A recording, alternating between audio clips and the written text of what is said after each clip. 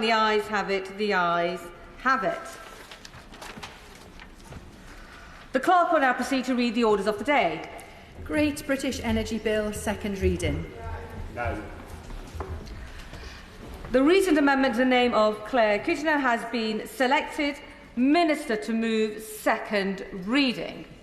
Thank you, Madam Deputy Speaker, and can I congratulate you, my first time at the dispatch box, on your elevation to the role. Madam Deputy Speaker, I beg to move that the bill be now read a second time. At the general election, the British people voted for change, and they voted for our party's promise of the first new national publicly owned energy generation company in our country for more than 75 years. Great British Energy. Today, with this bill, we deliver. British public ownership back at the heart of our energy system. And to every member and right honourable member behind me, I say it is thanks to each and every one of your victories in your constituencies that today we can start to create a lasting legacy for the country which breaks from 14 years of failure. 14 years of leaving Britain exposed to fossil fuel markets, which led directly to the worst cost of living crisis and energy bills crisis in generations. I won't for a moment. 14 years of blind faith. He just needs to calm down a little bit to begin with. 14 years. I know he gets very angry. 14 years of blind faith in free markets and refusal to have an industrial policy which offshored clean energy jobs. And 14 years of a government perfectly happy with state ownership of our energy system, but with one crucial overriding condition, that it would be state ownership by any country except Britain. Because, Madam Deputy Speaker, that is the reality of what we inherited. You see, even before this bill, we already have widespread state ownership of our energy assets in Britain by other countries. Denmark, Sweden, Norway and France through their own state-owned companies. Indeed, get this, the city of Munich owns more of our offshore wind capacity than the British government. And in the auction results I announced on Tuesday, the largest two offshore wind projects to win a contract will be built by Ørsted, the Danish state-owned company. Now, Madam Deputy Speaker, I strongly welcome their investment. But the question before this House today, the question at the heart of this bill, is a simple one.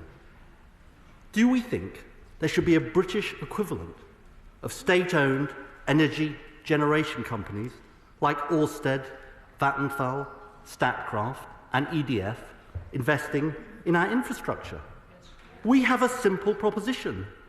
If it's right for the Danes, the French, the Norwegians, the Swedes to own British energy assets, it's right for the British people to do so as well. And that's why we fought the election, on this crucial principle. The British people should have a right to own and benefit from our natural resources. And to every member across this House, considering their vote on this bill this afternoon, I urge them to vote for this principle. And to those thinking about voting against, I ask them, how will you defend the idea to your constituents that other countries should own our national energy infrastructure, but Britain should not? And with that, I give way to the right honourable gentleman. I'm grateful to the right honourable gentleman for giving way, but he's normally a fair man. Of course, what he didn't reflect was the risible state of renewable energy when we took power in 2010, less than 7% of electricity, to nearly 50%, a country that's led the world. It was the Conservatives that transformed our energy system to remove coal from the system. The question is what, and I'm sure I'm just setting up the Secretary of State, which I'm happy to do, what will this state ownership do? In what way will putting the state in a system which is arguably one of the most effective in the whole world at delivering green capacity and has been the most successful in cutting emissions, what will it do other than simply put the state and its complicated mechanisms into programmes which need to be speeded up, not slowed down? Well, he does surprise me. He's a great set-up man. He's brilliant. He's welcome any time. Because I'll now explain to him what it will do. Here's why it's the right idea for our time, Madam Deputy Speaker.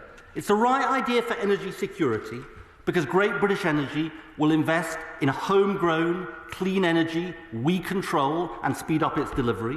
It's the right idea for jobs, and this is the learning from all those other countries, because Great British Energy will partner the private sector to create the jobs and make sure we build the supply chains in this country, the supply chains and the jobs the British people deserve. And it's the right idea. And it's the right idea for creating wealth for Britain. And this is the thing I don't understand about the party opposite. Because all of these assets, all of these investments by state-owned companies from other countries, they're not doing it as a charitable endeavour. They're doing it to generate wealth for their countries, wealth that flows back to their taxpayers. And so it's the right idea for creating wealth for Britain, because Great British Energy, through its investments, will help generate return for the taxpayer. So to answer him directly, it's right for energy security, it's right for jobs, and it's right for creating wealth for our country. And I give way to the honourable gentleman. And I'm supporting this bill tonight, but the claim he's making that this will put the British people in ownership of the renewable electricity supply market. The estimate is £50 billion per year. He is proposing £1.6 billion per year. Can he not see the difference that £1.6 billion is going to make to the overall investment? It'll still not be owned by British people. The honourable gentleman and I have a long history, which makes me rather old, on these issues, because indeed we used to spar about these issues 15 years ago. He's wrong on the 1.6. It was £8.3 billion of investment over the Parliament. It's a significant sum. We're not going to... Great British Energy will not become EDF overnight. Of course it won't. But the point about this government is it believes in creating a lasting, long-term legacy for Britain, and that's what GB Energy will do. Now, let me go through for the benefit... I'm going to make some more progress. Let me go through for the House what Great British Energy will do. First, Great British Energy will invest in and own clean energy projects, particularly in leading-edge technologies such as floating offshore wind, working with the private sector and taking stakes in the projects it supports. And the truth is, Madam Deputy Speaker, we need to accelerate deployment of wind, of solar, of tidal, of hydrogen, of carbon, of hydrogen, of carbon capture and nuclear. And here's the thing. We need to face the reality that frontier technologies carry risks.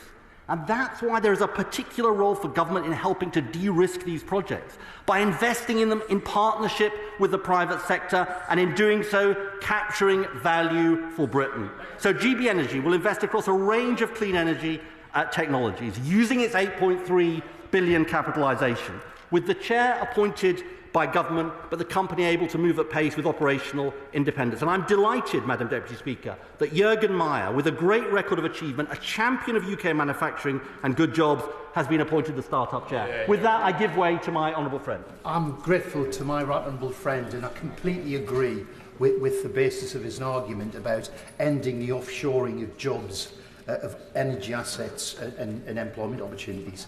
Can I point out that almost all solar panels currently are sourced from China? Powerall, a company in my constituency in Easington, has developed a lightweight, flexible and cost-effective solar module, and it's eager to establish their first gigafactory.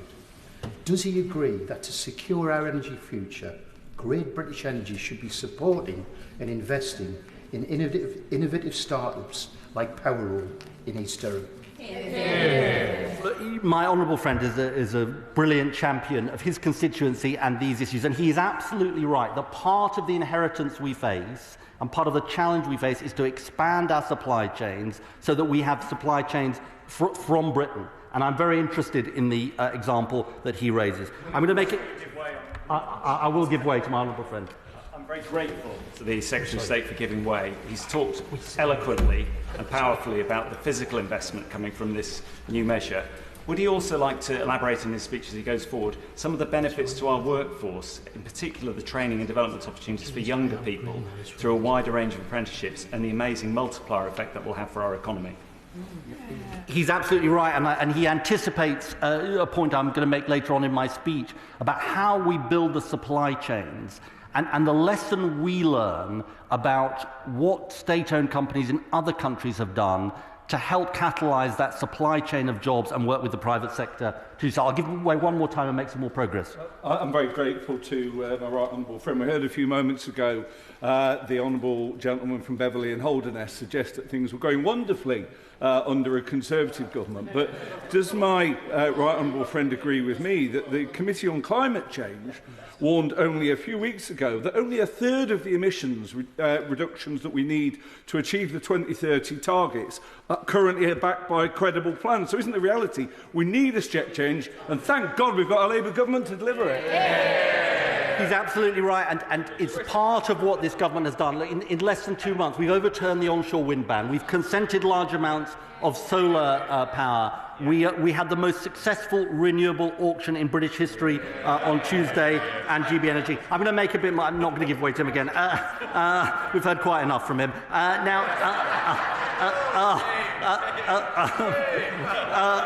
So the second thing that Great British Energy will do, I'm going to make some more progress.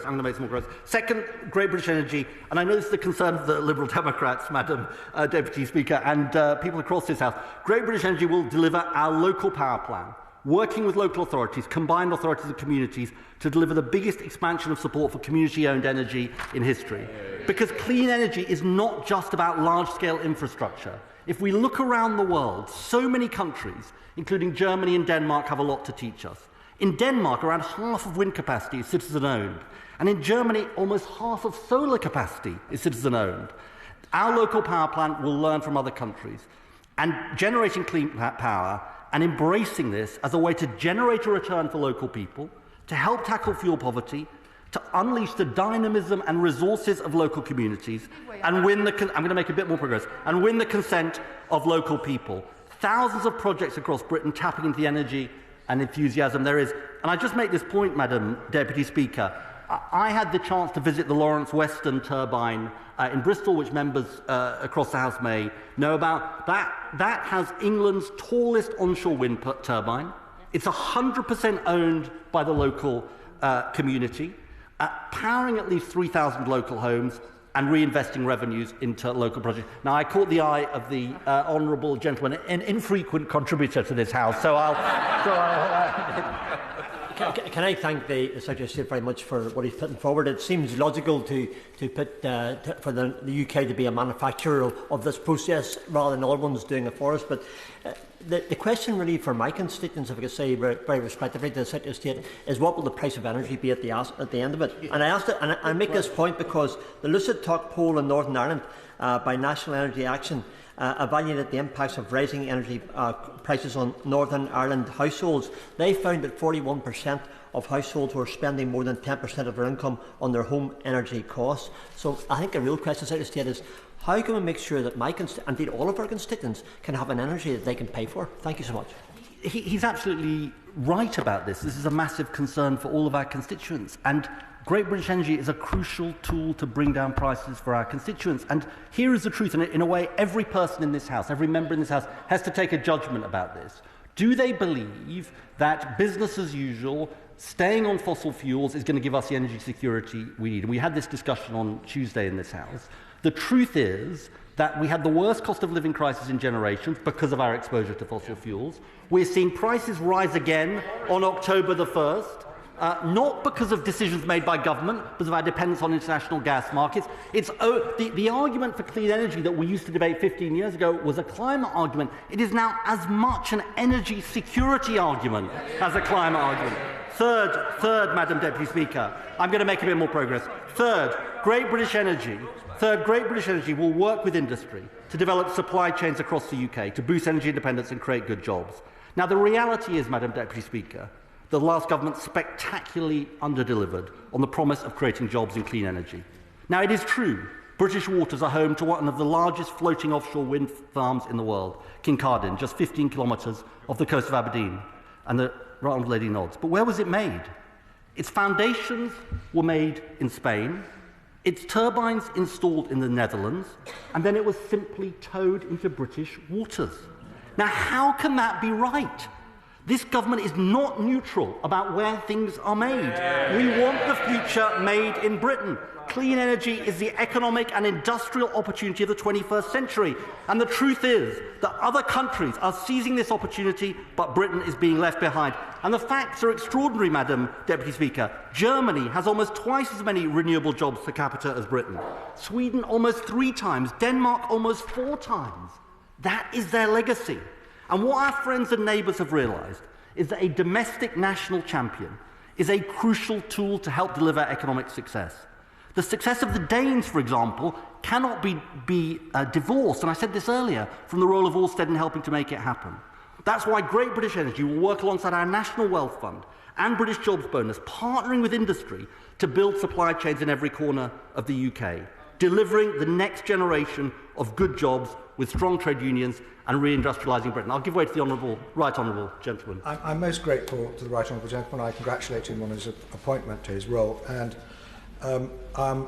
can I just draw his attention to the letter he wrote to Fintan Sly, the Chief Executive of National Grid ESO, in August, and the response that he's given, made public in his open letter to the industry, alongside a question about the cancellation of the Offshore Coordination Support Scheme, which was coming up with viable alternatives for a better delivery of the Norwich to Tilbury project. He says the plan the ESO will develop will be a whole system spatial view of what is required to deliver clean, secure, operable energy system by 2030.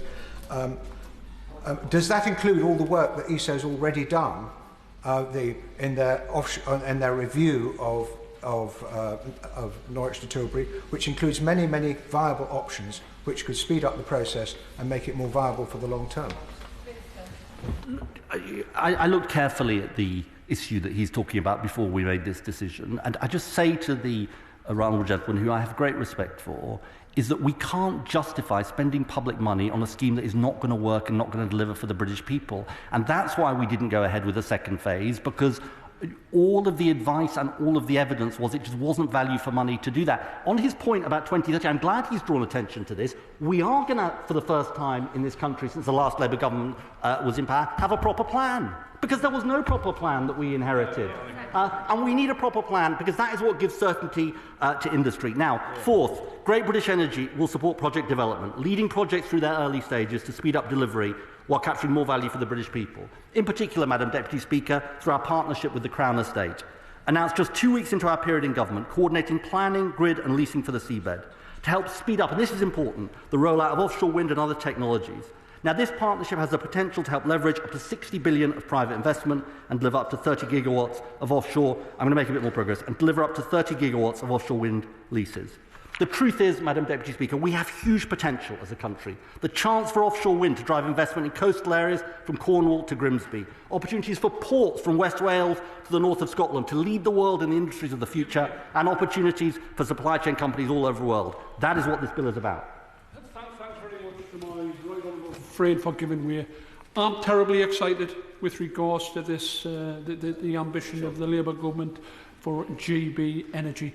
In my constituency, we have Blythe Port, which is thriving. We have Energy Central on the Blythe estuary. We have Catapult UK, the offshore energy research centre, and we have Linemouth Power, the biomass power station as well.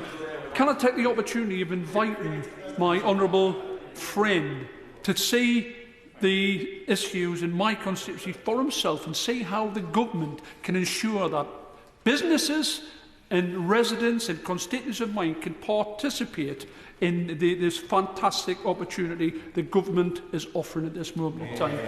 Well, my rival friend is a great champion for his area, and he is right, and I'm sure he reflects the feelings of every honourable and right honourable member, whatever side of the House they're on, which is there are huge opportunities here, and we intend to exploit them, and I look forward to seeing them in his constituency. I'll make a bit more progress. So, Madam Deputy Speaker, I've set out our case, and it's a case the British people overwhelmingly support. According to post-election polling from the organisation More in Common, Great British Energy was supported by an overwhelming 73% of voters and opposed by just 8%. Now, it appears from their reasoned amendment, so-called, that the Conservative Party will vote against this bill today. But if indeed they vote against this bill today, they are doing something remarkable. They are going one step further than refusing to listen to the people who didn't vote for them. They're actually refusing to listen to the people who did vote for them. Quite a remarkable feat by an opposition. Because Great British Energy wasn't just supported by Labour voters, but by, now I'm going to make a bit more progress, but by Conservative voters by a majority of 4-1.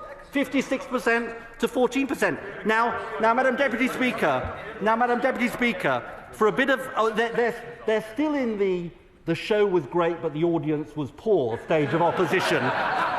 They'll over time they'll sort of get out of it, but they're in the early stages now. Because I can give them some advice now. Because I get my kicks in strange ways. For a bit of light entertainment, I've been reading what the Conservative Party leadership candidates have been saying. It's really interesting, honestly. It's quite fun reading. The Right Honourable, somebody's got to.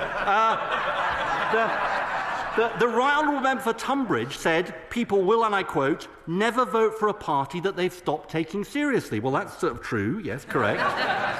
He said we should be given credit for seeing the errors we make and correcting them. Correct. And the Right Honourable Member for North West Essex, and I believe the Right Honourable Lady is the mastermind of her campaign, she said it's no good the Conservative Party, and I quote, having the same policy arguments of the last Parliament. Words that the Right Honourable Lady should take to heart. Now, I agree with these candidates. The Conservative Party needs to move on, and I'm in a generous mood, Madam Deputy Speaker. I've been involved in leadership campaigns, so I've got some advice. I have a free idea. I have a free idea for the not very famous 5 still left in the Tory leadership conference. Back an idea that the public supports. Back an idea that Conservative voters support. Back an idea that Labour voters support. Back an idea that Reform voters, they're not here, support. But back an idea that Liberal Democrat supporters support. Move on from the arguments of the last Parliament. Show a bit of bravery and maybe even break the whip and stand out from the crowd. Break from the path and back our bill today. Now I give way to the Honourable Lady. I thank him for giving way, and he knows that I share his passion and ambition to get to net zero. One of the big concerns about GB Energy, it will crowd out investment rather than crowd in investment. Can he perhaps enlarge a little bit more about how he intends to crowd in investment into the green energy? Well, I'm very surprised at Liberal Democrats. It's slightly orange book Liberal Democrats, if I may put it that way, for those old enough to remember. Look, the whole point about this, look round the world. I say this respectfully to the Honourable Lady and to all members of this House. Look round the world at what is happening before our eyes. Catalytic public investment, i.e. public investment levering in private investment. This whole old-fashioned free market 1980s argument about crowding out just turns out to be wrong. Just look at what is happening in America. Why is the money flowing to the United States? In part because of the catalytic public investment. Madam, they're going to be slow learners, I can see. Now, Madam Deputy Speaker, Great British Energy is at the heart of our long-term plan to accelerate the transition to clean energy and ensure we are never at the mercy of volatile fossil fuel markets again. It will speed up delivery. It will create good jobs. It will protect family finances, and we will reap the benefits for generations to come, and I commend this bill to the House. The question is that the bill be now read a second time, and just before I call the Shadow Minister to the dispatch box, questions to the Minister are taken through the Chair, so you must make eye contact with the Chair and not with the Minister, OK? Clwyd Coutinho. Thank you, Madam Deputy Speaker, and can I please welcome you to your place? I beg to move an amendment to leave out from that to the end of the question and add that this House, while recognising the need to cut household energy bills for families, accelerate private investment in energy infrastructure and protect and create jobs in the energy industry across the UK, declines to give a second reading to the Great British Energy Bill because Great British Energy will not produce any energy, will not reduce household energy bills by £300, does not compensate for the amount of investment in energy projects that will be deterred by the government's plans to prematurely shut down the UK's oil and gas sector, and involves an unjustified use of taxpayers' money at a time when the government is withdrawing the winter fuel payment from 10 million pensioners as energy bills rise. Well, Madam Deputy Speaker, it is a pleasure to be back, and I know the Secretary of State will have had a busy summer settling into government, having the eagle-eyed civil service now screen all of his comments, having a hungry press pack on his tail about every promise that he's made. He even slotted in a trip to Brazil, a place which is very dear to my heart, but perhaps he should have spent a bit more time on this bill. Firstly, let me say, if this bill did everything he and his team have promised, and let me just remind the House so it's on the record, if it saved £300 off bills by 2030, if every project it invested in was guaranteed to turn a profit by 2030, if it could get new innovative energy prototypes off the ground and create 650,000 jobs, well, even I would be impressed. But here's the rub. This bill is 4 pages long. There's barely anything in it. I don't want to oppose this bill just for opposition's sake, but he's provided no detail on how this bill could deliver any of his promises, let alone all of them. This is a 4-page bill in which the Secretary of State is asking for £8 billion of taxpayers' money while setting out no investment plan, no figures for the energy that will be produced, no numbers for the energy bill savings or carbon emission reductions, not even a timeline.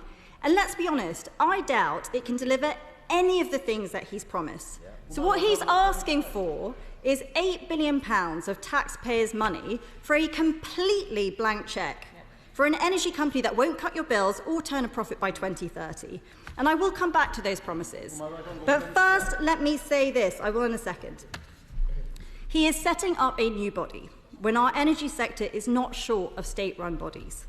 We have Ofgem, we have the National Energy Systems Operator, we have the Climate Change Committee, we have Great British Nuclear, and of course, the UK Infrastructure Bank, with £22 billion to provide debt, equity and guarantees for infrastructure finance to tackle climate change, set up under the former Prime Minister. At this point, the taxpayer might well ask why they are coughing up twice for programmes that do the same thing. Well, here's why. When I read the bill, tiny as it is, it rang a bell, and lo and behold, it is a carbon copy of the Infrastructure Bank legislation. So why do basically the same thing again? Well, there are a few important omissions and tweaks. Firstly, while the Infrastructure Bank sets out directions for governance by directors and non-executive directors, this bill does no such thing. While the Infrastructure Bank appoints an independent person to carry out a review of the effectiveness of the bank in delivering its objectives, this bill does no such thing.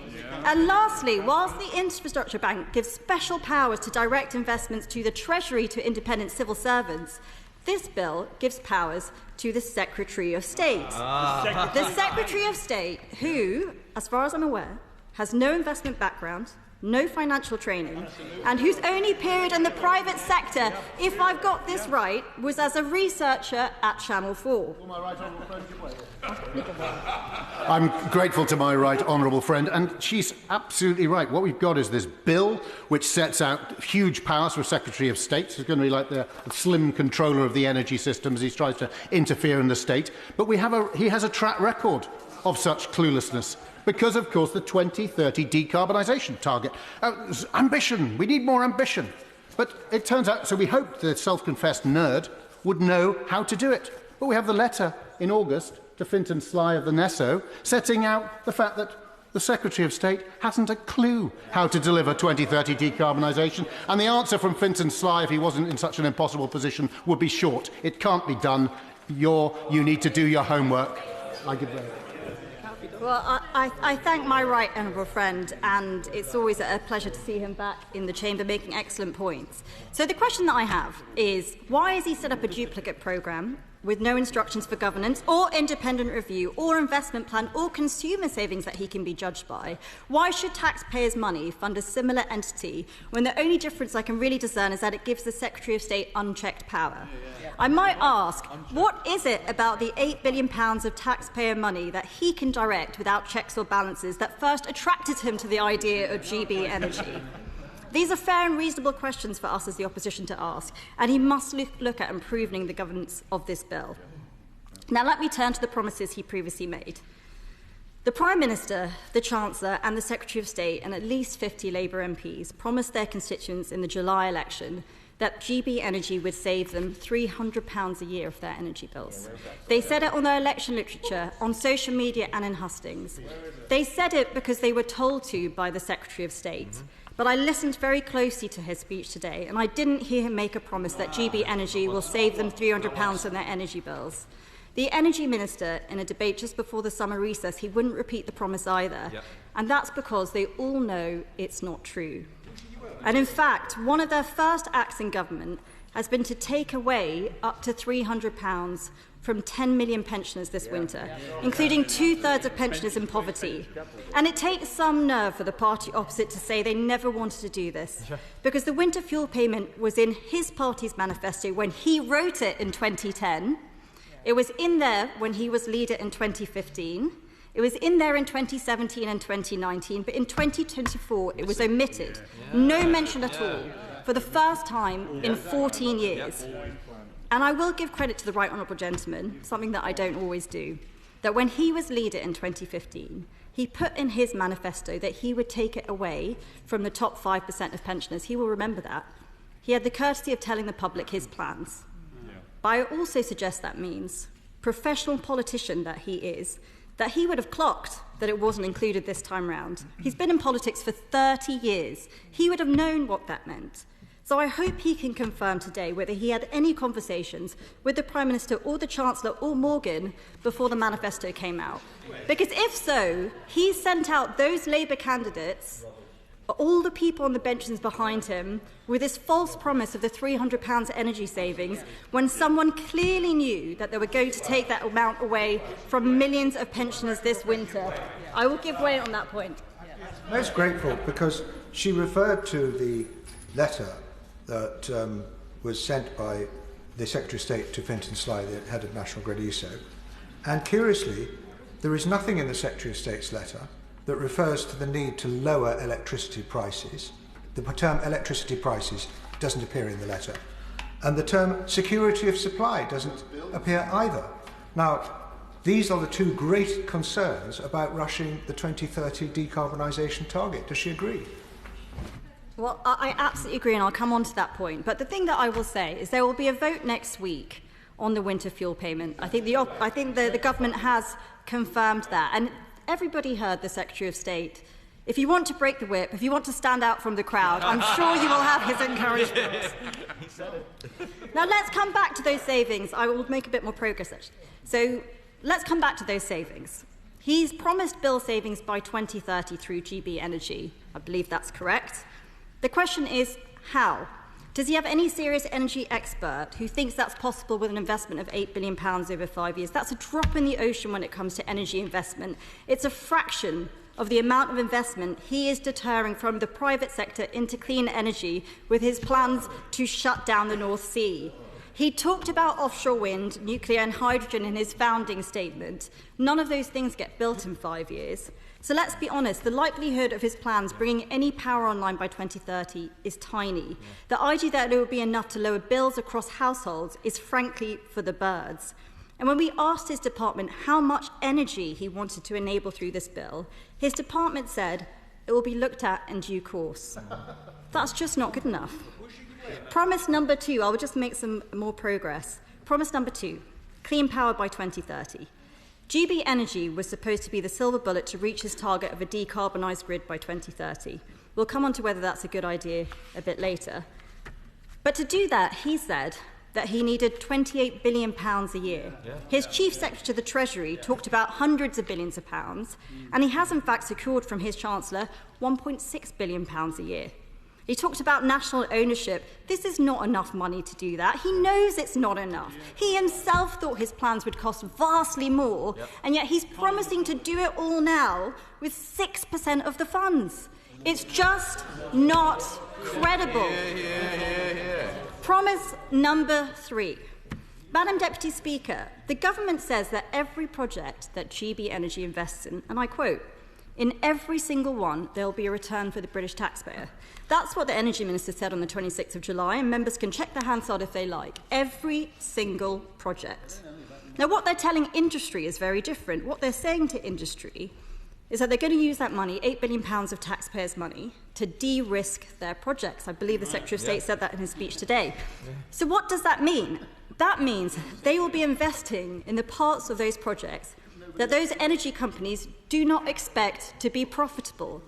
So can I ask, what is it about the Secretary of State's vast private sector experience, which he gained as a researcher at Channel 4, that makes him think that he can turn a profit where experienced multi-million-pound energy companies cannot? He's not set out an expected financial rate of return, any risk profile, or a time frame for these returns. These are the minimum things anyone seeking investment should set out. And I can say that, Madam Deputy Speaker, as someone who is financially trained. I know the Right Honourable Gentleman is not, but this is basic stuff. And here's the problem. If his goal is to give taxpayers a good deal, he should be investing on commercial rates, which would just displace private sector capital and wouldn't speed up his decarbonisation targets, produce more energy or lower bills. But if his goal is to de-risk more speculative projects, and that is the line he's giving industry in the thing he said today, then by definition, he'll be throwing taxpayers' money into the least attractive parts of investments, the parts that multi-million-pound companies don't want. And the risk is this, that GB Energy, far from generating any profit for taxpayers, it will become a skip for all and everyone to put their problems and their failures inside. And this is crucial, Madam Deputy Speaker, because we cannot let them repeat at a national scale what Labour councils have done at a local level. Robin Hood Energy... They groan, Mr. Speaker, Madam Deputy Speaker, but I think they'd like to think about what local taxpayers have had to face. Robin Hood Energy in Nottingham, which collapsed, left taxpayers with debts of £38 million. Bristol Energy, which failed and cost residents £43 million. Warrington Stake and Together Energy, which left residents with a potential liability of £37 million. These were small-time projects with budgets in the tens of millions. Order, Sir Bernard Jenkin. Hear what the Shadow Secretary of State is saying. There's so much noise going on the front bench. They don't want to hear what she's saying because it might be true. I thank my right honourable friend for that comment. He will know that's not a point of order, but would the Shadow Secretary of State please proceed? And look, I think this is really important because this is taxpayers' money we're talking about. And these were small-time projects with budgets in tens of millions. I will in a second. But this Secretary of State is asking for a budget of billions of pounds with no plans. I think he mentioned a couple of companies in his speech.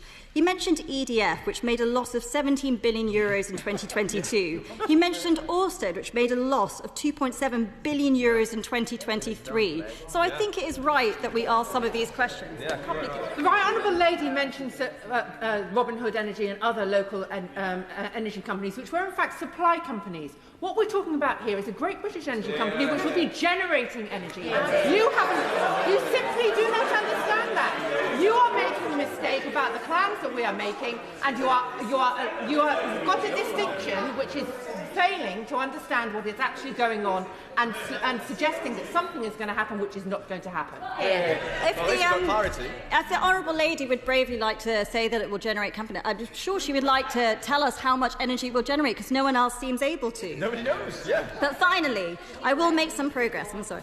Finally, the Secretary of State, and this is really important, the Secretary of State pays lip service to nuclear, but we know that when Labour were last in power, they started not a single nuclear power plant in all of 14 years. And all summer, there's been an eerie silence. The capital raise on Sizewell C, which should be out by now, nothing. The small modular reactor competition, which should be deciding its final projects now, nothing. We committed to a third large-scale nuclear power plant at Wilver, But again, nothing. We wrote to the Energy Minister, but once again he's refused to confirm any detail or regarding Wilver whether those plans are even in place. So can the Secretary of State answer, is the creation of GB Energy slowing down these projects? I will continue. It's causing the timetable of these programmes, which will provide clean, cheap energy, to slip. Once again, we've simply got no answers. And I find all of this very strange, because at our last encounter in this House, Madam Deputy Speaker, the Secretary of State was keen to confess that he was a super nerd. Now, as someone who's been a lifelong mathlete, I am the first person to want to champion a fellow super nerd. But I can tell you, Mr. Speaker, that when I meet super nerds, they normally like evidence, they like facts, they like numbers. But whenever you look at what the Right Honourable Gentleman has set out, there are no numbers attached. He talks about decarbonising the grid by 2030, but he hasn't set out the full systems cost of that. He promises profits and bill savings from GB Energy, but he can't tell you when or how much.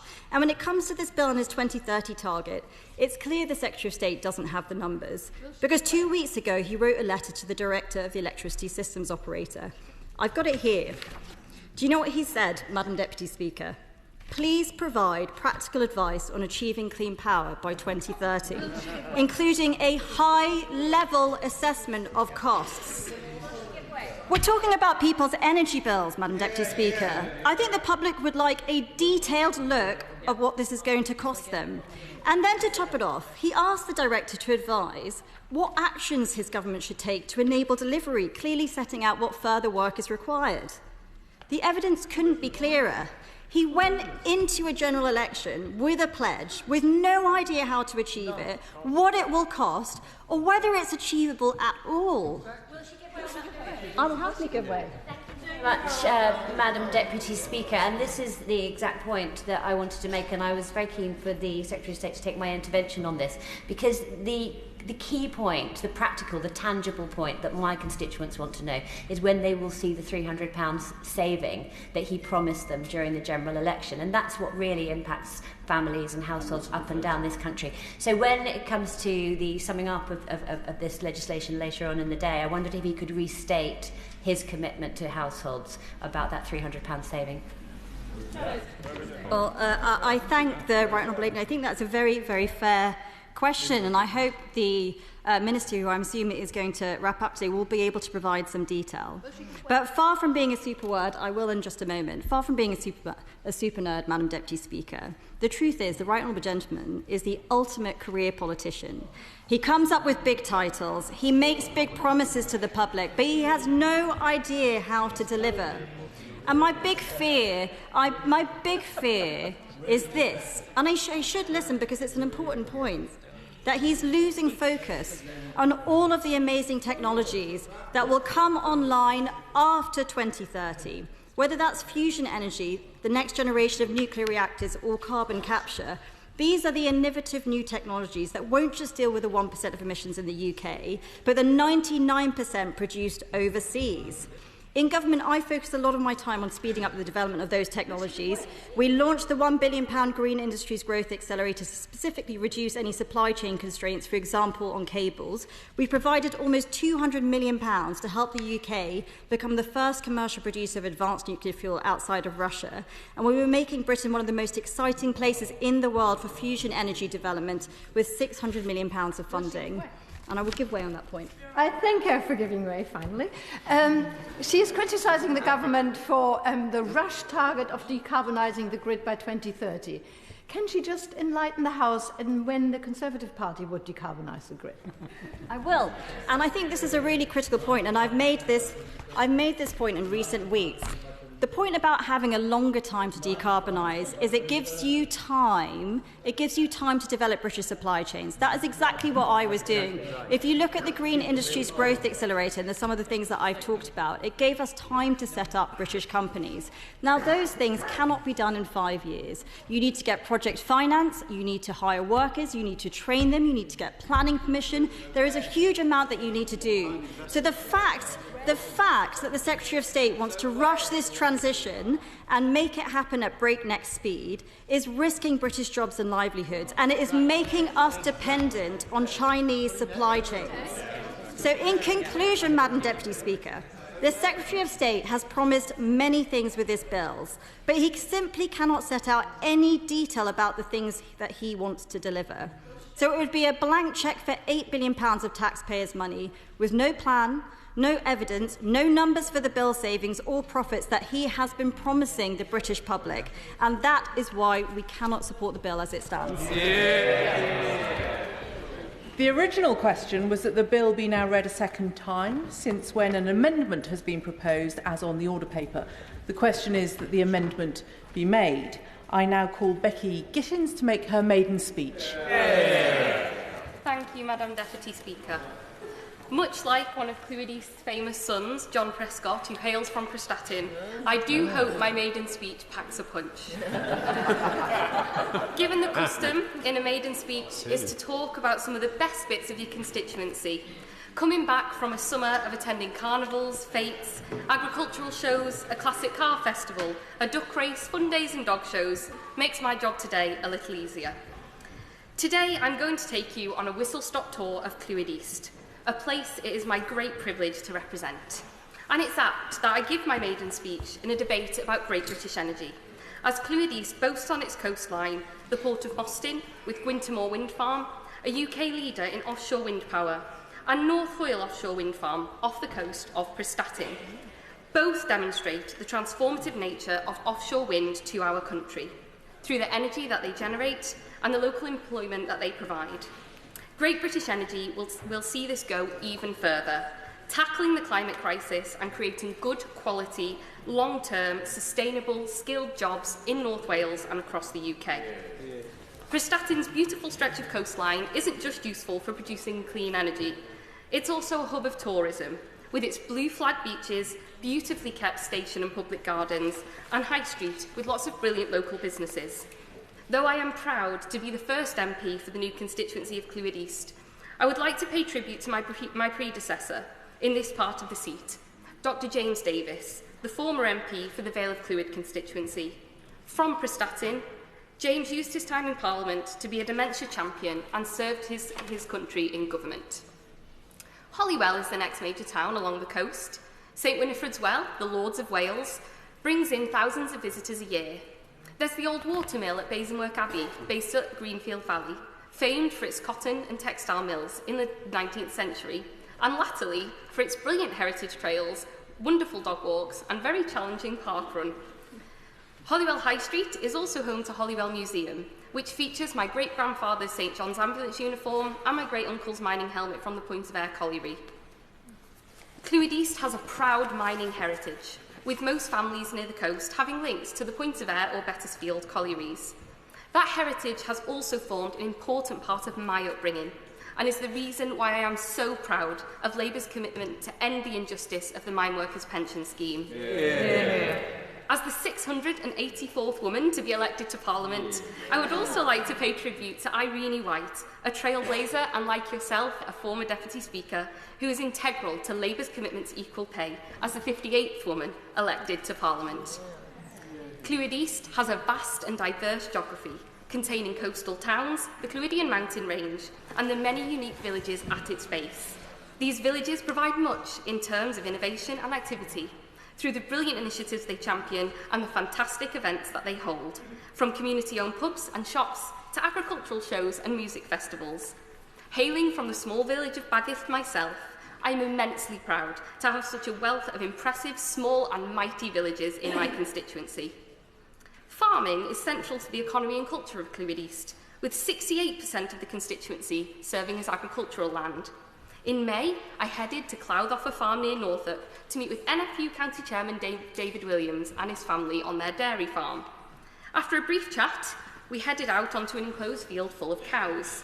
In one of the more surreal moments of being a parliamentary candidate, I looked out in front of me and couldn't help but to observe aloud, why would anyone want to spend their days in an enclosed space with hordes of rowdy lowing mammals? To which David replied, I quite agree, Becky, you must be mad.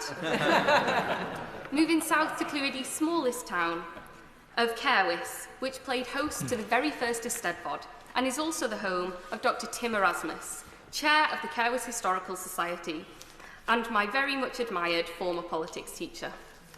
Next is the historic market town of Mould, a town very close to my heart, as it's where I spent many summers performing with my dance school at Theatre Clwyd, and it's where I went to sixth form at the Allen School.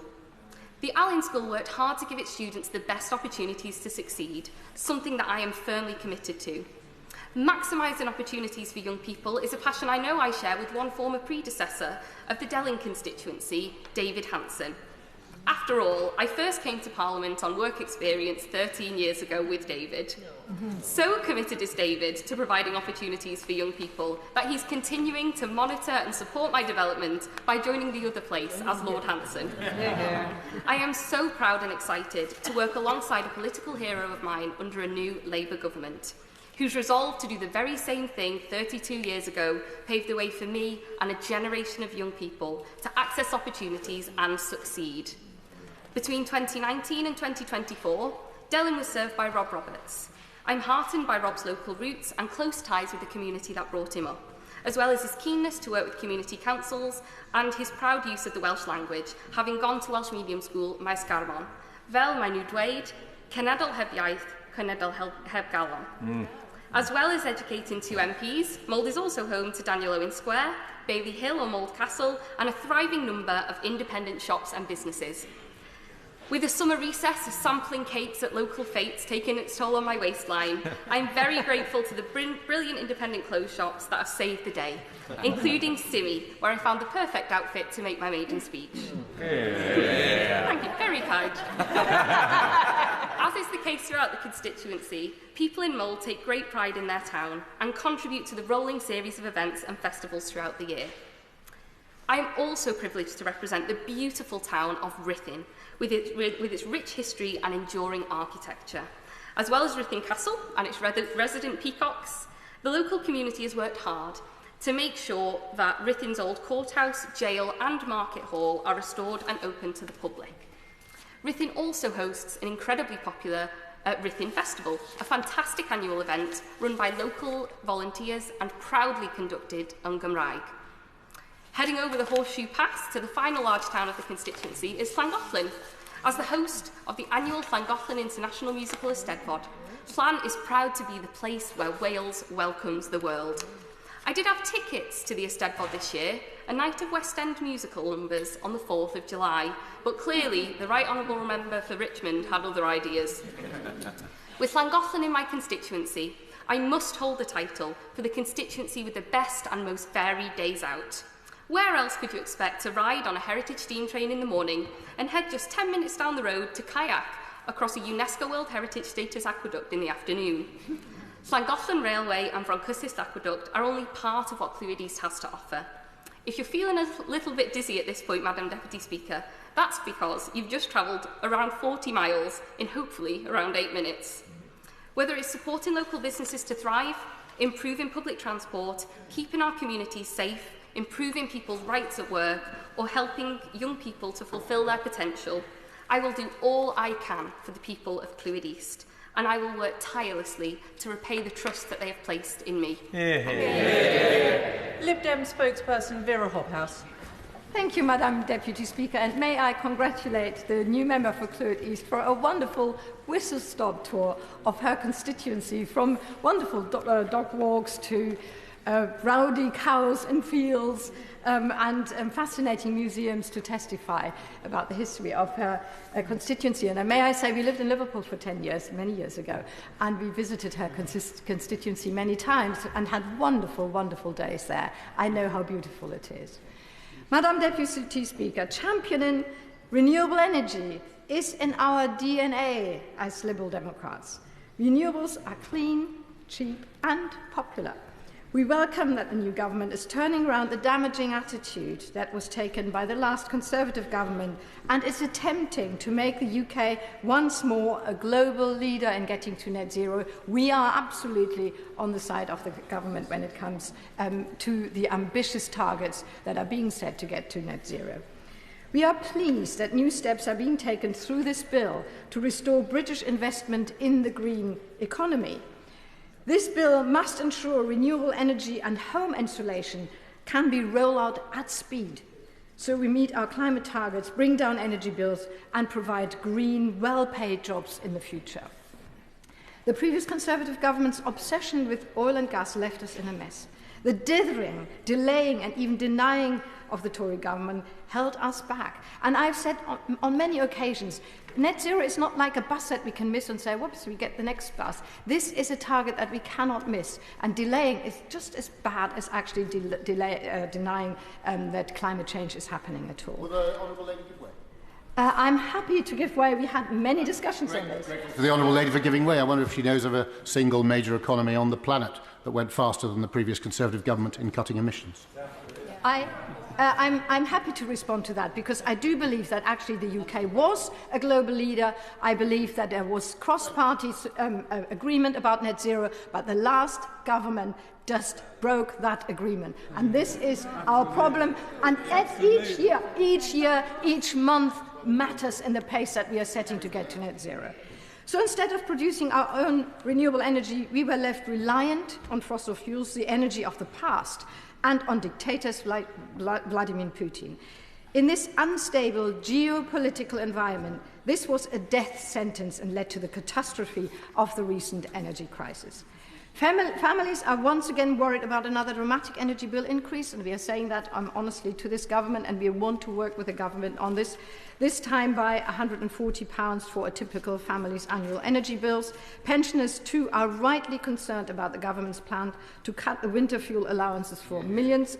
For the poorest and most vulnerable people. I've raised this earlier during business questions, and I've said what is important to us. We recognise that there are, of course, through the pension next April, there will be a relief for pensioners, but don't put these cuts for this winter when it's become really difficult for pensioners. Don't put that before we are actually seeing the benefits.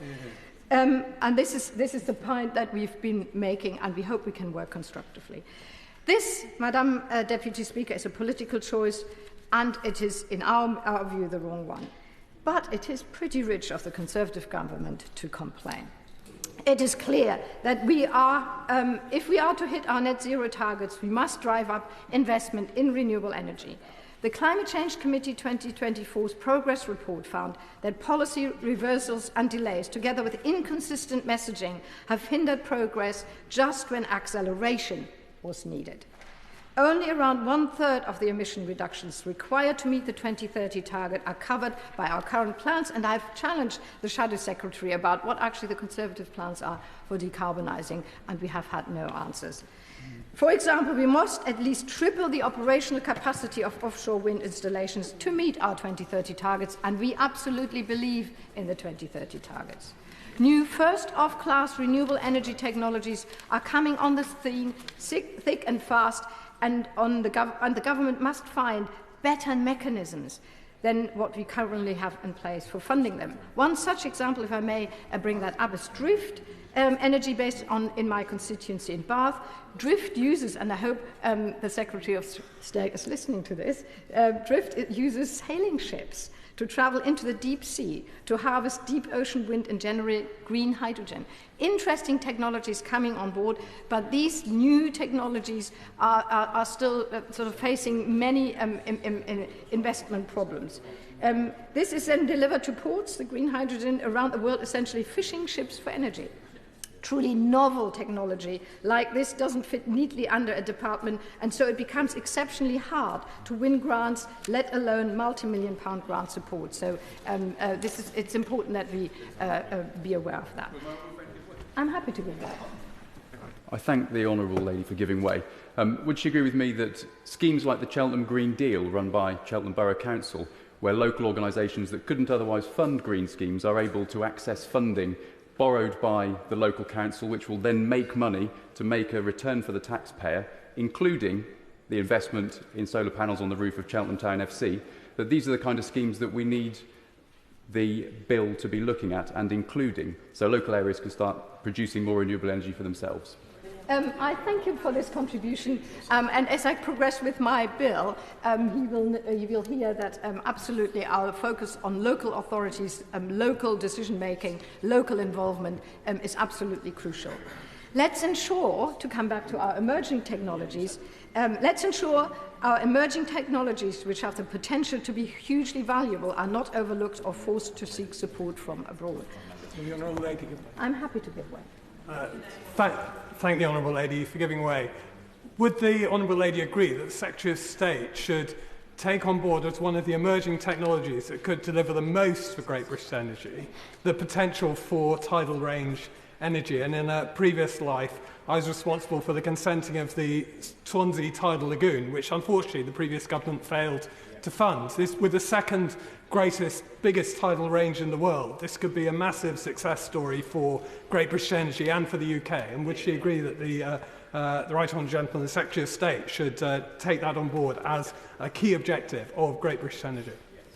I totally agree, and I'm sure the government will agree too.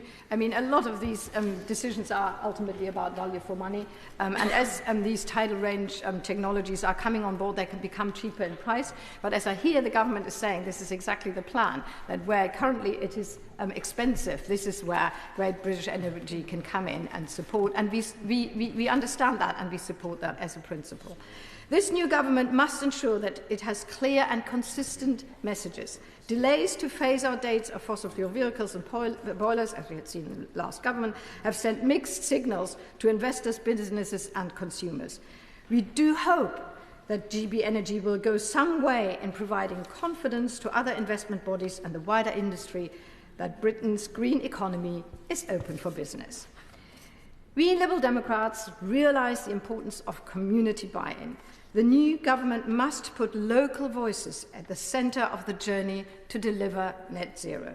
We need to win hearts and minds to persuade people that net zero projects are good for their communities, good for their pockets, and good for our future national economy. Yes, I thank my honourable friend for giving way. The government have said that they believe communities that host renewable energy infrastructure should benefit from it, but there are currently no ways to force developers of on-ground mounted solar panel farms to provide community benefits. So does my honourable friend agree with me that the government should use this bill to make provisions that provide guaranteed community benefits in these circumstances? I thank her for this contribution. We have already had in some detailed discussions around what are we doing with communities who have to host vital community infrastructure. And it is important that the government really assures a local community and us as Liberal Democrats on this side that this is going to happen, and how we get legal assurances and whether this bill is the right place for it is something that we can discuss as the bill progresses. We need to win hearts and minds to persuade people, as I've already said. Only with local consent can we successfully deliver the path to net zero. That is why we have called for communities living near large-scale infrastructure projects to receive community benefits, for example, through reducing energy costs and funding local initiatives. We are keen to work collaboratively to ensure these benefits are in place in legislation. We Liberal Democrats welcome the inclusion of Clause 3 of this bill, specifically listing all the objects of GB Energy.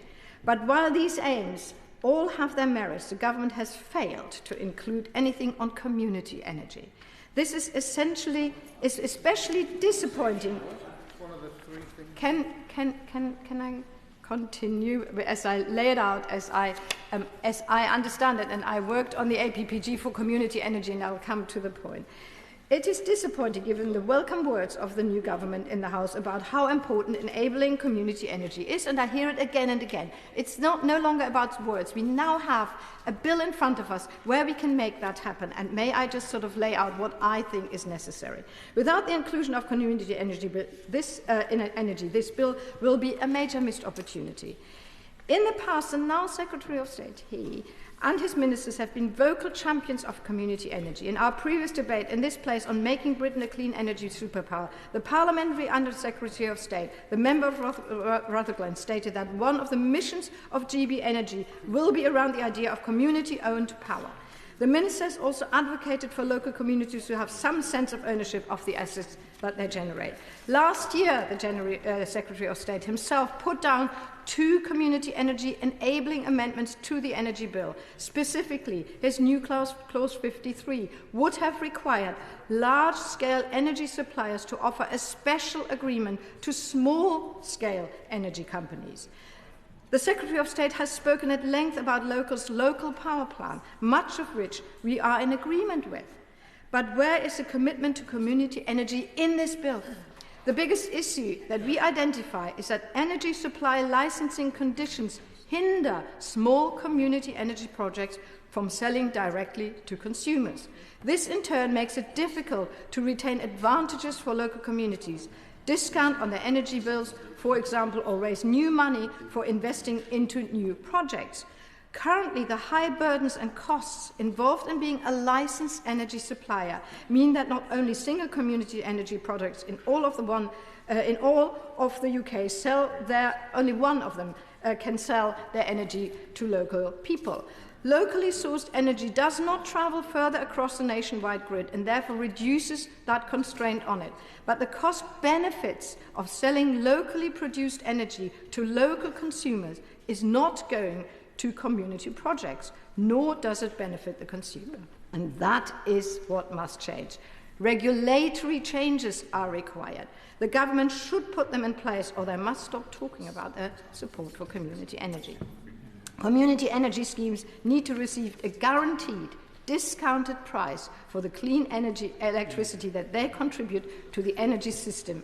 If the costs of selling their power to local households and businesses were made proportionate, many more community energy schemes would become financially viable, and we would get more than we have currently. And I urge the government to really look at our concerns and what we can include in the bill to make these regulatory changes.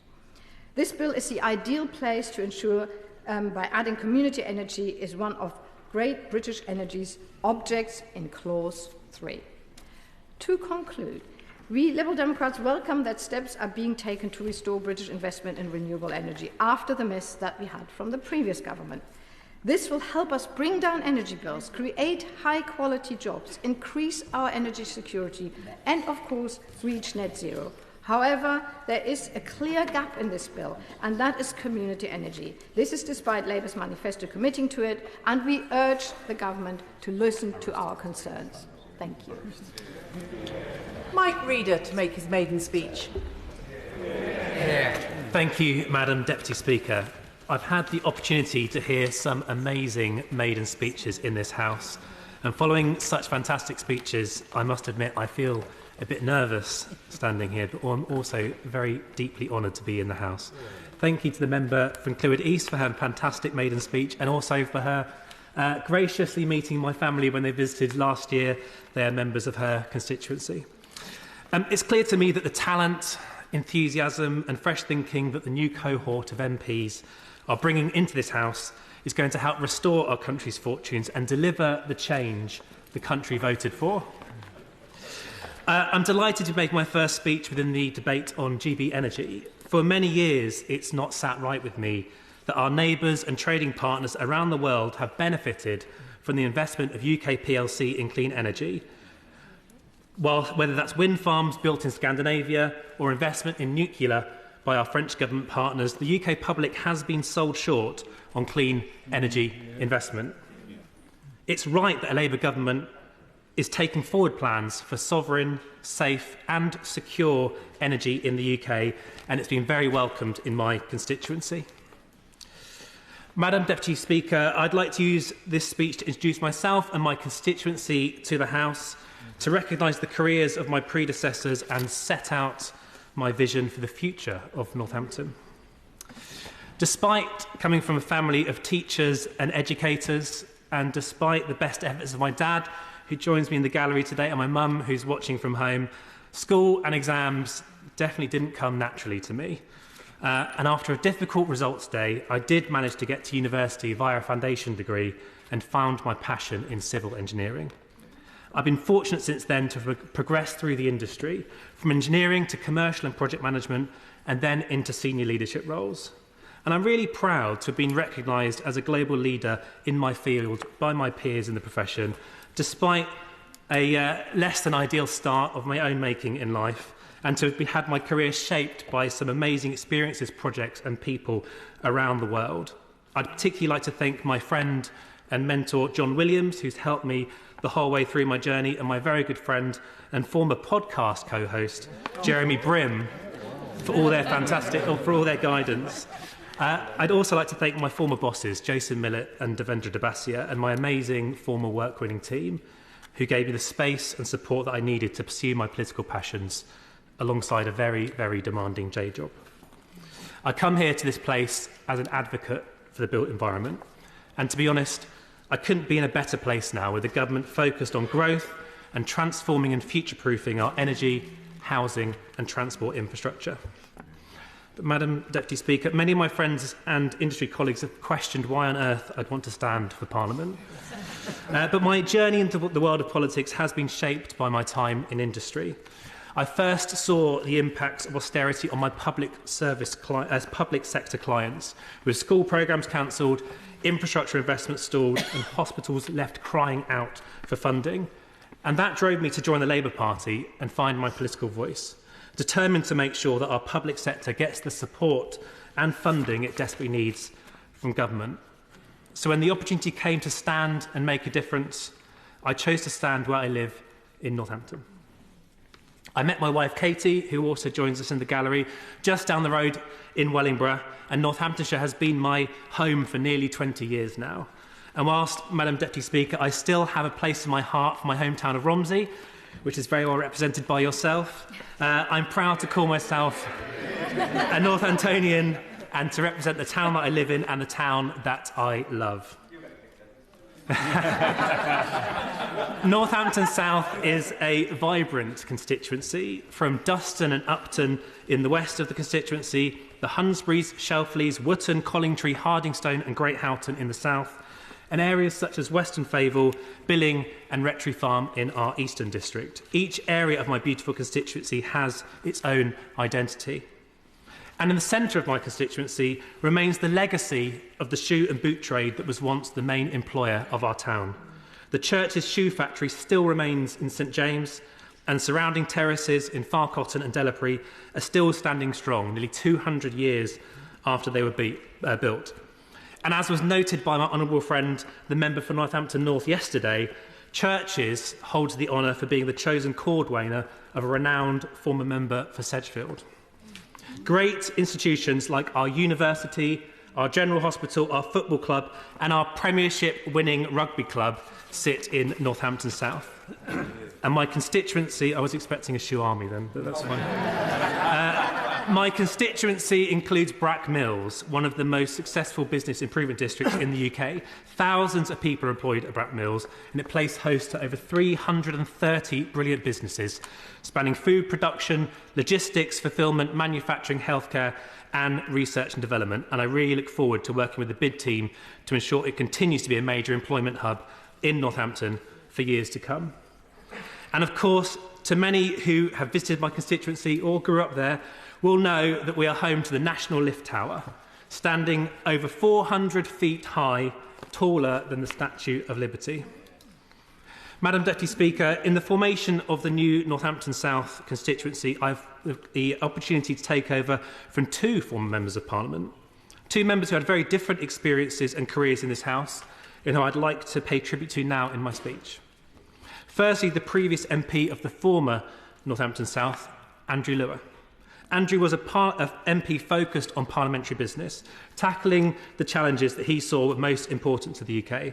He championed the Motor Neuron Disease Association, who are headquartered in Northampton, independent schools and house building.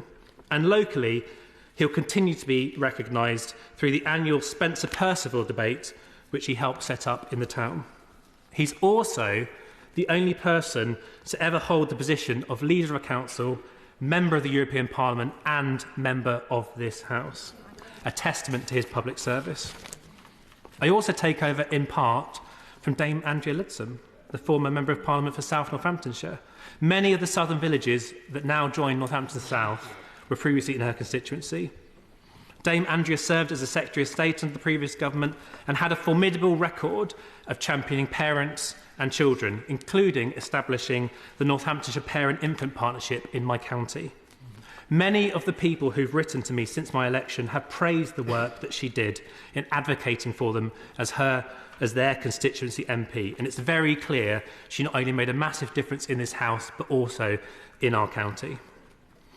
Madam Deputy Speaker, we may hold the accolade as the largest town in the UK, and I'll take that up with the honourable members for Reading after this debate.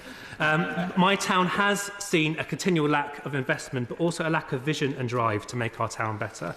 And unfortunately, we've had no shortage of Conservative scandals.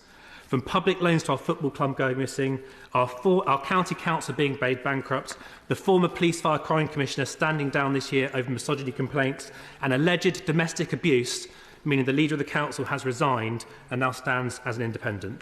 Trust in politicians is at an all-time low. But there is hope for Northampton, and that hope comes the Labour government. And under this Labour government, we will make Northampton a place to be proud of. We'll tackle our chronic air quality challenges. We're going to fix our roads. We're going to improve our bus network, and we're going to make sure that housing is affordable, quality and highly sustainable. We're going to make work pay and a route out of poverty and grow our co-op, social enterprise and mutual sector in the town. We're going to bring NHS dentists back to Northampton and end the 8 a.m. scramble for GP appointments. And we're going to face head-on the funding gap left in our public services and address the chronic SEND crisis that is rocking our county. It's clear there is a lot of work to do. But, Madam Deputy Speaker, as I said in my acceptance speech at the Count, the hard work starts here. And I really do mean it. I can't wait to get started. Thank you. Sir Bernard Jenkin. Thank you, Madam Deputy Speaker, and let me be the first to congratulate the Honourable Member for Northampton on his maiden speech. He's demonstrated that in two ways that he's quite a rare beast, because being an engineer is not a widely held profession in this House, and he will no doubt bring great value to the House with that expertise and experience. And his business experience is also extremely valuable. I'm afraid if he looks around him on his benches, there are precious few people with any business experience, not the Secretary of State for Energy and Climate Change, I'm afraid, and that's showing, because this bill is about setting up a shell company. That's it. The idea that this constitutes an energy policy is a complete myth. In fact, the government hasn't actually produced an energy policy. There hasn't been a white paper on the energy policy of the UK under this government. There are no pages full of data and numbers to give us any confidence that the government knows what it is trying to achieve, how it's going to try and achieve it, and what the risks are. In fact, that's given away again by this astonishing letter that the Secretary of State wrote to the Chief Executive of the Director of ESO, asking for all the information that one would expect a government would have if it had made this a major platform in its manifesto. Well, the Minister's shaking his head. I'll give way to him if he wants me to give way. But where are the numbers? Where is the data that backs up this wild assertion that just going all out for renewables is going to provide security of supply and lower energy costs? It's a mantra that they keep repeating to themselves with increasing enthusiasm and increasing vehemence to make up for the fact they've got no numbers to back up their assertions. And let me just be clear about one thing. I am an advocate of achieving net zero. I believe in the net zero target of 2050. I'm a member of the all-party group on net zero. You're not talking to some Luddite or climate change denier when you're listening to me. I want this to work, but there are very considerable risks, which I think are evident by reading between the lines about what is not in the Secretary of State's letter and what is clearly flagged in Fintan Sly's response to the letter that the Secretary of State sent. I certainly give way to the Honourable Lady. Right Honourable Member for giving way. Does he not recognise that in the previous government the UK was really badly falling behind with investment? And when we looked across to other countries, particularly the US, they had really transformed the investment that they were drawing in by making very big government commitments for some projects, particularly nascent projects. Does he not recognise that that sort of government support makes a very big difference to business confidence? don't agree with that, simply because I think we've seen massive investment in renewables over the last 14 years, which is, as the former Minister, the Honourable Member for Beverley set out, and as the Shadow Secretary of State set out. We've been making fantastic progress with bringing renewables on stream, but there are very considerable questions to ask. And I wish it was as simple as just setting up a shell company and saying we're going to get the state to do everything. I'm afraid it's not. And the Shadow Secretary of State pointed out that the Ørsted and EDF, they make massive, massive losses. And the taxpayer has to pay for those losses. All those costs go on to our electricity bills.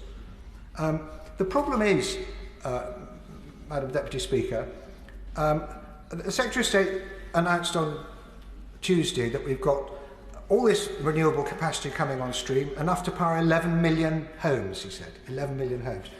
Now that is matching the maximum capacity of the renewables with the demand of those homes, the average annual demand of those homes. But of course renewables are intermittent. I mean, it seems such an obvious thing to have to say, but we have to say it. Sometimes the sun is shining, sometimes the wind is blowing, sometimes we've got enough water to power the hydroelectric, but sometimes it's not. And in the winter months, solar makes very little contribution. And in the winter months, in the dark, incidentally, at night, solar makes no contribution. It may seem obvious, but well, the Honourable Gentleman laughs, but we do need to point these things out, because the hidden costs, because when the Secretary of State says renewables are cheaper than fossil fuels, that's comparing the strike price with the cost of buying marginal supply capacity when we need that extra marginal supply. But the strike price is not going to be reflected in what's on our electricity bills, because you have to add in other things. You have to add in system balancing costs. You have to add in grid infrastructure costs, because this requires massive grid infrastructure investment. You have to add in the costs of importing through interconnectors when you haven't got enough domestic supply. You have to, we haven't begun to factor in storage costs, because the storage capacity of our electricity system is still actually completely minuscule. Read the Royal Society paper on creating electricity storage in this country. It's going to be astronomically expensive, and still probably won't be enough. And then there's constraint payments. Oh yes, there's constraint payments. This year, we're paying £500 million under the Contracts for Difference scheme to renewable producers not to produce electricity when they can produce it, because that's how the system works. That's how we've attracted so much investment. But that's going to be about £1.5 billion next year. Now, what I would like the government to do is to produce some forecasts. How much are the balancing costs going to be in each year over the next 10 or 15 years? How much grid infrastructure investment is going to need to be funded? And that does appear on our electricity bills as the standing charge. But the standing charge is, boy, that's going to go up with all this infrastructure investment that we're going to require. How much will we have to spend on importing electricity? The two interconnectors coming into East Anglia as part of the Norwich to Tilbury programme, they're going to be importing electricity. They're not for exporting, because the only security supply we're going to have if we've shut down all our combined cycle gas power stations by 2030, well, he shakes his head. But if we've shut down all that capacity, we're going to have to get the electricity from other places if we can't generate it ourselves. And if there are phenomena called wind droughts, they can go on for very long periods. What are we going to do when the wind turbines are not turning and the sun is not shining during a very cold spell in the middle of winter? We've had one or two close scares this winter, but the generating margin that we used to enjoy has gone. And the great risk of, the great risk of accelerating the decarbonisation of the electricity system is there will be more appeals for voluntary restraint from industry or compulsory restraint from industry, because industry is the hidden customer that's shut off when we're short of electricity, or more brownouts, or even blackouts. It's not impossible. But where is the data that the Minister is placing so much confidence in that these forecasts are wrong? And I'm not making these forecasts off my own bat. There are plenty of people out there making these forecasts. And it just brings me briefly to the final point I want to make, which is I understand the logic that the Minister explained to me in his letter to me as to why the offshore... sorry, I will give way to the Honourable Gentleman. I thank the Right Honourable Gentleman for giving way, and I'm sure gentlemen, the experience of the Right Honourable Gentleman will know that Britain returned to being a net exporter of electricity last year. So the additional costs assumed of importing electricity due to the transition to renewables simply don't stack up. And would he also recognise that when the sun doesn't shine, the wind doesn't blow, the tide still rises and falls every day, twice a day, 365 days a year? So a future resting on renewable energy is possible, and we need to have that ambition for the United Kingdom. Well, I share that ambition. Absolutely, I share that ambition. But the question is, how quickly can we get there? At the moment, tidal power produces almost nothing in terms of the proportion of our electricity requirement. But we're becoming increasingly reliable on the intermittent, and it's also intermittent, by the way, because there's a period 4 times a day when it doesn't generate anything. And we need to replace that supply with other things.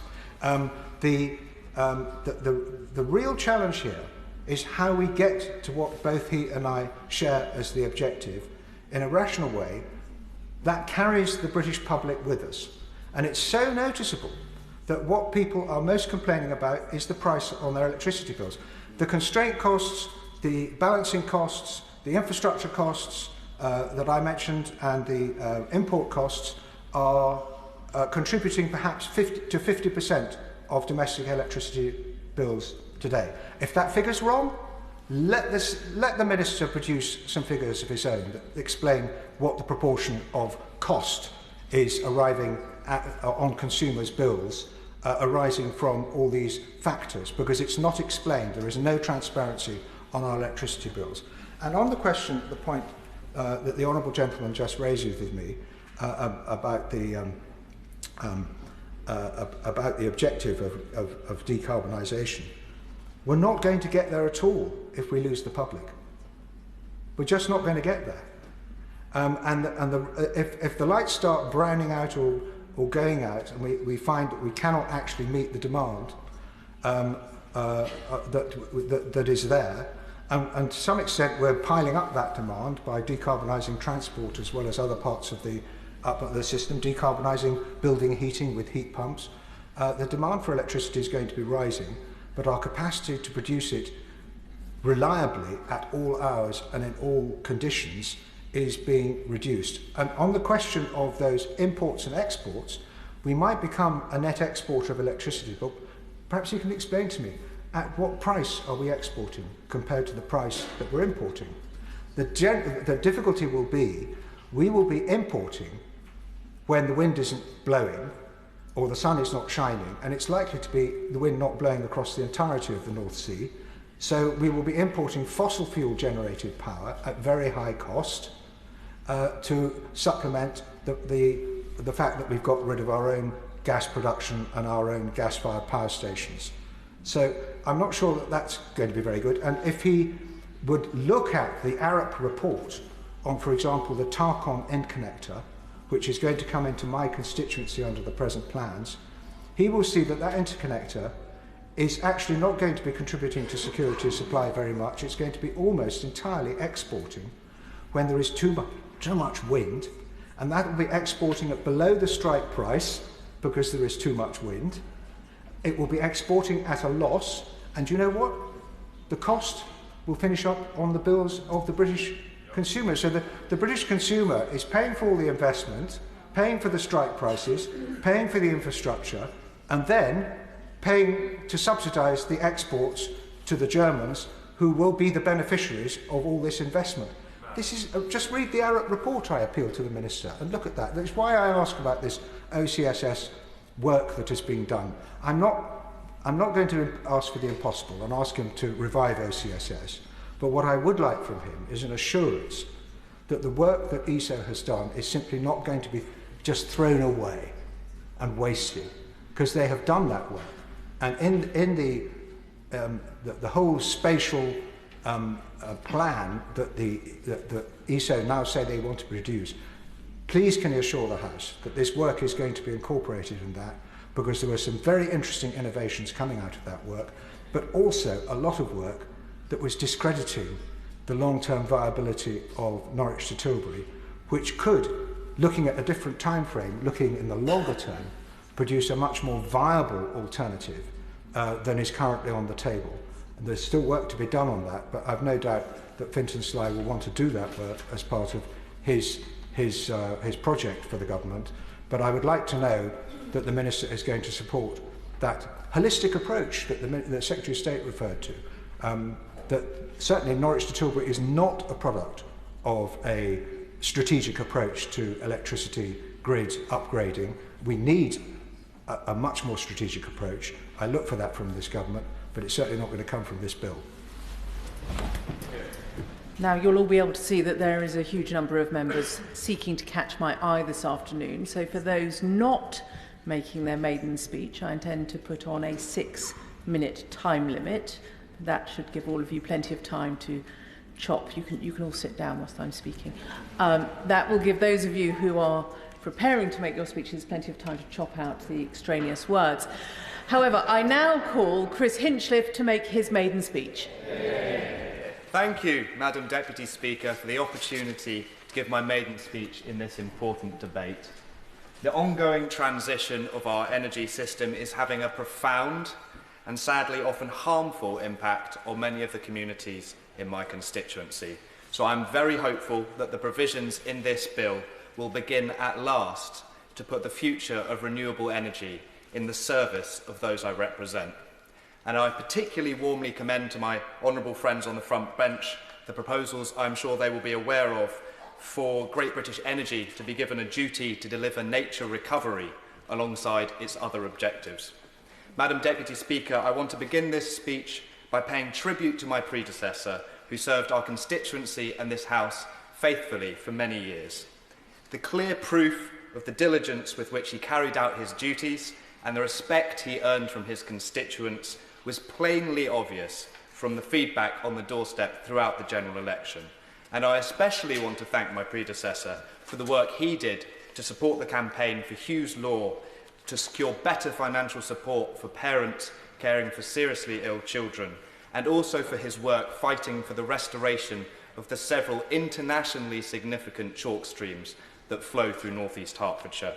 I look forward to doing what I can to further both of these important projects during my time in this place.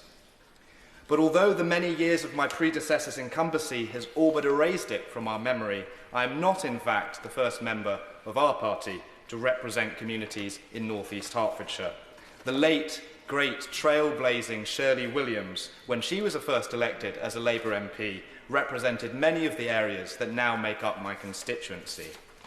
And despite the intervening 60 years, I found reading her maiden speech from 1964 very helpful in preparing for this moment. For as she said then, the constituency I represent is in many ways a microcosm of much of our country. North East Hertfordshire, from Hinksworth to Bayford, contains many small rural communities full of important history and culture, from the home of George Orwell in Wallington to the stained glass windows designed by William Morris and pre-Raphaelite artists in Waterford. In Baldock, Buntingford and Royston, we have quintessentially English market towns, home to fantastic independent businesses, as well as nationally significant companies like Johnson Matthey. And in Letchworth, we have the world's first garden city, built on the principles of the common ownership of land, which to this day offers a radical example of how to better design and build the communities of the future.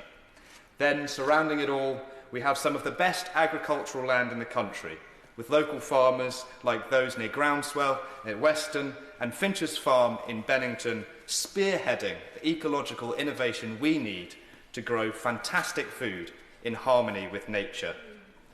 Yet in my experience of speaking to residents right across North East Hertfordshire, the recurring theme is of communities dispirited and frustrated with having their needs put aside in the interest of what others have called progress.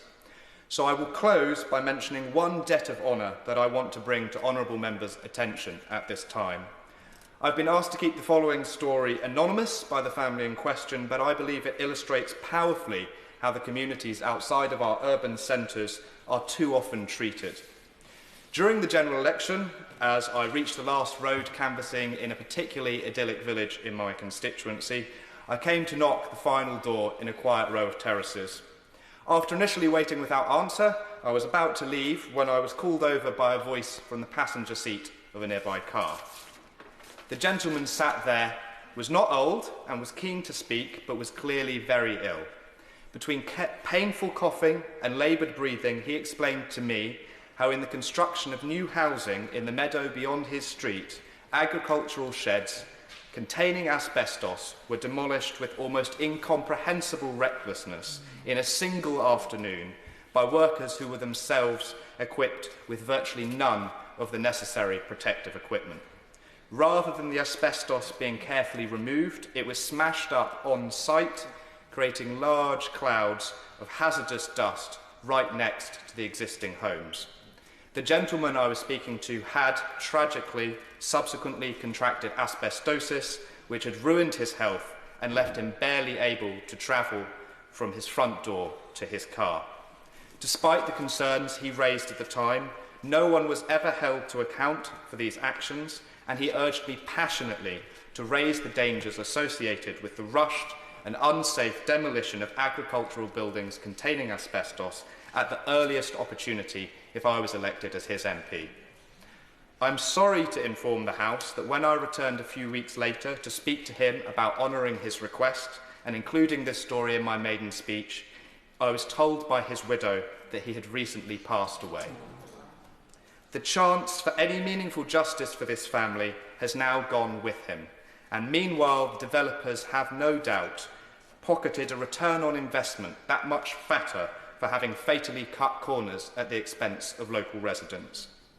But, Madam Deputy Speaker, whether it is profit-led developments, the cancellation of bus routes, the closure of banks or village schools, the fundamental experience of towns and villages like those in North East Hertfordshire has too often been of being done to and expected to endure, rather than looked after, worked with and empowered to contribute.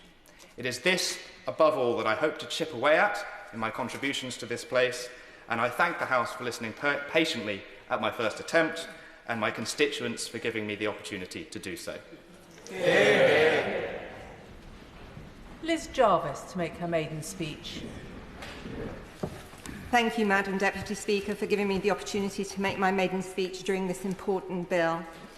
I welcome efforts to provide renewable energy, bring down heating bills and support the growth of our green manufacturing industry, and I hope this bill will make clear provisions for GB Energy to engage with local communities like mine in Eastleigh. I would also like to congratulate the Honourable Member for North East Hertfordshire on his excellent speech. Madam Deputy Speaker, I am incredibly humbled and honoured to be the Liberal Democrat Member of Parliament for Eastleigh and grateful to all those who put their trust in me to represent them. I am also grateful to everyone who encouraged me on my journey to Westminster, but particularly Baroness Floella Benjamin, the former MP for Eastleigh Mike Thornton, and the family of David Chidgey. Lord Chidgey was committed to fighting to keep our precious chalk stream, the River Itchen, free from sewage and pollution, and as my constituents know, I am continuing his legacy. I would also like to thank my predecessor and his team for their prompt response to handing over casework. My constituency is a vibrant community of towns and villages. The town of Eastleigh grew up around the railway line between Southampton and Winchester and was named by local author Charlotte Young. Eastleigh became a local point of aerial efforts during both the First and Second World Wars, with Spitfires taking off from the airfield, which is now Southampton Airport. We have beautiful green spaces, including Stoke Park Woods in Bishopstoke, Flexford Nature Reserve in Valley Park, and Hilsonbury Lake in Chalmers-Ford. And West End is home to the Utility Bowl cricket ground, where the late great Shane Warne captained Hampshire, a proud part of our sporting tradition. And we are also incredibly proud of our Spitfires, Eastleigh Football Club, who play in the National League. We have all been inspired by our extraordinary athletes competing at both the Olympics and Paralympics this summer. I also hope the House will join me in congratulating Eastleigh-born three-time Paralympic champion David Smith for his recent bronze medal win in Paris and for his tireless championing of boccia. Eastleigh's Olympic heritage stretches back to 1932, when local hero Tommy Green, who was unable to walk until the age of 5 due to rickets, went on to win a gold medal in the men's 50-kilometre walk. My constituency is also home to the fantastic Point Theatre, with its brilliant programme of cultural events all year round, including the always popular Unwrapped Festival, and we're lucky to have many fine pubs and craft breweries, including Steamtown in Eastleigh Town and the Steel and the Ale House in Chelmsford. And I really recommend the luscious Victoria Sponge at the Fountain Cafe in Fairhope. Yeah. Eastleigh has a proud history of helping to support refugees and evacuees. In May 1937, children and adults fleeing the Spanish Civil War were housed at a refugee camp in North Stoneham. 85 years ago this week, Eastleigh communities welcomed evacuees from Gosport, and in 1940, refugees from Southampton. More recently, our local council was one of the first authorities in England to house refugees fleeing the Taliban during the 2021 Afghanistan evacuation, and people across the constituency threw open their doors to families fleeing the war in Ukraine. Earlier this summer, Eastleigh hosted the always popular annual Mela, organised by our Asian Welfare and Cultural Association, and in a few weeks it will be Eastleigh Pride. We have a warm, inclusive community in Eastleigh, and that's very important to me, as is fighting to ensure that everyone in our community can get access to the NHS services they need, including GP and dentist appointments and mental health care when they need it. My mum died in March after a 7-year struggle with Alzheimer's, and as anyone who has experienced the caring for a loved one with dementia will know, with this awful disease, you lose the person twice. Mum was the daughter of Irish migrants, a member of the Women's Liberation Movement, and took me on my first march when I was a toddler, and a member of the party opposite who knew the MPs Joan Lester and Tom Cox well. She would go on to become a senior social worker. My dad was from Hampshire and a former officer in the British Army who served his country for 16 years. Although my mum and dad were diametrically opposed politically, they shared a strong sense of compassion, and they raised my sister and I with those same values. Unfortunately, my parents were never in a position to own their own home, so I grew up in rented accommodation with all the insecurity and uncertainty that goes with it. When my dad died suddenly before my 21st birthday, my mum found herself in the position that far too many people are facing today, with spiralling rents and the prospect of eviction looming over them. Since I became the MP for Eastleigh, I receive letters from residents facing eviction through no fault of their own on an almost daily basis. I am proud that my party has been pushing for higher standards for renters so that everyone has a safe and secure home. As a comprehensive educated single mum who skipped meals to feed my son and keep a roof over his head during the so-called Great Recession, I know all too well how easy it can be to fall through the gap. And after 14 years of the last government, far too many families in Eastleigh simply don't have any kind of a safety net and are living hand to mouth. It is incredibly important that we do everything that we can to support those who continue to struggle with the cost of living and to lift children out of poverty, including scrapping the two-child benefit cap, as well as ensuring all children have access to the education they deserve, including all those with special educational needs. Madam Deputy Speaker, I am passionate about ensuring that all children and young people in Eastleigh and across the UK are given the support, resources and opportunities to thrive and fulfil their full potential.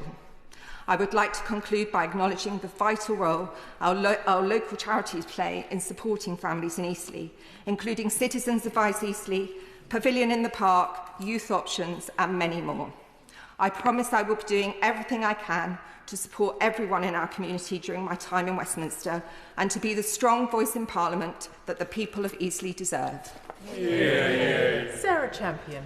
Thank you, Madam Deputy Speaker, and may I congratulate you on being in the chair. It is a pleasure to me and a benefit to the House to have 3 strong women in that position. Thank you. And may I also congratulate the honourable member from Eastleigh.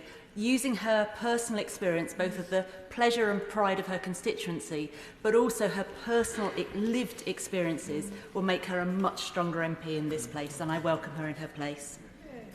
Rotherham is a hub of innovative green energy research and production, integral to the UK energy transition.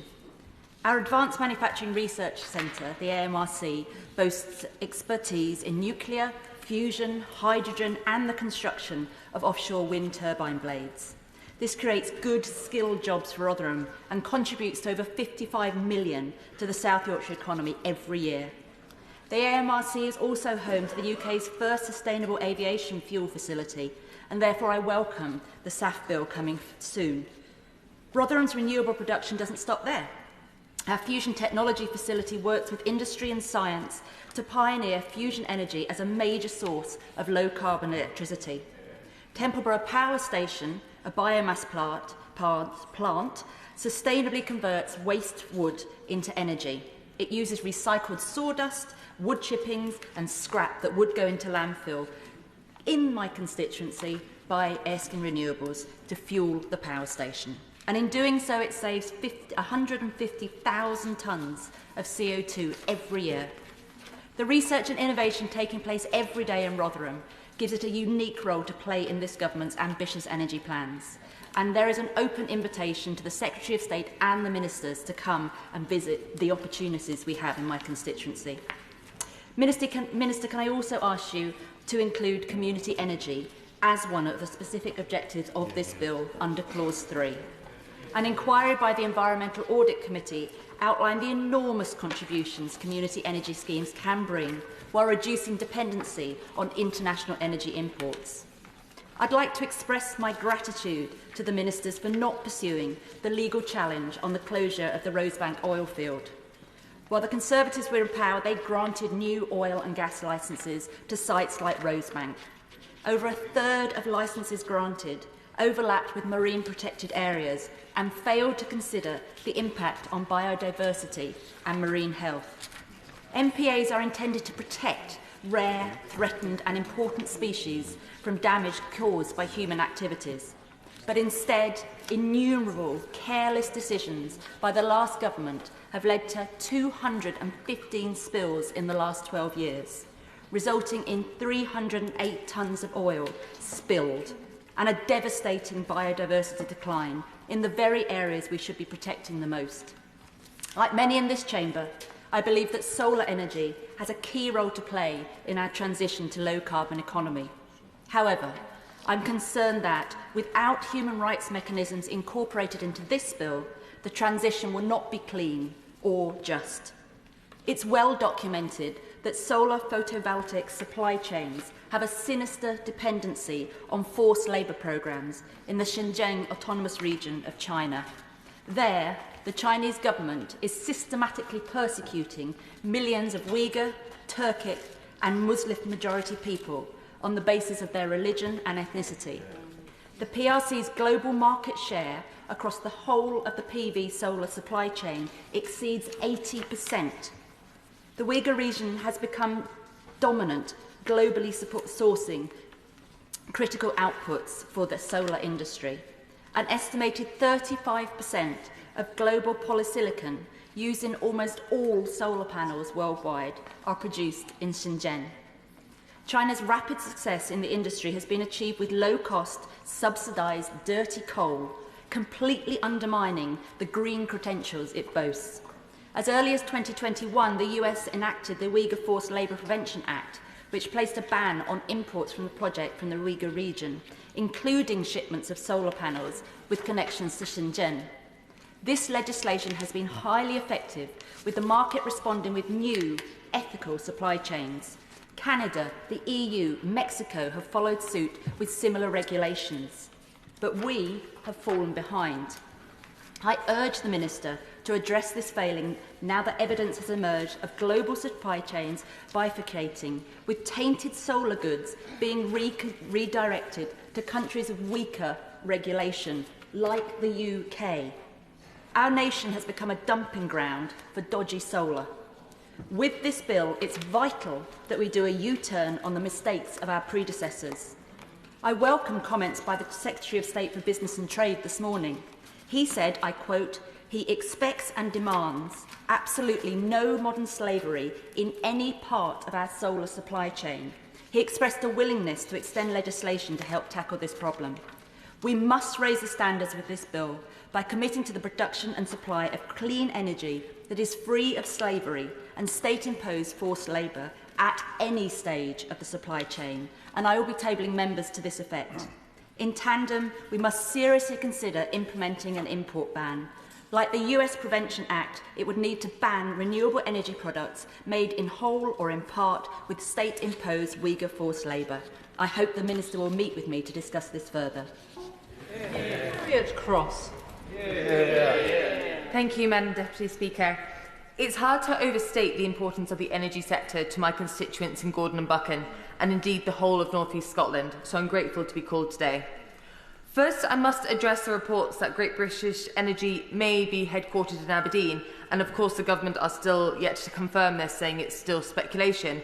But the manner in which the government have managed this announcement speaks volumes. The ambiguity, the speculation and the joking about when an announcement might be made and then just saying it will be in Scotland does absolutely nothing to help with the speculation, the delayed decisions or any sort of confidence in the industry. And these are the layers of uncertainty which are currently driving away investment and making a less secure job environment in North East Scotland.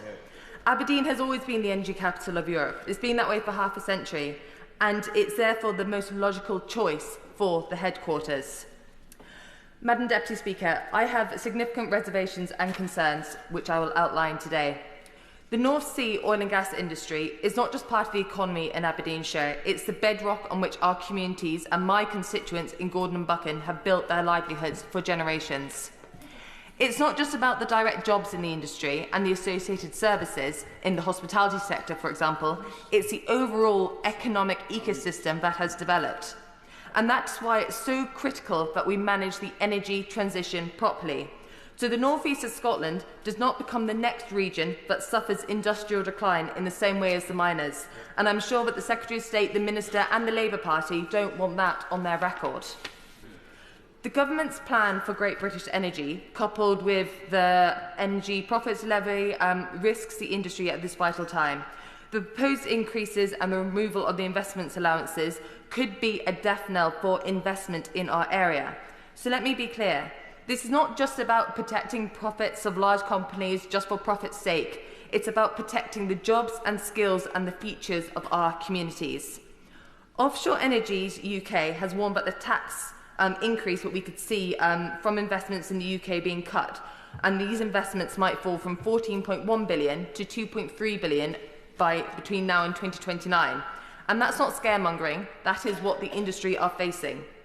So if we take today's figure of £14.1 billion of private investment and compare that to what the government are suggesting of £8.3 billion of public investment into GP Energy just to create an investment vehicle, we already have an investment stream in the North East of Scotland. It's not government money that is needed. It's a stable, fair, globally competitive market for our national and multinational companies, and they will do the business. So public money to create GB Energy will while simultaneously introducing these punitive taxation and other measures that are projected to drive away investment just doesn't make sense. Because the same investment in capital, skills and personnel that we need for our energy security today is also vital for an effective and efficient transition to clean energy. Madam Deputy Speaker, I have a number of questions to the Government about Great British Energy, and I'll start with job security and creation. How will Great British Energy protect existing jobs in Aberdeenshire's energy sector? We've already seen a significant loss of jobs due to the oil price downturn and market uncertainty. The Government boasts that Great British Energy will create 650,000 new jobs. 69,000 of these are projected to be in Scotland, but we need specifics. Figures have been provided at a regional level across England, but we only have a whole figure for Scotland. The distribution of current jobs in Scotland is heavily weighted to Aberdeenshire and the North East. So no matter how many jobs may or may not be generated by GB Energy in Scotland, my constituents want and indeed need to know where these jobs will be. So I asked the Minister if he'll be able to confirm when he sums up how many of these jobs will be in Aberdeenshire and the North East, what types of roles these will be, and when they will be created. Already, oil and gas workers are losing their jobs and moving abroad to maintain or progress their careers. These are the workers we need for the transition. Secondly, on the economic impact. We must consider the impact on our local communities. For example, the wealth that flows into our local infrastructure and economy at the moment, community projects. How is this going to be replicated in the future under Great British Energy? And then the national picture. The Oil and Gas Authority estimates that the total revenue from oil and gas production in the 5 years to 2024 was 5.3 billion. So is he and the Chancellor willing to sacrifice this in the pursuit of a transition, of the accelerated transition? Because that's a significant dent into the £8.3 billion of public investment. So we need a balanced approach. We are not against the energy transition, and we do recognise that the transition will take time, but rushing it could have severe consequences for communities like mine in Gordon and Buchan. We are after net zero, not absolute zero. They're different things, and we do not need to banish oil and gas from our energy mix immediately to prematurely be on the road to net zero. So, to close, Madam Deputy Speaker, the people of Gordon and Buchan, and indeed all of North East Scotland, are not against change. We've been at the forefront of energy innovation for decades, but we need the transition to work for our communities, and that one that builds strength rather than dismantling them, and we must protect jobs. I call on the Government to provide clear answers, not just high-level projections, on how we expect Great British Energy will benefit, not harm, the existing industry in Gordon and Buchan. Our communities have so much to lose if we get this wrong, and we deserve to help them with a comprehensive plan, not ideology, into the future. Thank you. Kumaran to make her maiden speech. Thank you, Madam Deputy Speaker. I'm grateful for the opportunity to make my maiden speech with my parents and husband in the gallery today. I congratulate the Honourable Member for Eastleigh, who gave an impassioned speech, showing how deeply they care for their community, its heritage, and in particular the history of caring for refugees, and spoke so lovingly of her late parents. Madam Deputy Speaker, it's the honour of my life to be elected as the first ever MP for Stratford and Bow. I was born in East London. I've lived in Stratford and in Bow. I studied at one of our brilliant local universities, Queen Mary, and to go from local student to local MP in 20 years has been quite the homecoming. And not getting our declaration result until nearly 6 a.m. Really did bring back memories of stumbling home from uni. I pay tribute to the force of nature, Lynn Brown, who served her home, West Ham, as the Member of Parliament for 19 years, with 36 years in total of selfless service to communities in Newham. A true East London girl, her guidance and support have been invaluable. I have no doubt her contribution to the East End and public life will continue. I also inherit Bow from my honourable friend for Bethnal Green and Stepney, another trailblazer, the first Bangladeshi origin woman elected to Parliament. She's inspired a generation with the promise of what's possible. Madam Deputy Speaker, while Stratford and Bow is a new parliamentary constituency, its history is old and rich. The Women's Hall at Old Ford Road in Bow was home to Sylvia Pankhurst and Nora Smith, the headquarters of the East London Federation of Suffragettes from 1914 to 1924, the beating heart of the East End suffrage movement, the home of the Match Girls strike, and once to the largest union of women and girls in the country. Every corner is filled with the history of the struggle for women's rights and for our voices to be heard, a history that I work every day to honour. And as a proud granddaughter of a trade unionist and a member of the GMB union, I go forward in their memory and continue to fight for working people. Parts of my constituency have been represented by illustrious political figures, Charles Key, Keir Hardie, Lansbury and Clement Attlee, who led the Labour government that created our beloved NHS. So no pressure on this new member. Our stunning Victoria Park with its breathtaking canals opened to the public in 1845 and became the People's Park, a centre for political meetings and rallies with speakers such as William Morrison and Annie Besant. And it's not just political history we're blessed with in Stratford and Bow. I'm sure many of the honourable members here love nothing more than going home after a long day sitting in the chamber and putting on their favourite grime playlist. Or they can thank Bow for playing an integral part in the origins of grime music, with Roman Road and its once beloved record shop producing artists and crews such as Roll Deep and Skepta, to name just two. And over in Newham, we have our top boy, Kano. I can see I've completely baffled some members here. So for their tastes, which are a little bit more retro, we're also home to ABBA Voyage. And in my constituency is a place where you can come and spend your money in some of our brilliant local and international businesses. And of course, you cannot miss it, sitting at the heart of my constituency, the London Stadium, a place of joy and wonder of the 2012 Olympics and some of our most wonderful sporting achievements. And as this generation of Team GB Paralympians compete in Paris, I send my wishes to them. The ability to bring people together that sports possesses is like nothing else. So it's a privilege and honour to be the Member of Parliament for the greatest club in world football. Sorry, Keir, West Ham. And as a Hammer since the 5th of July,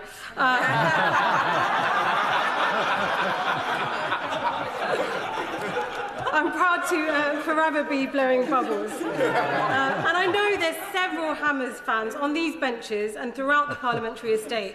Probably more of us than there are members in the opposite benches. Stratford and Bow is a wonderful and vibrant and diverse constituency, and our current heritage lives up to its history. Forest Gate, the home of independent cafes and shops.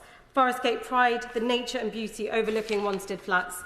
The bustling shops of Green Street serving communities throughout East London alongside mosques, temples, synagogues, gurdwaras and churches.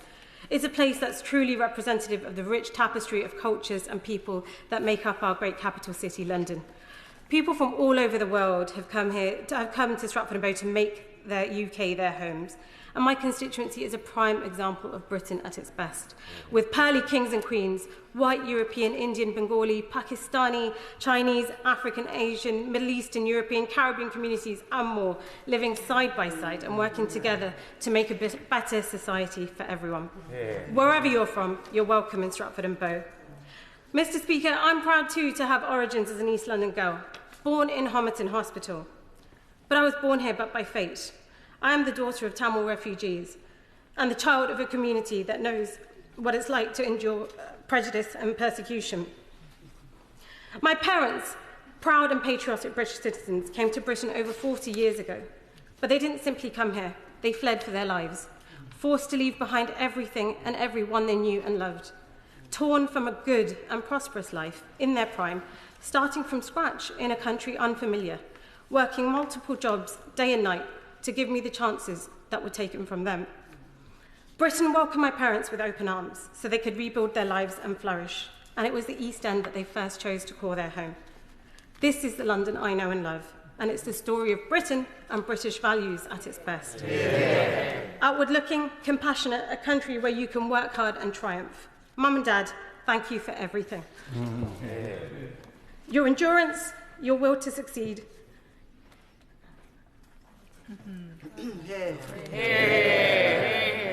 You are part of the success story of Britain.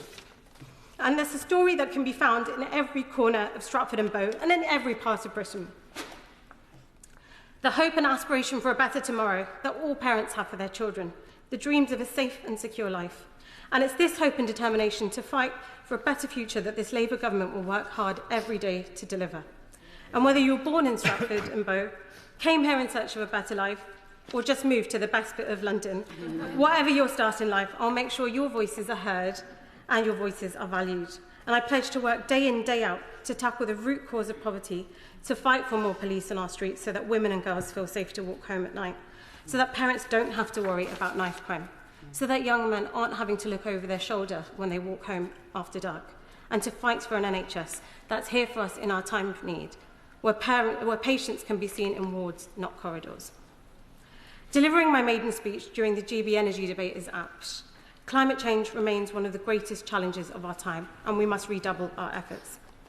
Before I came to this place, I worked internationally on climate action with cities around the world, the United Nations and civil society to help stop our world going past the point of no return, to ensure that generations who come after us have a world that's not been destroyed because of our failure to act or our fear of being bold. Madam Deputy Speaker, finally, I feel deeply the responsibility I have to repay the faith the people of Stratford and Bow have placed in me, and the duty I have to be their voice here in Westminster. I'll work every day for this, and for the values and pledges I was elected on. Thank you. Tom Morrison to make his maiden speech.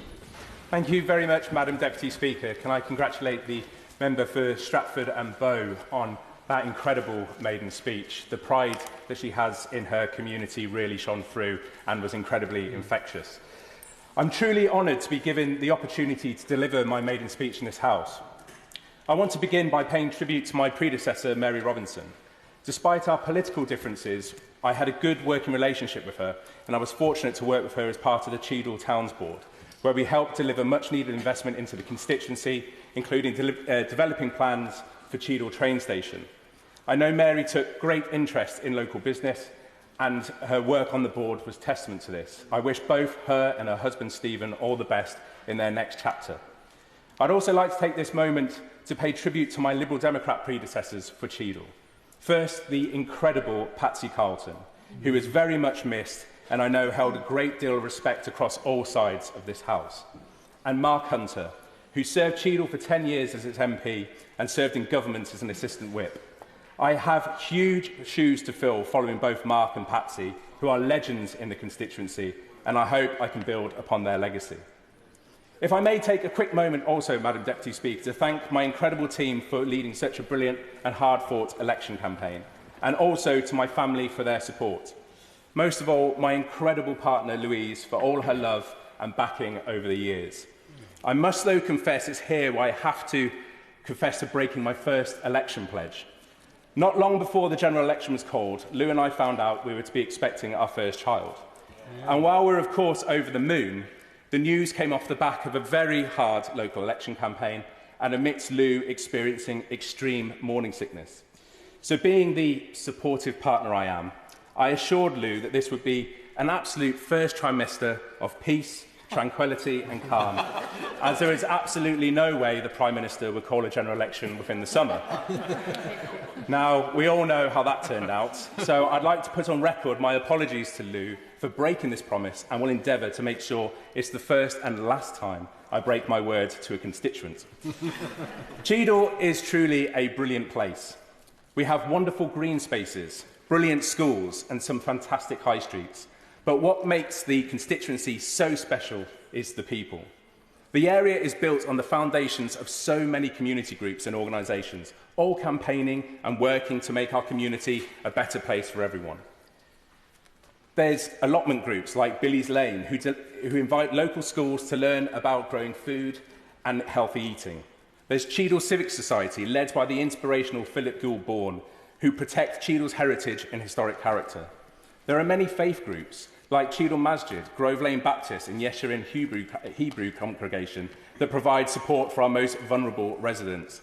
And hundreds upon hundreds of community organisations and friends groups, like the Friends of Carwood, who are the guardians of some of our most precious green spaces and rightfully challenge those who would do them harm. These are the people that make Cheadle so special, and I would like to thank them for putting their faith in me as Cheadle's Member of Parliament. I've always said that I will be their voice in Westminster, not Westminster's voice in Cheadle, and that will always be my goal. And there is, of course, much to do. Our local hospital, Stepping Hill, is in dire need of investment. For too long, staff and patients have had to make do with a hospital that is literally falling apart. The outpatients building was condemned and is now demolished, whilst in March, the intensive care unit, which looks after some of the most critical patients, was temporarily closed because the ceiling was coming in. Nurses have even told me about the bucket squads, and to the uninitiated, this is a term they've coined for an extra duty they now have on shift, where they each have a bucket to place down when it rains to catch the water coming through the roof. Madam Deputy Speaker, this is a disgrace. No hospital, let alone one as busy as Stepping Hill, should be operating in these conditions. which is why my first act as the Member of Parliament for Cheadle was to write to the Secretary of State for Health and Social Care, asking for the funds that Stepping Hill desperately needs for repairs. And I'm pleased that the Government has since said that funding will be made available, but until we get the detail and the money, I will keep fighting to ensure Stepping Hill, its staff and patients get the funding they deserve. I will also keep fighting to get my residents the support they need during the cost of living crisis. Now, this is an issue of huge importance to me personally. When I was 13, my mum, brother and I were threatened with homelessness because Mum, who worked several jobs to make ends meet, could not afford the private rent. We faced relying on friends who could offer couches or spare rooms to help us, and whilst the idea was sold as a fun holiday to me and my brother, I can remember how anxious and worried my mum looked and how conversations between adults would suddenly stop as I walked into the room. Life felt unsettled, and I could tell that my mum was scared and she needed help. And it was a Lib Dem councillor called David Bruce that helped us by fighting and getting us a council house. Because of this councillor, we had a home, giving us the security and stability to get on in life. Home was no longer an anxious place. Mum was happier, and my brother and I could focus on our schoolwork. And it was this experience that inspired me to get into politics, because I saw firsthand the positive impact it can have on people's day-to-day lives. Without that councillor, I can honestly say I would not be standing here today. But this wasn't the end of our story. We still struggled. Faced with rising bills, Mum would sometimes have to decide whether to put money into the electric meter or get food into the cupboards.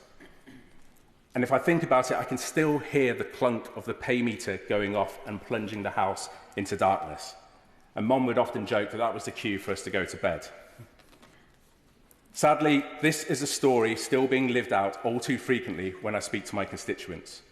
The choices many families are having to make are horribly familiar. The choice to heat your home or feed your children should never be forced on anyone. Yet thousands of families across Stockport face this choice every day. I was proud that the Liberal Democrats in Stockport Council led the way in establishing Warm Spaces programme, supporting community organisations with the funds to help shelter vulnerable residents that couldn't afford to heat their homes during the winter months. And many other authorities are now doing this across the country. But as wonderful as this is, we can't sit back and accept this situation. I think that Great British Energy is a step in the right direction. I welcome the move to restore British investment in clean energy. And if Great British Energy does actually bring down costs for my constituents, that is nothing but a good thing. But I will do all I can to help my residents in Cheadle, and when it comes to the cost of living, I will hold this government to account when I believe it is not doing enough to support those that need it. Better health services, support for the cost of living crisis, and championing my amazing community. Madam Deputy Speaker, these are some of the things that I will do as Cheadle's Member of Parliament. It's truly the honour of my life to be stood here working for this place working for the place I call home, the place I'm now raising my family. I hope I will do Cheadle proud. Jayne Kirkham to make her maiden speech. Thank you, Madam Deputy Speaker. I want to say thank you to the Honourable Member for Cheadle. Your experience and your passion will be of great benefit to both your constituents and your local hospital, and also the Member for Stratford and Bow, who will be a very worthy successor to those suffragettes. It's a real honour and a privilege to be standing here as the MP for Truro and Falmouth. I arrived in Cornwall quite by accident nearly 20 years ago after having been swept off my feet by a naval pilot who tempted me away from life as a London trade union lawyer with images of beaches and sunsets while he flew search and rescue helicopters at Culdrose Naval Station. Unfortunately, as is often the case, our military marriage was short and I was left as a single mum with a small son, but I chose to stay and bring him up in Cornwall, and it is very much our home. Becoming a single parent was sudden and difficult, but I was fortunate and benefited from the opportunities offered by the last Labour government and was able to get back on my feet. I retrained and took a job as a teaching assistant, working in a local secondary school for 7 years, first in SEN and then later as an unqualified teacher, which shows the journey that education has been on. I want to pay tribute to my predecessor, Sherilyn McCrory. She served in a number of roles in this place and showed her passion for the environment in her work on the Environment Select Committee and as chair of the APPG for Ocean Conservation. She also drew on her own personal experience to help others. She did a huge amount to shape the women's health strategy and maternity safety awareness and was integral in introducing the new pregnancy loss certificate. Both Sherilyn and her predecessor, Sarah Newton, worked to secure a new women's and children's unit at Trelisk Hospital in Truro, one of the previous government's 40 new hospitals or units, desperately needed and a long time in coming.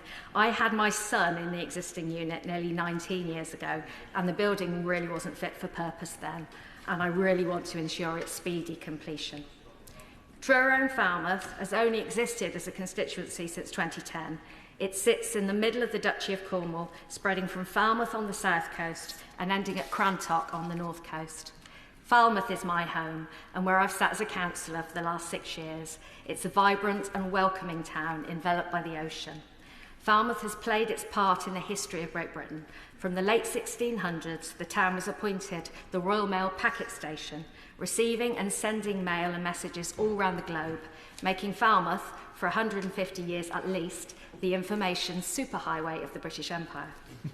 Falmouth, though, is more than its seafaring past. Yes, we still have 2 splendid castles, Pendennis and St Maur's, protecting the entrance to the Carrick roads, but the constituency is also the site of Falmouth University, built on the legacy of the famous art school that's still found on Wood Lane, but now anchored across the border in the state-of-the-art Truro campus in Penryn, which it shares with the University of Exeter.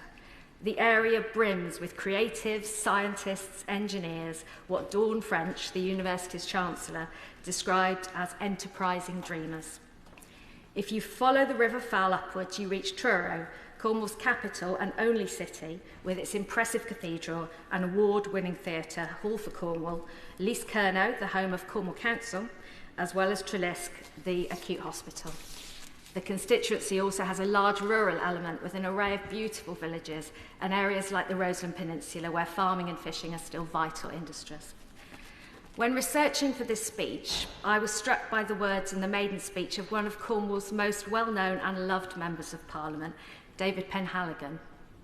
Exactly 50 years ago in this House, he referred to an economy that relies on tourism, traffic conditions in the summer months that strangle much of the industry that keeps the place going for the rest of the year, tremendous pressure on hospital services, sewage problems, pressure on housing, the problem of summer lets, and the lowest average wage in Britain. Of course, I'm pleased that the measures in this government's programme, a real living wage, the water bill, devolution and renters' rights, will help to address some of these issues. But it is shocking that many of the issues that he mentions then, sadly, are still very much in evidence today, half a century on. For a place on the edge of the map, Cornwall is too often at the edge of our thoughts in this place. As Penhaligon did, I believe that Cornwall, with its proud and independent heritage, deserves better. Turning to the topic of this debate, there's so much to be excited by. As well as Cornwall's potential for onshore wind, we have 20% of Europe's requirement for critical minerals and geothermal energy beneath our feet, buried in our granite. And you only have to look at a horizon dotted with the ruins of engine houses to know that the people of Cornwall are more than happy to dig for their treasure. Falmouth is a town with its face turned to the sea. The port still has a very busy harbour and docks, which have businesses servicing both military and commercial ships, as well as hosting cruise and leisure vessels. But there's potential for so much more, and the Port of Falmouth is poised to take advantage of a new generation of offshore wind production in the Celtic Sea. With the support of the new energy company GB Energy, its £1.8 billion ports fund and investments in the skills training that we so desperately need, our young people will be able to grasp with both hands those well-paid jobs of the future, while securing our own homegrown energy and facing down the challenge of climate change. A challenge that is so important to a place like Cornwall that stares the impacts of the changing climate in the face every day. We were the first large rural authority to declare a climate emergency and a 2030 net zero target, and now we will play our part in getting the country to a similarly ambitious target. Falmouth's time truly has come again as part of this government's mission to become a clean energy superpower. Truro and Falmouth is the most magical place to live. It well and truly hooked me and my small family and has become part of me. My journey, despite its ups and downs, has been a charmed and happy one. Truro and Falmouth has given so much to me, and it's overflowing with promise and brilliant, independent-minded, enterprising dreamers. I'm determined to serve my home as well as it has served me, and a bright future lies ahead for it. Yeah. Dave Doogan. Thank you, Madam Deputy Speaker, and can I congratulate the member for Truro and Falmouth on a really wonderful maiden speech. It's heartening to see how much love and passion she has for her adopted home in Cornwall, and who doesn't like Cornwall? I'm sure her constituents will be tremendously well served by that passion that we saw there just now. GB Energy, Madam Deputy Speaker, the government must accept the messaging around this has been muddled at the very least during the election, almost as though it was rushed through as a manifesto headline rather than a strategic development of careful, thought-out, optimised planning. But there we are. We understand that there's going to be limited co-production from this company, no retail arm, no public sector comparator role. It's going to be a provider that doesn't do much provision and nor a decider that makes any decisions. And there's zero, talk about net zero, there's zero detail in this bill to give us an indication of what is actually going to happen on the ground. It was going to sell energy to the public, and then it wasn't. Then it was going to generate energy, then it wasn't, then it is again. So I think we're still in that space. But I heard it there in the Secretary of State's opening remarks. There's now been a modification to the brand. It's now GB Energy Generating Company. The generating bit's been shoehorned in there at the last minute to try and make it a little bit more believable. It's a company that won't own any assets outright, but will make a return on the sale of energy from the wholesale market by the principal operator of the energy schemes it latches itself onto. Well, I can see why they never put that in a leaflet. Goodness me. Why is it a company? Why is it not a trading fund?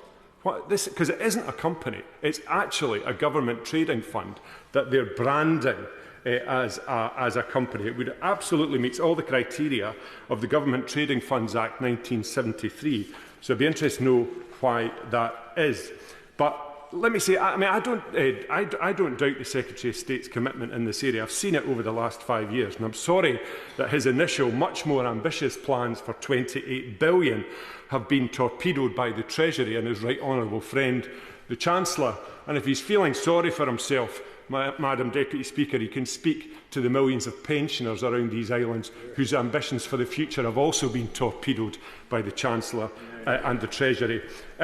On a substantive note of the lack of detail in the bill, it's a great pity that the bill wants us to believe that clean energy means energy produced from sources other than fossil fuels. It's hard to imagine a more one-dimensional analysis and qualification than this. It's narrow and incoherent, and it's out of step with the science, and it's out of step with the public. It doesn't really matter where or what carbon is locked into. If you burn it to release CO2 in the process of making energy, then you are a carbon emitter contributing to the climate crisis. It's as simple as that. We should not be hostage to a technology where hundreds of millions of pounds in government subsidies are used to create millions of tonnes of carbon dioxide a year. We know that subsidies for large-scale biomass generators in England will end in 2027. I know the Minister's up to speed on that. And the Government claimed that they're reviewing the evidence to support on potential support beyond this. So can the Minister, in his summing up, be clear with Parliament today? Does he believe that chopping down millions of trees on the other side of the world, shipping them to England to then burn them to make electricity is acceptable? And if not, will he commit to ending public subsidies for large-scale biomass in 2027? I'll be happy to give way. I'm glad to hear that the member is concerned about the chopping down of trees. Does he accept that in Scotland 13 million trees were chopped down to put up windmills? Well, I hesitate to thank the honourable member for his intervention. I'll need to fact check his 13 million. I'll get back to him on that. But let's be really clear, and I'm going to touch on onshore wind just in a little minute. Let's be really clear that once those trees are burnt in a former coal-fired power station, the only product are CO2 and electricity. And where trees have been cleared to create onshore wind in Scotland, there is a lifetime of renewable, clean, cheap energy coming at the other side. So it is a false comparator, if ever I've seen one. And does the government believe that clean energy is also from waste to energy? It doesn't seem that should be where the GB energy pursuit is heading, and I'm not certain that there's much support for that in the country. And maybe the honourable member would have made his intervention in a minute, because I remain unclear how the bill sets out that this applies to Scotland, Wales, Northern Ireland and England. However, constitutionally, administratively, in policy terms, I don't see how it can apply to Northern Ireland. So if the Minister could update us on what possible role GB Energy has on an entirely different energy market that exists in Northern Ireland, that would be helpful. Community energy is essential in how we make our journey to net zero, and like much else, there's scant detail on that. The Minister, if he'd properly consulted, and the Government can probably still do this, with the community energy sector, they would know that access to consumers is one of the principal drawbacks to developing these schemes. And it's disappointing that there's no lateral thinking being applied here about how to connect the will to create community energy and to connect them with that market. Ofgem have created an environment where you can deliver an extraordinary bit of example of community electricity generated, but trying to connect with consumers is almost impossible. Now, what GB Energy, if it's nothing else, and it does appear to be not much else, it could have been the Uber, it could have been part of the gig economy, it could have been the Uber for retail energy, and you could have bought community energy's energy and passed that on to the consumer base, but that's not going to happen. They want to mirror the ambition, Madam Deputy Speaker, they want to mirror the ambition of Vattenfall or EDF. Well, both of those companies, who are actually companies, do sell to the retail market. And can the Government update us as well on the paltry amount that the previous Government allocated to community energy, which was £10 million, and that was just for England? What is GB Energy going to deliver? Pushing ahead, Madam Deputy Speaker, zonal energy is one of the most important transformations that can come into the energy market on GB. The Government advised that electricity market reform is key. Order. We now come to a maiden speech. Perrin Moon. Thank you, Madam Deputy Speaker, for the opportunity to make my maiden speech during a debate so relevant to my own wonderful constituency of Camborne, Redruth and Hale in the heart of Cornwall. I come to this place and I'm disappointed that the member for Harwich and North Essex isn't here to hear me say this, but I come to this place with 30 years of business experience in the automotive sector and latterly in the renewable electricity sector. I would like to thank all of the members that have spoken in their maiden speeches today. Truly heartfelt and wonderful speeches, all of them. But my inspiration is for being here comes from my 3 children, my daughter and my 2 sons who join us in the gallery today. I'd like to initially pay tribute to my predecessor, George Eustace, for his work as DEFRA Minister on animal welfare, as well as his support for local projects in Cornwall, such as Crescent Kerno, the Cornish Archive, and despite our profound differences on our relationship with the EU, the honourable way in which he was prepared to criticise trade agreements made by the party opposite. It is an unparalleled privilege to represent one's home constituency, and the ties that bind Cornish men and women to our homeland are woven into every sinew of our being. The constituency of Camborne, Redruth and Hale is a truly remarkable place, the place where I was born, grew up and live. To understand Camborne, Redruth and Hale, I respectfully ask you, Madam Deputy Speaker, to transport yourself in your mind to the summit of a single rocky hill, smack bang in the middle of the constituency. This rocky hill is called Carnbrae, which is in fact, Madam Deputy Speaker, Cornish for Rocky Hill. At the summit of Carnbrae sits the Bassett Monument, looking down from 750 feet across the constituency. The monument was funded by public subscription in 1836 after Bassett himself petitioned the other place against slavery in 1828. To the north of Carnbrae, just 4 miles away, the Celtic Sea sparkles in the sunlight and laps the beautiful beaches of Gwythian, Portreath, Porthtowan, St Agnes and Perranporth. The Celtic Sea, Madam Deputy Speaker, which offers the prospect of vast quantities of electricity generated from offshore wind, an opportunity which I dearly hope this government will grasp. Looking to the west from Carnbrae is the town of Camborne, pronounced in Cornish Cambron, and meaning Crooked Hill, a town synonymous, along with near neighbour Redruth, with our tin mining heritage. These two towns were once some of the wealthiest in Britain, helping to drive the economy for more than 4 centuries. Nestled in front of Camborne, a large flag of St Piran flutters in the breeze. This flag sits at the top of South Crofty Tin Mine. There can be no finer physical symbol of the potential of the return of the Cornish economic powerhouse than South Crofty, the last tin mine to close in 1998. But the economic winds have dramatically changed since then, Madam Deputy Speaker, and tin, which is used in the production of virtually every electrical device, is now also being used in the production of solar panels, and along with lithium, forms the cornerstone of our critical mineral industry. We currently import tin from as far afield as China and Australia, with all the damaging environmental impacts that come with such imports. And yet, in Camborne and Redruth, we sit on the 3rd highest grade tin deposits in the world, and there's plenty of it.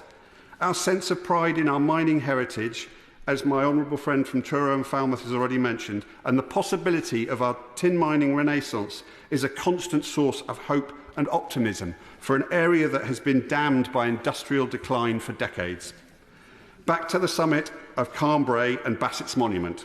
Further over to the west on the horizon behind Camborne is Hale, the 3rd largest town in the constituency, and although the official title of the constituency is Camborne and Redruth, woe betide me if I don't mention Hale in the same breath. Hale is a vital natural seaport ready to serve the new opportunities in the Celtic Sea, and includes a very large estuary. Indeed, the Cornish word for estuary is Hale. I have strong familial ties with the town where my great-uncles, the Slade family, once ran a steel engineering business on South Quay. Looking directly south from Carnbrae now, to the gentle rolling hills leading down through the beautiful Cornish granite villages of Stithians, Mornan Smith and Constantine, and then onto the 2 stunning subtropical gardens of Glendurgan and Truro, which in turn lead down to the Helford River, from where thousands of American troops set off on D-Day to free Europe from fascism. To the east of Carnbrae lies Redruth, the Cornish meaning of which is red ford.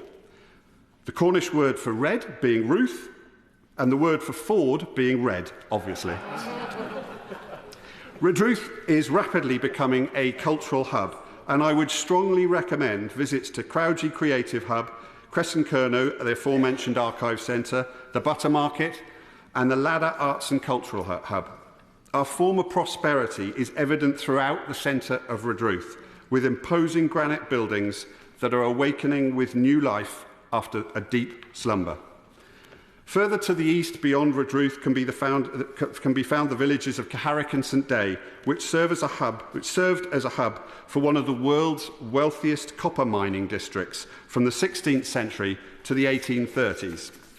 And just beyond these is United Downs, and it is here that Cornish lithium, geothermal engineering, and ground source heat pump companies are based. These businesses have the potential to play key roles in Britain's economic transformation. So that's tin, lithium, geothermal, ground source heat. But we are also blessed with the opportunities of offshore wind in the Celtic Sea, onshore wind, solar and tidal. There are very few places in the UK where renewable energy and critical mineral opportunities are so abundant. But these renewable energy opportunities are not the only factors that make this land so distinct. Let me give you, Madam Deputy Speaker, 3 quick examples of others.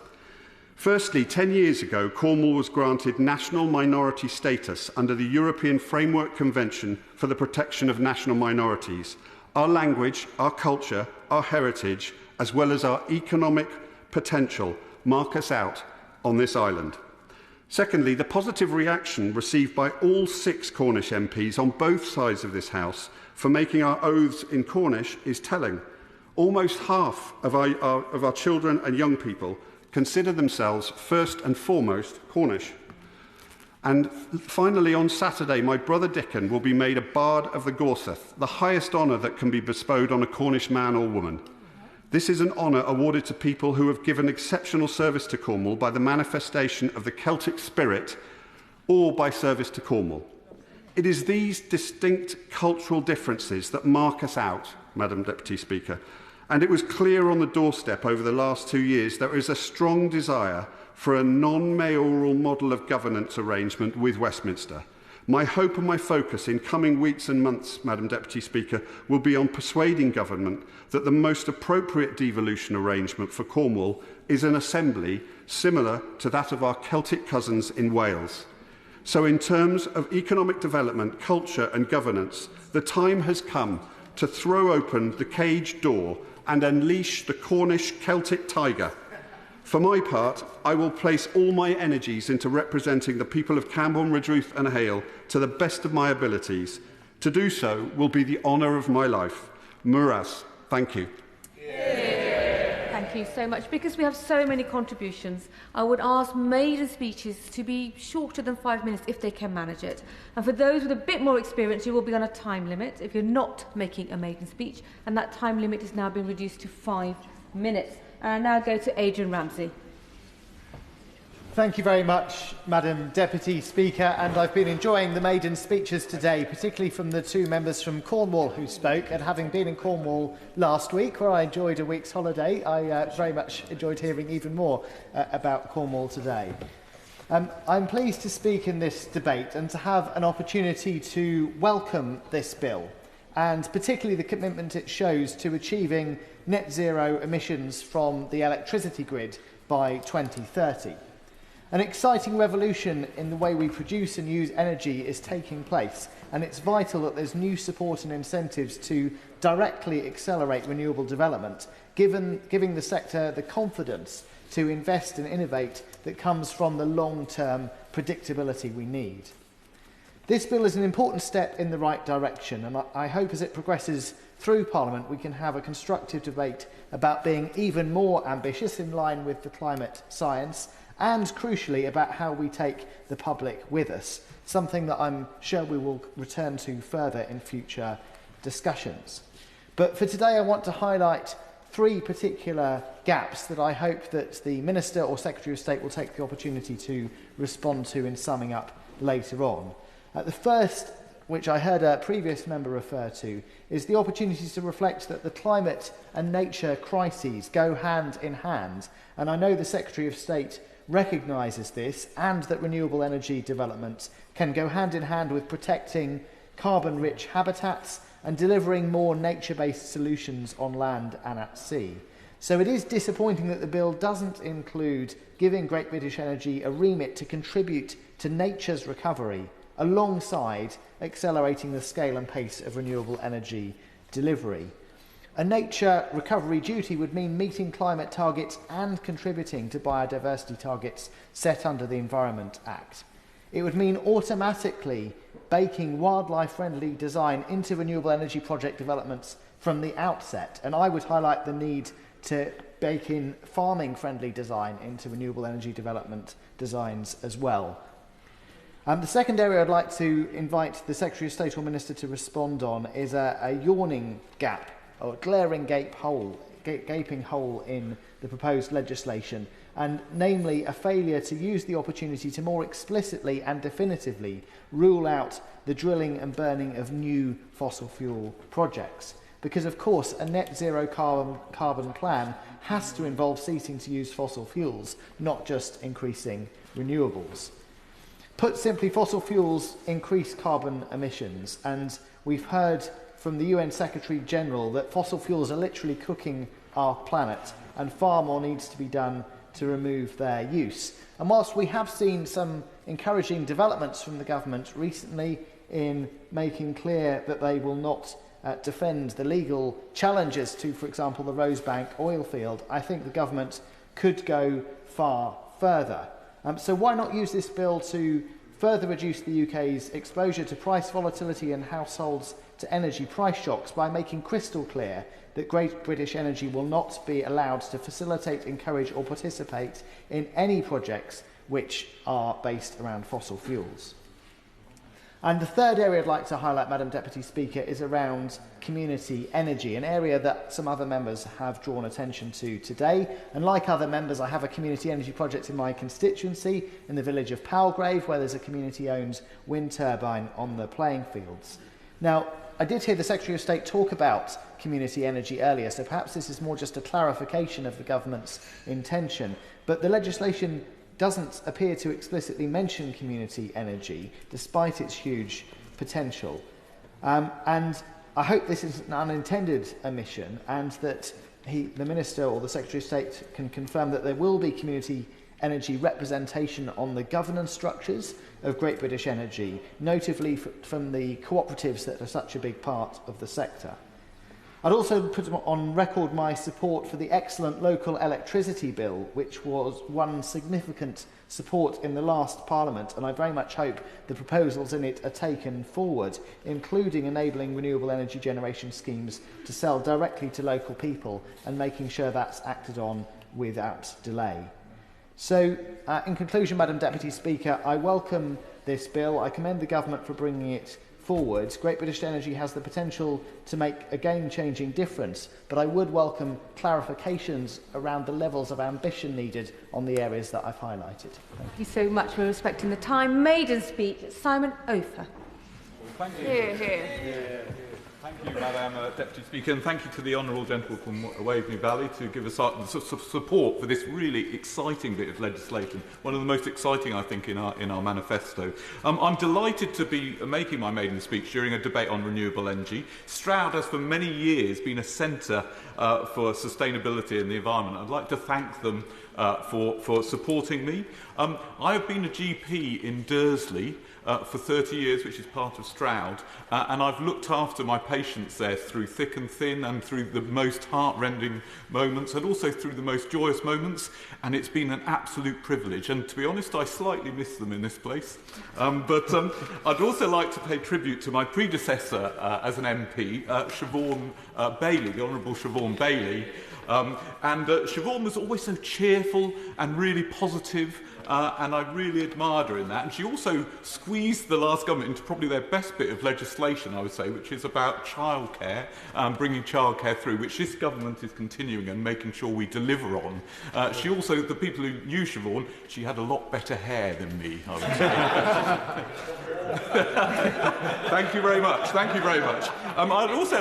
I'll move on hastily. I'll also like to pay tribute to my predecessor in the Labour Party, the Honourable David Drew, who was a constituency MP of probably the best constituency MP I ever met, and is still very, very well loved in the area and still involved in local politics. He's given me lots of advice. One of them is be yourself, and I think that's good advice for all of us, so thank you for that. My father actually said there's quite a lot of similarities between being an MP and a GP. He said, well, first of all, you have surgeries, both of you, don't you? So we're doing surgeries. And the second thing is I thought about this more, and I thought what I told my trainees when I train other doctors with, you have to know as a GP the first three things about everything. And that's really true as an MP as well. You don't have to be an expert on everything, but you have to know a little bit about everything. And that's certainly something that I've had to learn a lot about, I would say. The other thing is you need to be embedded in your community as a GP and an MP, but probably the most important thing is it's really a good doctor and a good MP. It's about listening and not talking. And the best doctors and the best MPs are the best listeners, so I would say that. So I'd like to talk a little bit about Stroud. Stroud is the most beautiful area. It's got hills and valleys. It's got. It was made famous by Cider with Rosie by Laurie Lee that you may have read. It's also a previous GP also in the area. About 200 years ago, Dr. Edward Jenner was in Berkeley, in my area. He discovered vaccination.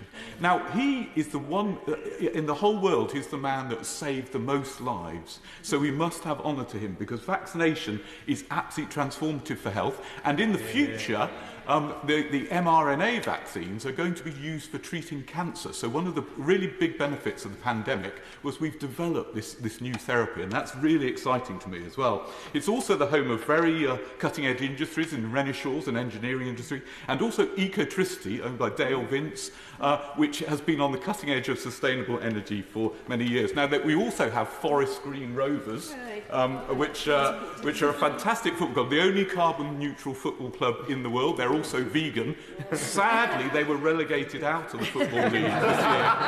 But we will be back. I can promise you that much. So, and some of the... well, I hope they will be anyway. A little bit of history. Dale Vince built a first wind turbine in 1996 on Tinkley Lane. Now, there's some lessons here. We had incredible local opposition to this for years and years. People did not like it. But now it's come to be accepted, and this is the future. This is about local community energy that many of us have spoken about. And I've been developing this in Stroud. We now have 6 projects. Waitrose are going to have solar panels on their roof. We're going to cover the hospitals in solar panels, and we've got a scheme to put every public building that we can see, put solar panels on it, and that will save having to put them on farmland as well. So I'd really recommend that.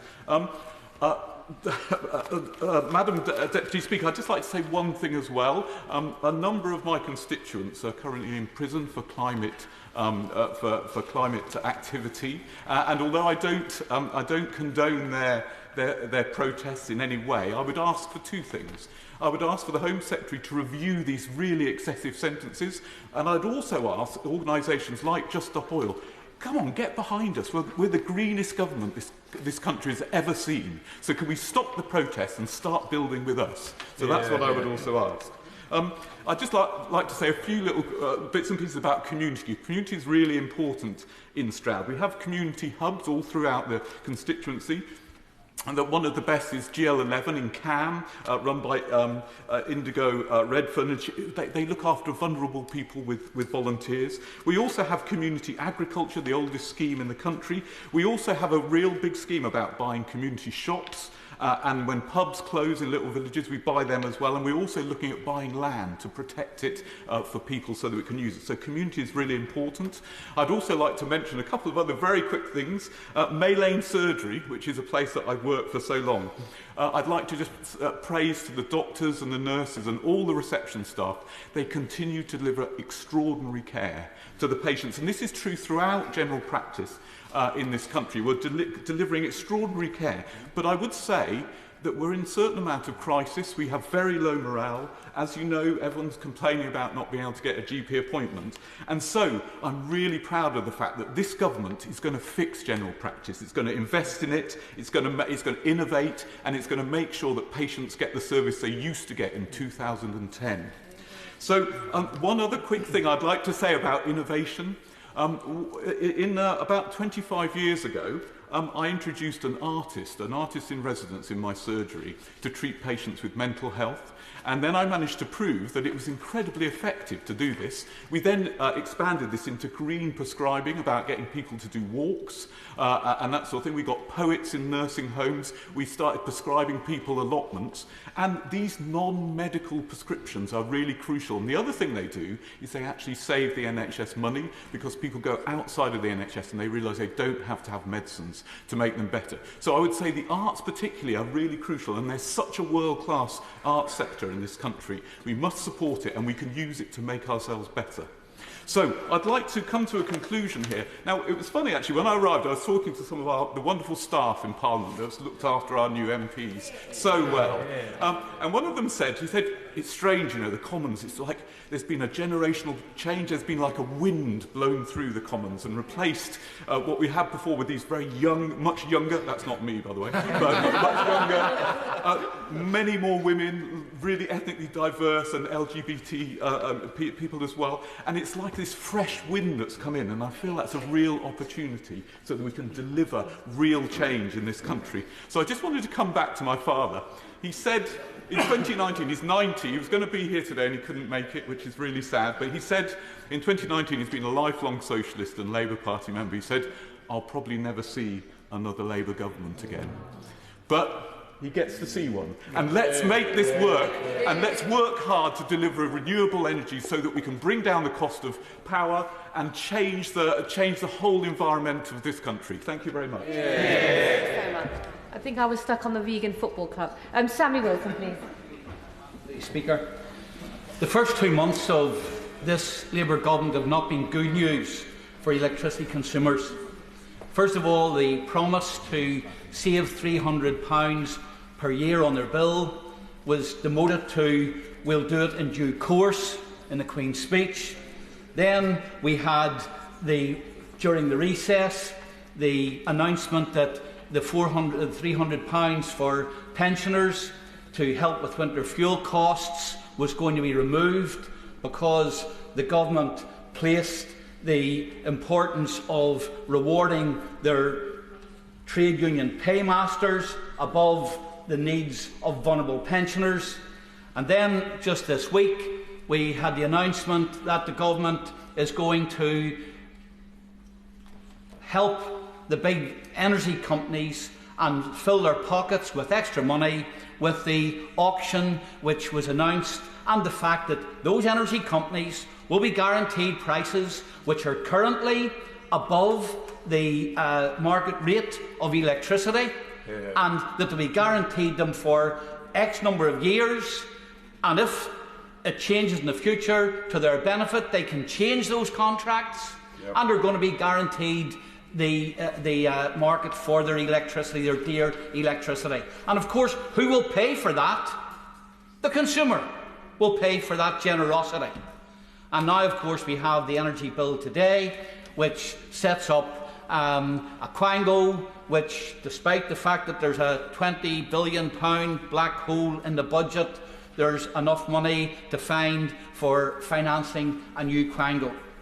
And all of this, of course, will be paid for by the electricity consumer. Now, the Secretary of State, in his impassioned speech, told us that it would be impossible to envisage anybody voting against this. In fact, the country is clamouring for it. I've got to say, I didn't have any constituents who hammered my door telling me, "Be there on Thursday, Sammy, and vote for this bill." In fact, I suspect if you ask many of the public about GB Energy, they'd probably think it's a new drink, rather than some important bill which the government is putting through. The government has promised that it will create 17,000 new jobs in Northern Ireland, even though, as was pointed out by the member from Scotland, the constitutional jurisdiction of the bill doesn't even cover Northern Ireland. And of course, if one considered the Windsor framework and the fact that Northern Ireland is still under single market rules, many of the provisions of this and the subsidies which the government is claiming couldn't be applied in Northern Ireland. But maybe the Minister will just confirm what role this bill will have in Northern Ireland. The main point that the government has made here is that this will bring down prices for electricity consumers. But the fact of the matter is that this bill is all about having to spend money on a new infrastructure, a generating infrastructure, generating power well away from the centres of population, and then putting in the infrastructure to take that power through to the consumer. And that's going to require billions of investment. The government says it will be done by the private sector, as if that solves it all. Well, of course, if the private sector puts in that investment, they're going to require a return. And who's that return going to be coming from? It's going to be coming from the consumer. And we already know, as has been pointed out, that currently Ofgem is saying that in the first quarter of this year, more than half, in fact 2/3, of the electricity costs that people pay are as a result of non-fuel costs. They're about the cost of the infrastructure. They're about the cost of the environmental policies. They're about the administration and the operating costs of the grid. And as we have to extend the grid and incur the costs there, that's going to put up the prices of electricity. That is why the Minister could not guarantee today that the £300 saving will be delivered, because he knows that the massive costs of changing our system are going to be borne by the taxpayer, or the electricity consumer. Whether you regard net zero as good or bad, let's not hide from the fact that it's going to cost. It's going to cost right across society. It's going to lead to industry facing higher costs, consumers facing higher costs, and greater fuel poverty. In speech, Michelle Scroggum. Thank you, Madam Deputy Speaker. I'm grateful to be making my maiden speech in this debate on the Great British Energy Bill, given my constituency's links to energy production from the Morecambe Bay gas fields, its very unique position to be leaders in clean green energy with offshore wind and tidal power, and ambitious plans from Spirit Energy to convert our depleted gas fields and onshore terminal into a carbon storage cluster that would be world class. This project will support our net zero ambitions, along with providing thousands of highly skilled green jobs in Cumbria, supporting the transition from oil and gas. The plan will bring a multi-billion-pound investment locally, promoting growth and further regional investment that will assist us in making our local economy more sustainable. I'd like to congratulate all those who've made their maiden speeches today, including my honourable friend from Stroud.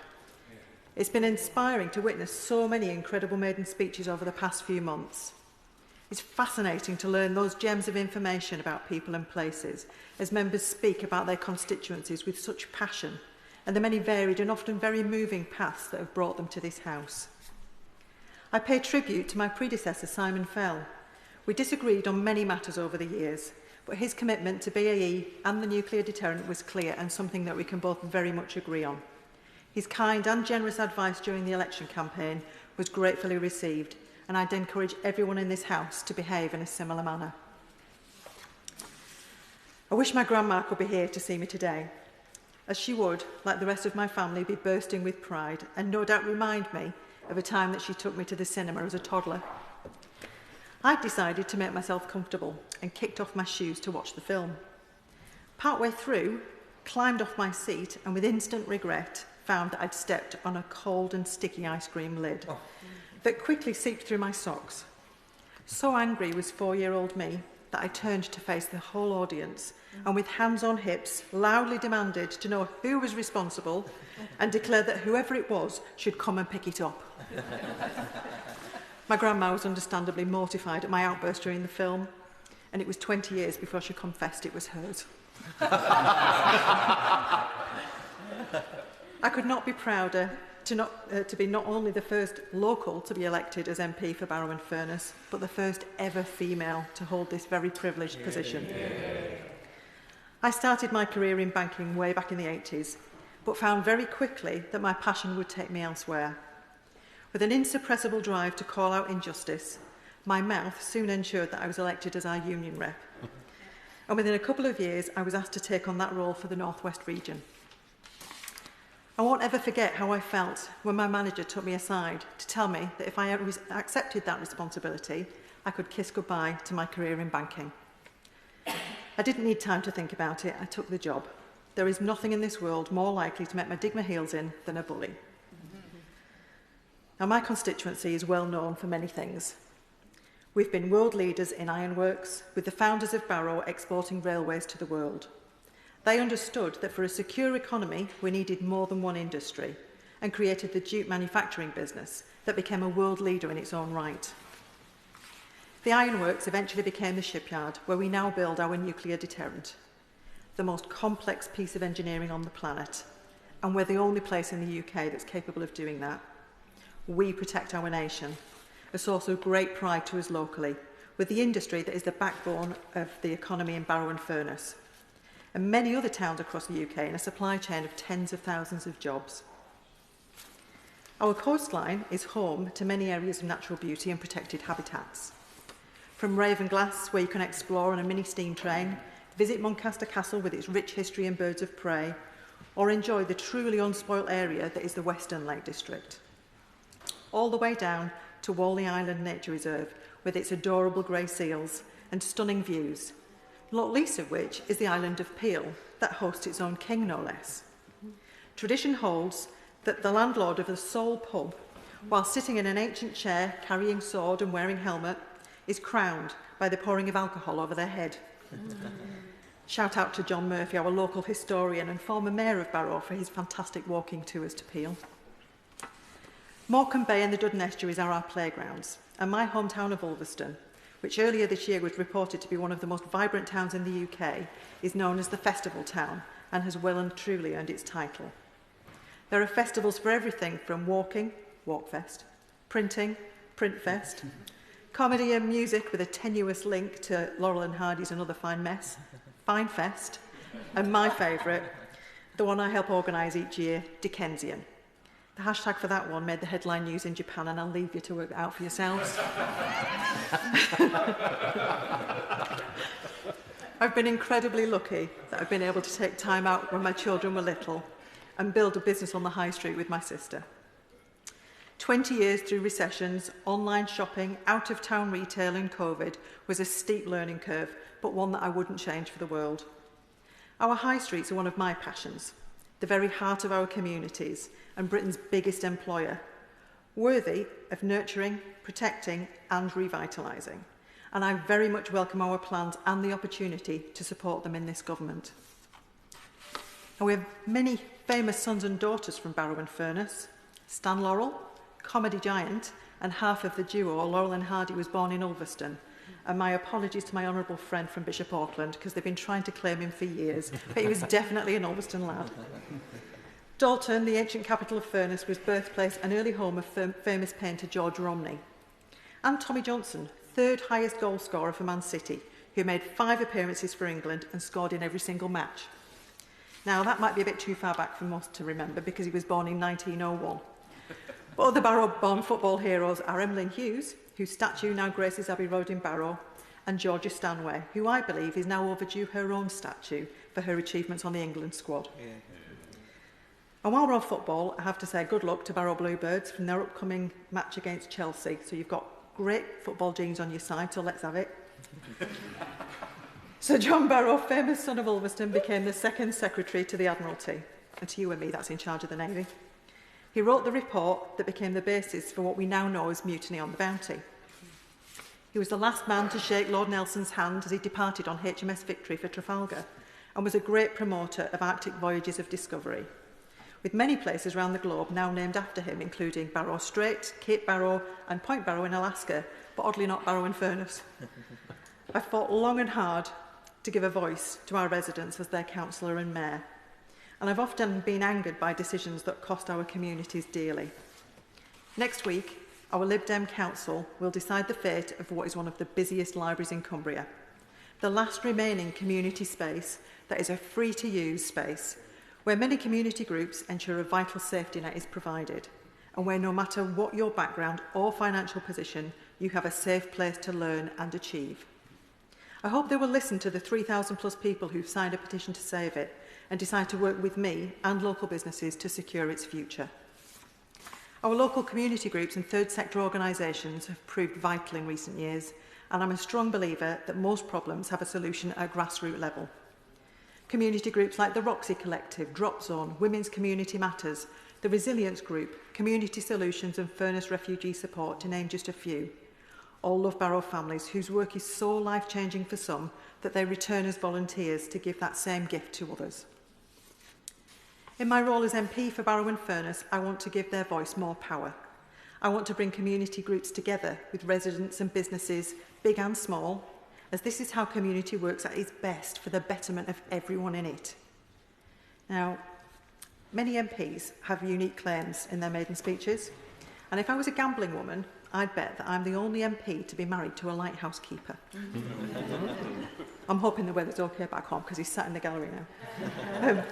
My better half is the senior lighthouse keeper in charge of the Sir John Barrow Monument, a copy of the Edison Lighthouse that stands on top of Hoard Hill and welcomes the people of Furness home. And finally, I would encourage all honourable members to come and visit Barrow and Furness, but with a fair warning that several of them will of course feel obliged to return to this chamber and correct the record on which is the best constituency. Thank you, Madam Deputy Speaker. Richard Tice. Thank you, Madam Deputy Speaker, and I congratulate the honourable member for Barrow and Furness on that excellent speech. The vision of a landlord with a sword serving alcohol is an interesting one. I'd also congratulate the other maiden speeches, in particular the honourable member for Northampton South, where I grew up, first went to school, and am still a passionate supporter of the Northampton Saints. Now, Madam Deputy Speaker, I've long been a critic of the excessive levels of overseas ownership of our key public utilities, thanks to the failures of the previous Conservative regimes. And indeed, some 80% of our offshore wind industry is overseas owned. So I have some sympathy, the House may be surprised to hear, with the aims and ambitions, or some of the aims and ambitions of GB Energy. Indeed, it may be that the Secretary of State was sort of listening to me a couple of years ago when I was talking about this. And in the spirit of being constructive and helpful to the Minister and the Secretary of State, I would just put forward a couple of suggestions, because my model of joint venture, partial public ownership of monopoly, critical public utilities is a 50-50 model. And the Secretary of State in his opening remarks referred to the Danish company Ørsted, which of course is 50% owned by the state and 50% owned primarily by pension funds with private sector management. So that's a sort of win-win joint venture. So what I would urge the Secretary of State and the Minister is that when making investments through GB Energy, that actually they focus almost exclusively on 50-50 joint ventures, where actually the investments, the other 50%, should be private sector investment, preferably from British pension funds on behalf of British pensioners. That way, we get the best of all worlds, still with the quality of private sector management, because the truth is that governments can be good at funding things, they're generally very bad at managing things. So I would urge the Secretary of State and the Minister, when considering investments to be made through GB Energy, to adopt that model of only investing up to 50%, always ensuring there's private sector investment alongside. And of course, the Secretary of State passionately believes that renewable energy will be cheaper. So therefore, he should have no problem at all in inserting into the conditions for investment confirmation that within the business plan for investments, there is a clear goal to the investment resulting in cheaper energy for British consumers and taxpayers. And with that, I urge the Secretary of State and the Minister to adopt that 50% restriction and the need for private sector investment. Thank you very much, Madam Deputy Speaker. Noah Law, maiden speech. Madam Deputy Speaker, for allowing me to make this my first speech to the House. It is a pleasure to have the opportunity to follow my honourable friend for Barrow and Furness. And it's the honour of my life to have the chance to represent St Austell and Newquay, the stunning heartland of Cornwall that touches on both of our beautiful coastlines and that so greatly shaped my life, whether it be from the springboard that I was given at Foy Community College, from learning to play the violin in Parr, to ride the waves in Newquay, or inspiring me to craft a career in financing the kind of natural resources we're so fortunate to have there. Always available with that experience to any of the members on the bench opposite who can't quite spot it. And also as a campaigner this past few years, where I've had so many inspiring voices that have helped me build the grassroots platform that brought me to this House. It's with deep gratitude that I take my place here, mindful of the trust and responsibility placed in me by the people of St Austell and Newquay. I wish to pay tribute to my predecessor, Steve Double, for the work that he did for St Austell and Newquay during his 5 years in office. Steve was a hard-working MP and worked to champion, amongst many other things, the Cornish Railways and Cornwall's pioneering model of tri-service safety officers, both of which I look forward to taking up with Bigger. St Austell Bay, Newquay and the clay country that lies in between is perhaps the most diverse and therefore representative of Cornish seats. From the tributaries of the White River that shipped our clay to the world, down on the eastern side from Roach, Bugle and Steneleys, Penwithit, Trethurgy and Tregrain, down past St Blasey and Tywardreth, to the great harbours of Parr, Charlestown, Mevagissey, Foy and its peninsula. To the numerous namesakes of St Columba and our parish, Quintrell Downs and St Colin, the village and parish of St Enida, with Somercourt, Fradden and Indian Queens.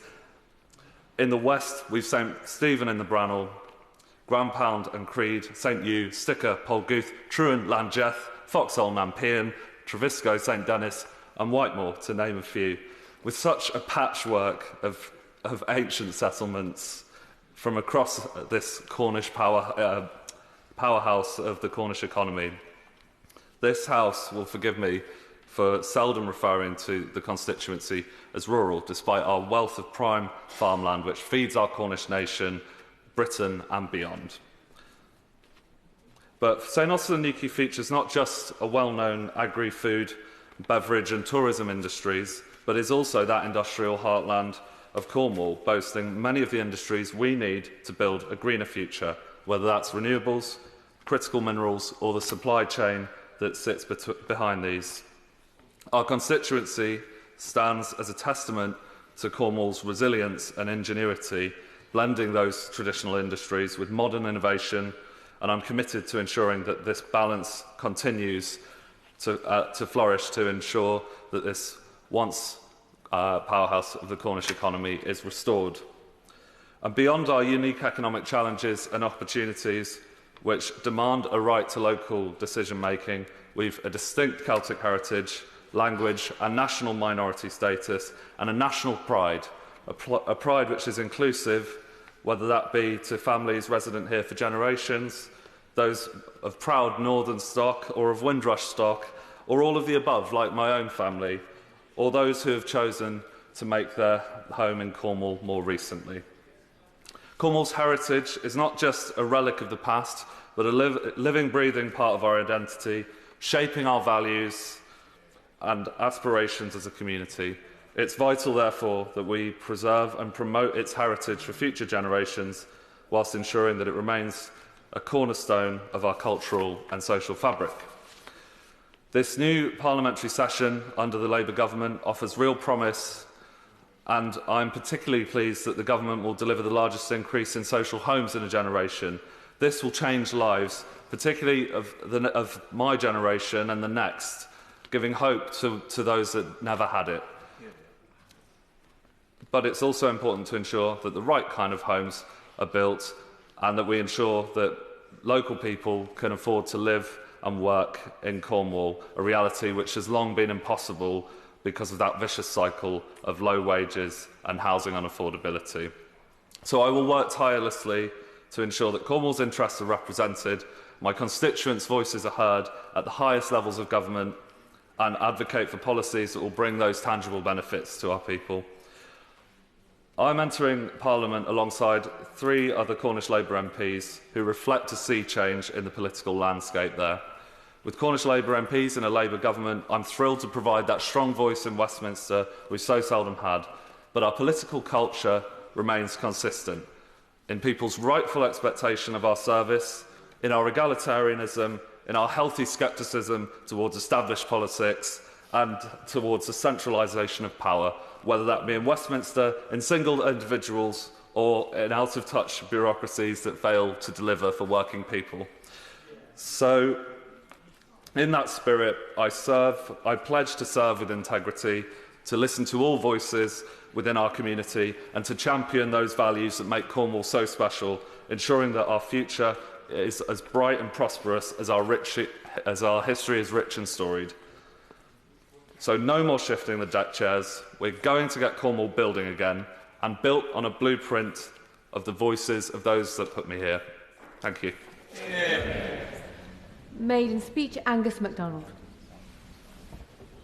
Thank you, Madam Deputy Speaker, and a very heartfelt maiden speech from the honourable member for St Austell and Newquay.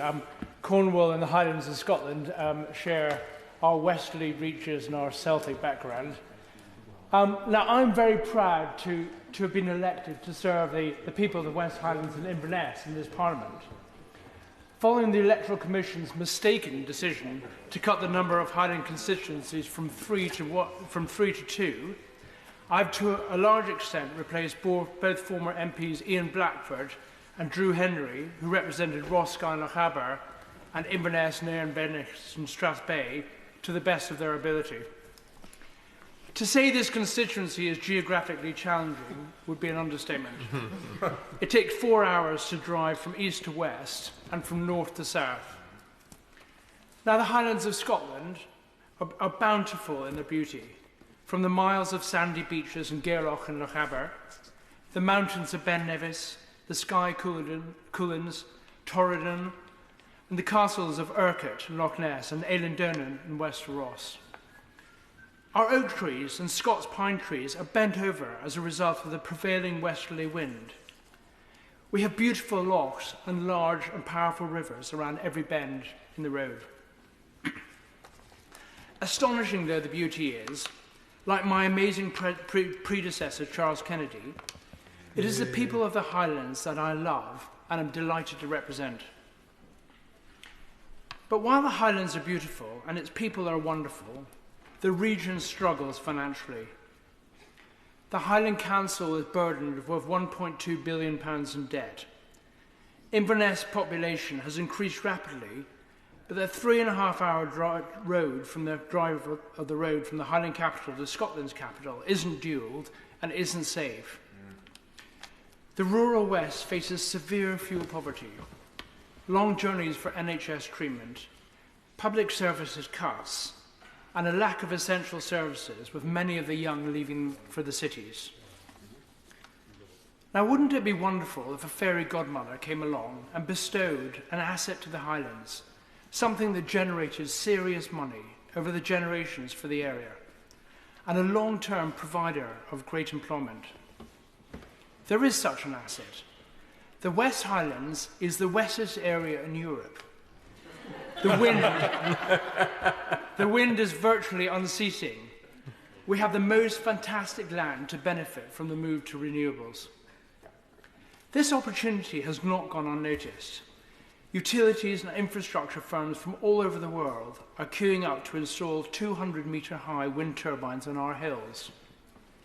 Our hydro schemes are getting upgraded, and there are £5 billion pump storage sites at various stages of development in my constituency. Major construction projects abound across the Highlands, and thousands of workers are being brought in, accommodated in temporary modular housing. Now, Scottish electricity peak use is 3 gigawatts, and our peak production in Scotland is 10 to 14 gigawatts. Scotland may add as much as another 10 gigawatts of production capacity by 2030. We will be producing 7 times more electricity than we use. Now, like prospectors to a gold rush, the rich opportunities are accompanied by challenges. There are 2 important issues that we may need to pay attention to. The first, that there is a cost to this for us in the Highlands, the industrialisation of our countryside. What was a beautiful view of the mountains is now rows of 200-metre-high whirling turbines and large new pylons marching across the country to the cities where the demand is. The second issue is, what is in it for the locals? The turbines and generators are manufactured overseas. The developer and utilities are from out with the UK, and the workers are shipped in. From this multi-billion-pound industry, our total community benefit last year was an estimated £9.1 million in the Highlands, and £26.4 million across Scotland as a whole. It should be a multiple of this. In the Highlands, we pay 50% more for electricity connection than in the south of England. And yet the Highlands is increasingly where this electricity is generated. The government is releasing the restrictions on onshore wind farms in England. What is an issue for Scotland now will become one for many rural areas across Great Britain. So what can be done about this?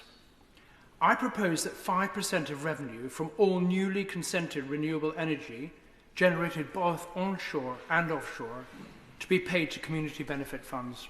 Yeah. For onshore projects, 2/3 of this to the affected council ward and 1/3 to a council infrastructure fund. For offshore projects, all of the 5% of gross revenue to go to the council infrastructure funds. For existing renewable projects over 1 megawatt, they should pay 2% as per the split already outlined. For transmission lines and substations, the Irish have an excellent community benefit plan that we can learn from. Now, I'd like the Energy Minister to listen to this rather than do his emails. The Norwegians handled the revenue from the North Sea oil boom well, and their sovereign wealth fund is now valued at $1.7 trillion. Britain saved nothing. We are in a real danger of repeating this mistake with the renewables bonanza. Can I close my address by saying there is considerable disadvantage for the people of rural Britain taking on the downsides of hosting our move from a carbon-based economy to a renewable electric alternative. It is only fair that we make this beneficial to the affected people. It is great the Great British Energy Bill will be further strengthened to include enabling community energy. I think that is really important. And finally, Inverness is the centre of onshore and offshore wind, the existing hydropower industry, and the massive pump storage projects. I'm glad that GB Energy is going to be headquartered in Scotland, and believe Inverness would be the right place for it. Irrespective, one of the first jobs should be to look at my proposals and ensure that the benefits of Scotland's renewables can be properly shared, because this is an opportunity that we cannot afford to miss. Yeah. Toby Perkins. Thank you very much, Madam Deputy Speaker. It's a great pleasure to follow the honourable gentleman from Inverness, Skye and West Rossshire. Congratulate him on that excellent speech, and particularly when he speaks of Charles Kennedy, who is still tremendously missed in this place. He speaks of a political giant that we all reflect on very fondly. It's also a great pleasure to follow my friend from St Austell and Newquay on, congratulate him also on his excellent speech. I'm speaking today in support of a piece of legislation that has the potential to be a real game changer in the fight to decarbonise our energy supply.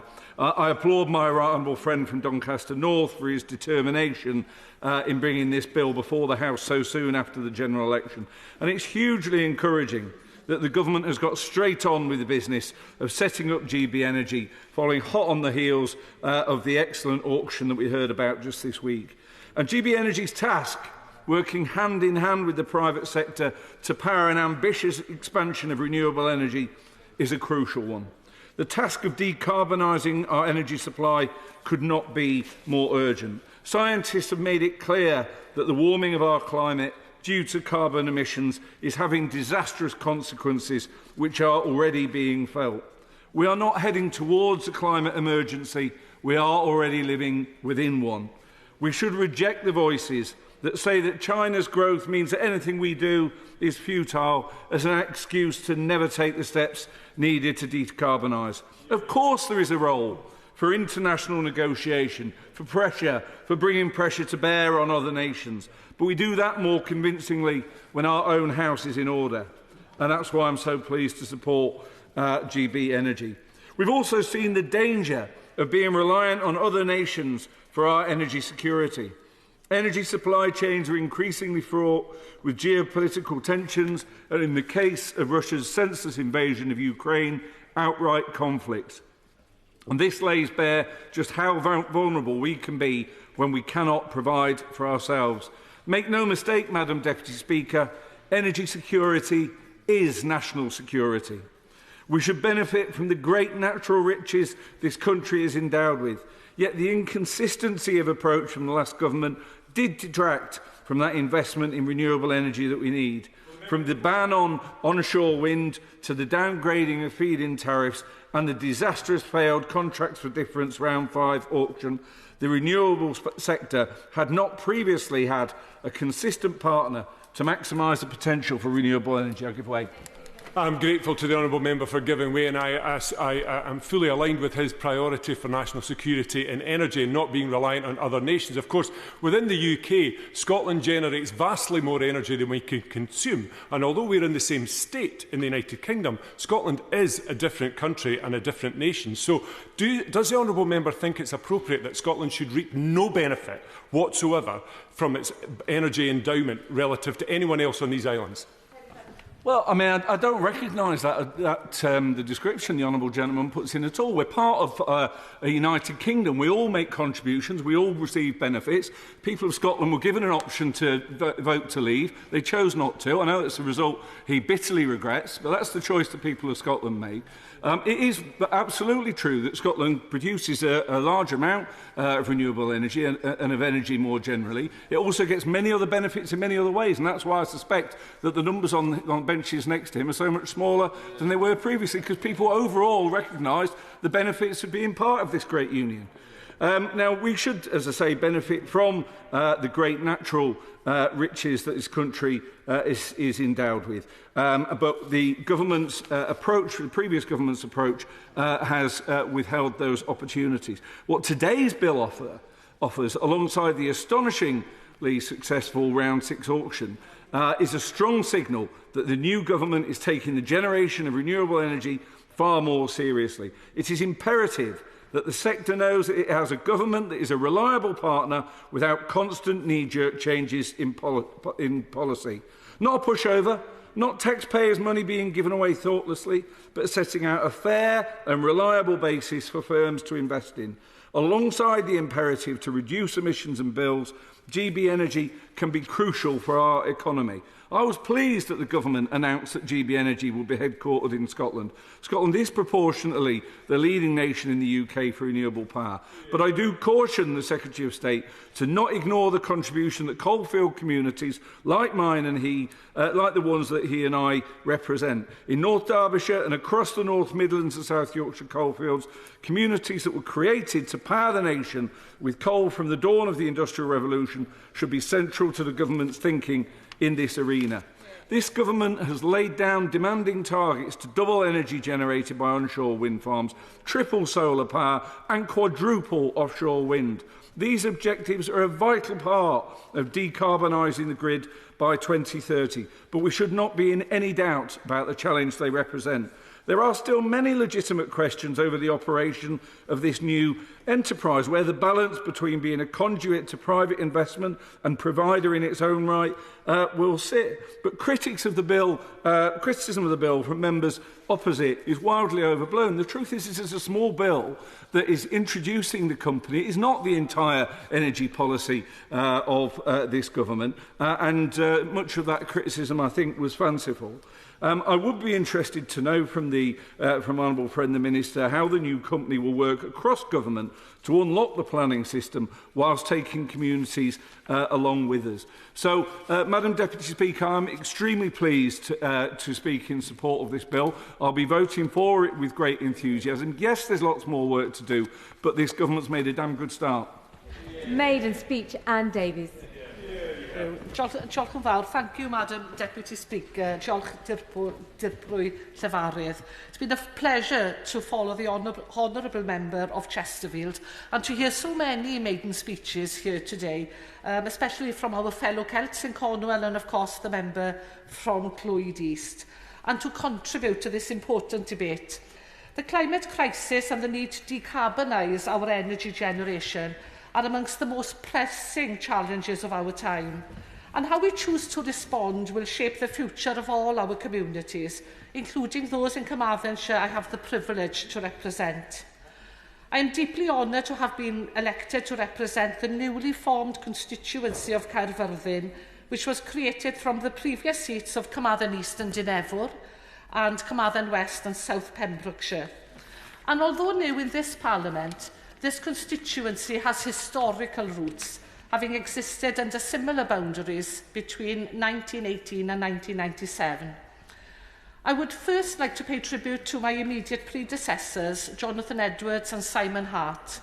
And Jonathan served our community diligently for 14 years, demonstrating the essence of being a constituency MP, which is to work hard, to serve all, and to be rooted within our communities.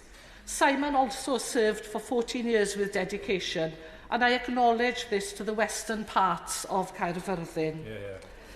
Our constituency has a proud history, and it's impossible to speak of it without mentioning Gwynfor Evans, who won this seat back in 1966 as the first ever Plaid Cymru MP. His victory was a watershed moment for Welsh nationalism, and I'm acutely aware that I would not be standing here today without Gwynfor. So his name might make a few appearances in this speech today. It's in part thanks to him and those who worked alongside him that Plaid Cymru today represent our highest ever proportion of Welsh seats in this esteemed organisation. And we do not take that responsibility lightly. And it is also thanks to Gwynfor that we are today able to take the oath of allegiance in Welsh and in Cornish, as was mentioned earlier, within this establishment. He was the first MP to attempt to do so in 1966 and was rebuked by the then Speaker. And we have, of course, moved on since those days.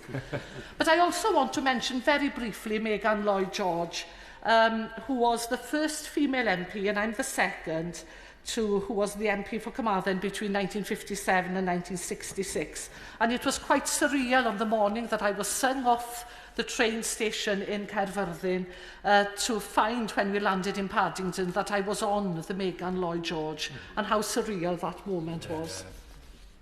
Caerfyrddin is in many respects a microcosm of Wales. We have the lush, green, Tywi, Taf and Teifi valleys, rich in natural beauty, and to the south and east we have the proud industrial heritage of the coal mines of Cwm Gwendraeth and Dyffryn Aman. And these communities, like so many across Wales, still bear the scars of that industrial past. Poor housing, low paid work and poor health outcomes are legacies we must all address. We are all too aware of the effects of that extractive economy has had on Wales. Our land produced vast mineral wealth, yet much of the economic benefit was extracted for the profit of others, leaving our communities to bear the human cost. Renewable energy now presents a historic opportunity for the Welsh economy, and similar to the role coal once played. However, I fear that history has little regard to our communities, and it is in danger of repeating itself. Under this government's Great British Energy Bill, private companies will be encouraged to build wind farms, develop tidal energy, solar, hydropower, carbon capture projects under leasing agreements with the Crown Estate. And let's just mention the Crown Estate for a moment. A company which holds assets in Wales that is valued at more than 853 million in 2023. And despite powers for Welsh natural resources, the Welsh Government has no powers over the Crown Estate, so profits from its leasing to private companies go straight here to the UK Treasury and with a cut for the royal family. These powers were devolved to our friends in Scotland in 2017, so why not Wales? The large, often multinational companies which the government will be encouraging to lead development under GB Energy will mean yet again profits flowing out of Wales with little gain for our communities. And ironically, some of these companies are state-owned enterprises, but it's citizens of other nations that benefit rather than our own. I mentioned the lush valleys I represent, and here I mention the Teifi and Tywi. Under the current plans by Green Gen Cymru and Butte Energy, a 90-kilometre-long, 132 dual-circuit overhead line is being proposed, which has been met with widespread local resistance. Local people are passionately in favour of decarbonisation, But we simply ask that the Welsh Government's policy is implemented, which is that electric transmission cables should be placed underground where possible, not just in designated landscape, but where possible. We already know that undergrounding is already commonplace in many European countries, particularly through developing cable plough technology. The UK and Welsh Governments should be placing greater emphasis for developers to incorporate such undergrounding into their proposals. Landowners across the Tywi and Teifi valleys are prepared to allow access for land if that commitment is made by Green Gen Cymru to underground. Unfortunately, despite many attempts by myself and others, the company refuses to make that commitment. This would undoubtedly save developers time and money if they could just fully engage meaningfully with our communities. In his maiden speech, Gwynfor Evans described Carmarthenshire as a county of great natural wealth, home to the only anthracite coalfield in Britain, steelworks, ports and vast agricultural potential. But he added, people see no evidence of this prosperity, and what they see is mines closing, railways closing, steelworkers being made redundant, as we have now, and a decline in agriculture. That is as true then as it is today, and rural depopulation remains an impending crisis in Caerfyrddin. I was born and raised in Llanathnau. I've only moved 4 miles in my entire life. And I farm there. I have a tenant dairy farm unit with my husband Gareth, who's up in the gallery there with my family and friends. And I'm a mother of 3 daughters and a granny of 7, a mamgi of 7. And I know I don't look it. You all should have jumped in there. You lost your opportunity, boys. But I'm all too aware of the shift amongst many of our younger generations away from agriculture, with many moving to cities to work. But if we allow global corporations to treat Wales as a playground for their activities, without ensuring that local communities benefit economically, socially and ecologically, then we only exacerbate the depopulation of our countryside. We've already seen large international corporations buying up farmland in Carmarthenshire to plant trees to offset their own carbon footprint, and this without changing any of their commercial practice. This is not the path to a sustainable future for our communities, and it's not the path towards food security or the best use of land. We need legislation that ensures local communities derive the greatest benefits from renewable energy investments. Climate action cannot succeed while we continue to encourage an extractive economy, and it is our responsibility to develop our rural economy to be locally focused, that creates well-paid jobs for local people and regenerates wealth within our communities. As the member of Caerfyrddin, I want to see a different economic model for Wales, one that is locally owned, where the benefits are retained within our communities and where development is driven not solely for profit, but for the well-being of our people. We should adopt a more distributed, decentralised model of energy generation, and one that spreads ownership and benefits broadly across our communities. These 2 aspects, ownership and benefit, must go hand in hand. To return to Gwynfor's words from his maiden speech, the Welsh are beginning to take their country as seriously as the English take theirs, and as seriously as the Danes and the Swedes take their country. And thanks to Gwynfor and the foundation he laid, the people of Wales do now take their country seriously. We have our own lawmaking parliament, and our 2 languages, the Welsh and English, officially have full equal status in public life. There's much we can still do and learn from other nations. And Denmark has rooted its decarbonisation efforts in local ownership. This approach has accelerated their progress because it has garnered widespread public support. In Denmark, there's been a legal requirement since 2009 for at least 20% of renewable energy projects to be offered to local ownership.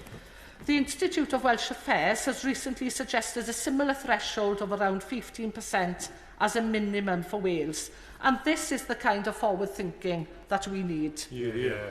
And during this election campaign, many people kept saying to me, "You're not a normal politician." And my response was, well, why aren't I? Because I am a mum, I am a mumgy, I'm a farmer, I'm a business owner, we run a children's nursery, which we started from scratch. I'm a former teacher and I'm a lecturer. And there isn't a training module for this job, is there? It's just life experience. And I'm determined in this new role to show women in Carmarthenshire that we all belong in the rooms where decisions are taken, absolutely. I carry with me the voices of those who have been overlooked for far too long. Farmers who toil the land, families who strive for a better future, and communities that deserve far more than the crumbs from the table. The path forward must be one where Wales controls its own destiny, and where the wealth of our natural resources enriches our people, where the decisions that shape our future are made not in boardrooms far away, but by the very people who live and work in our communities. That's how we ensure protection for our environment and our society for the years to come. Diolch yn fawr. Yeah. Maiden speech, Elaine Stewart. Yeah. Thank you, Madam Deputy Speaker, and I would like to begin by congratulating the previous speaker, the Honourable Member of Carmarthen, I hope I got that right, on making an excellent maiden speech. I would also like to congratulate all new members who have made interesting and inspiring contributions today. I am also delighted to be making my maiden speech as part of the debate on the Great British Energy Bill. GB Energy will of course be headquarters in Scotland, with a clean energy infrastructure already in place and the workforce to match. Ayrshire would be an ideal setting. However, regardless of where it is located, GB Energy will create thousands of jobs and deliver energy security and lower prices for consumers throughout the UK. As it is customary, it is also right that I pay tribute to my direct predecessor, Alan Dorrans, who served his constituents well through the last 5 years. Politics aside, it is important to acknowledge that hard work and dedication that is asked of us elected members. We carry out our duties and represent all constituents to the best of our ability.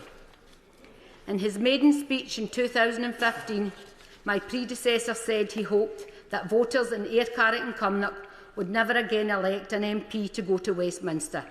On this point, I am glad to say he was wrong. I would also like to pay tribute to my Labour predecessor, Sandra Osborne. Sandra was the first Labour and first woman MP for Ayr from 1997 until 2015. Sandra was an outstanding MP and is still remembered fondly by many throughout the constituency. I would also like to pay tribute to her predecessor for Cumnock and Doon Valley area of the constituency, George Folkes, who now sits in this other place as Lord Folkes of Cumnock. Madam Deputy Speaker, allow me to say a few words about my constituency, Ayr, Carrick and Cumnock. It runs all the way from Pinwhirry to my beloved Domellington, with many rural and coastal towns and villages in between.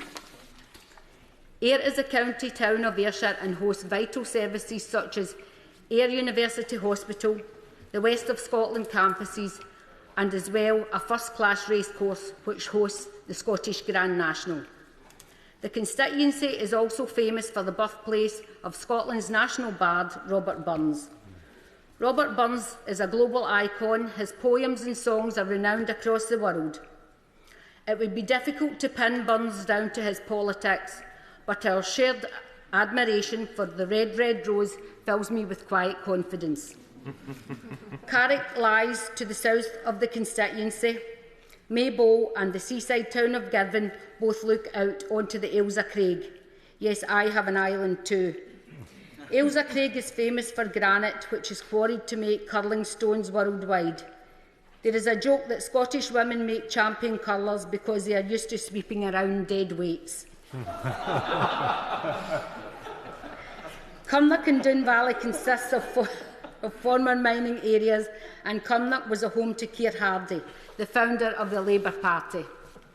When critics take a pop at the Labour Party, they say Keir Hardie would turn in his grave. They do not realise he was in fact cremated in Maryhill in Glasgow. A fine marble bust of Keir Hardie sits outside Cumnock Town Hall. This is a popular spot for a photo for leading Labour figures visiting the area. Even Michael Portillo felt obliged to have his picture taken for his travel documentary. He will be happy with this government has been so quick to act in improving the Great British Railways. When honourable members decide to travel to my constituency, they will also find the magnificent Dumfries House in Cumnock. Saved by an intervention in 2007 from Prince of Wales, now His Majesty the King Charles, the project has developed much-needed educational research, employment opportunities across the area with great success. There are many gems to be found across the constituency.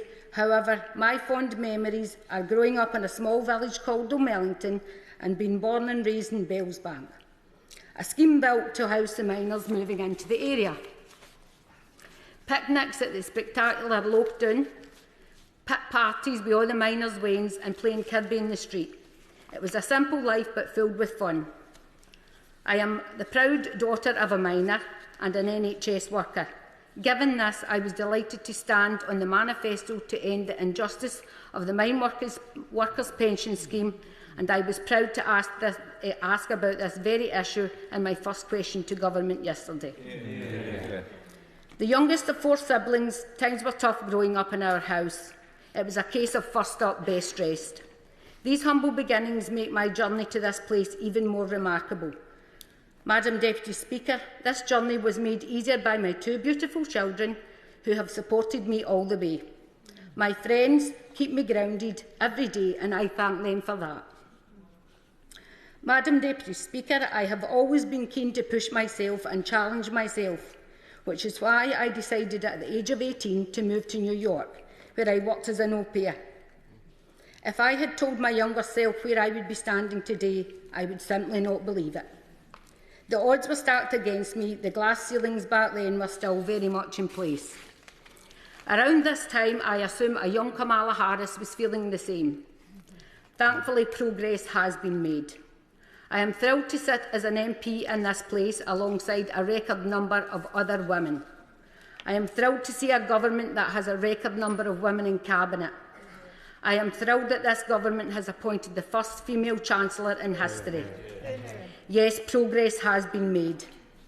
In November, I am sure the whole House will welcome the prospect of another glass ceiling being smashed in the world of politics.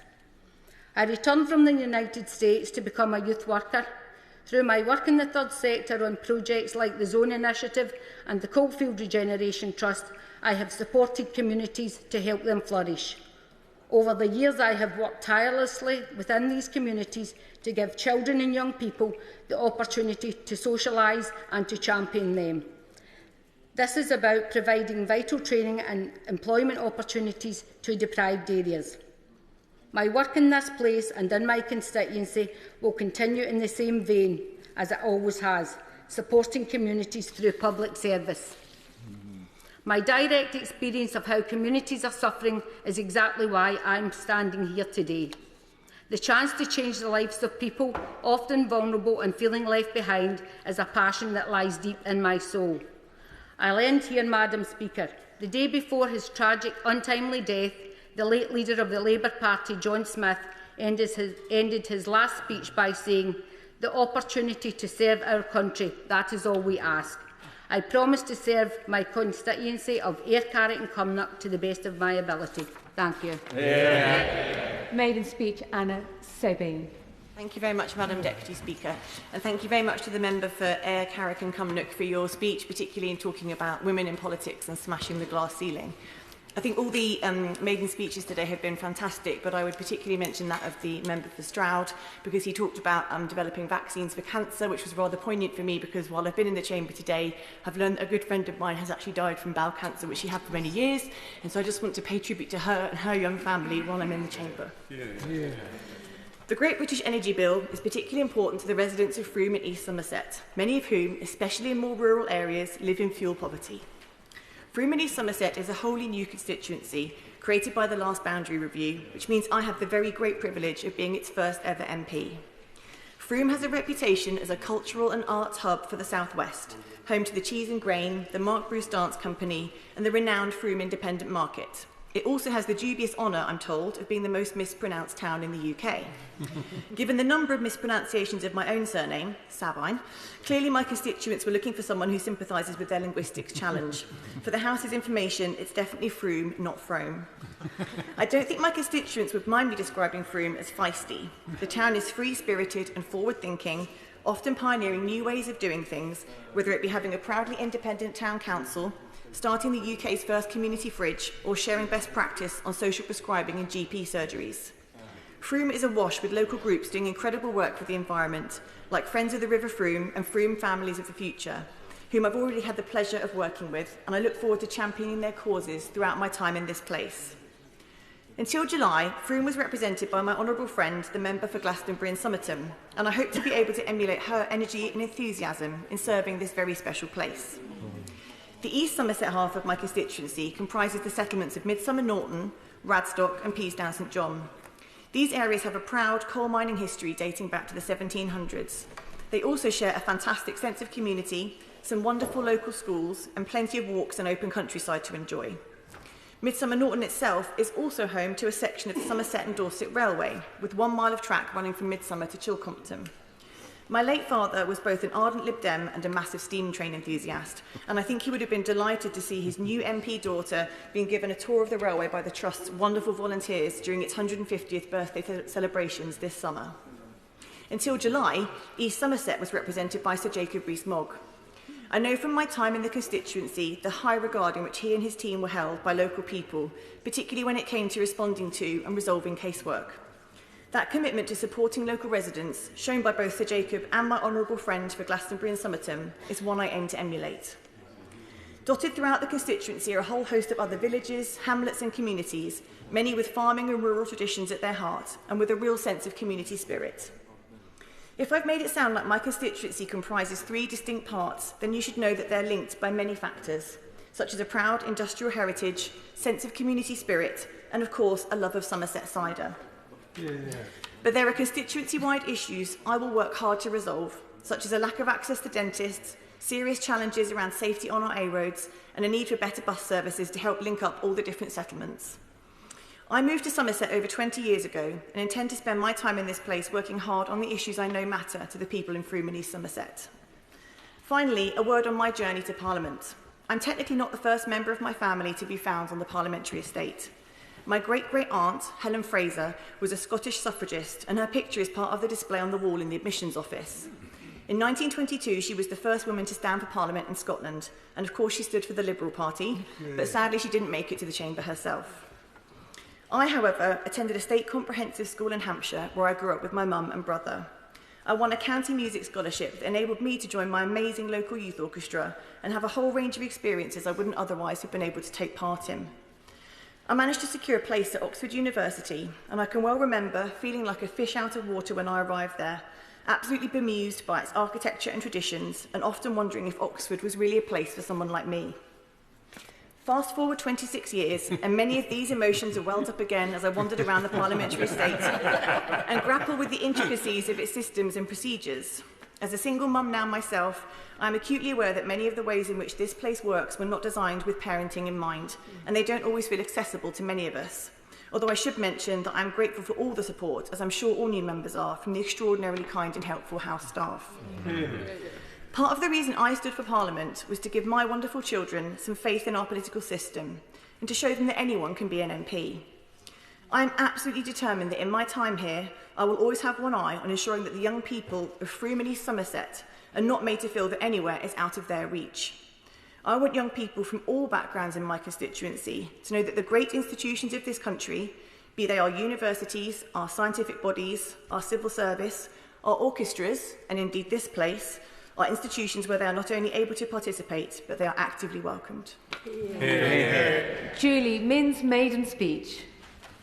Thank you, Madam Deputy Speaker, and thank you very much to the Honourable Member for Frome and East Somerset for your maiden speech in what I do understand is a very difficult afternoon for you, and I'm sure everyone in the House would join in sending our condolences to you and the family of your friend.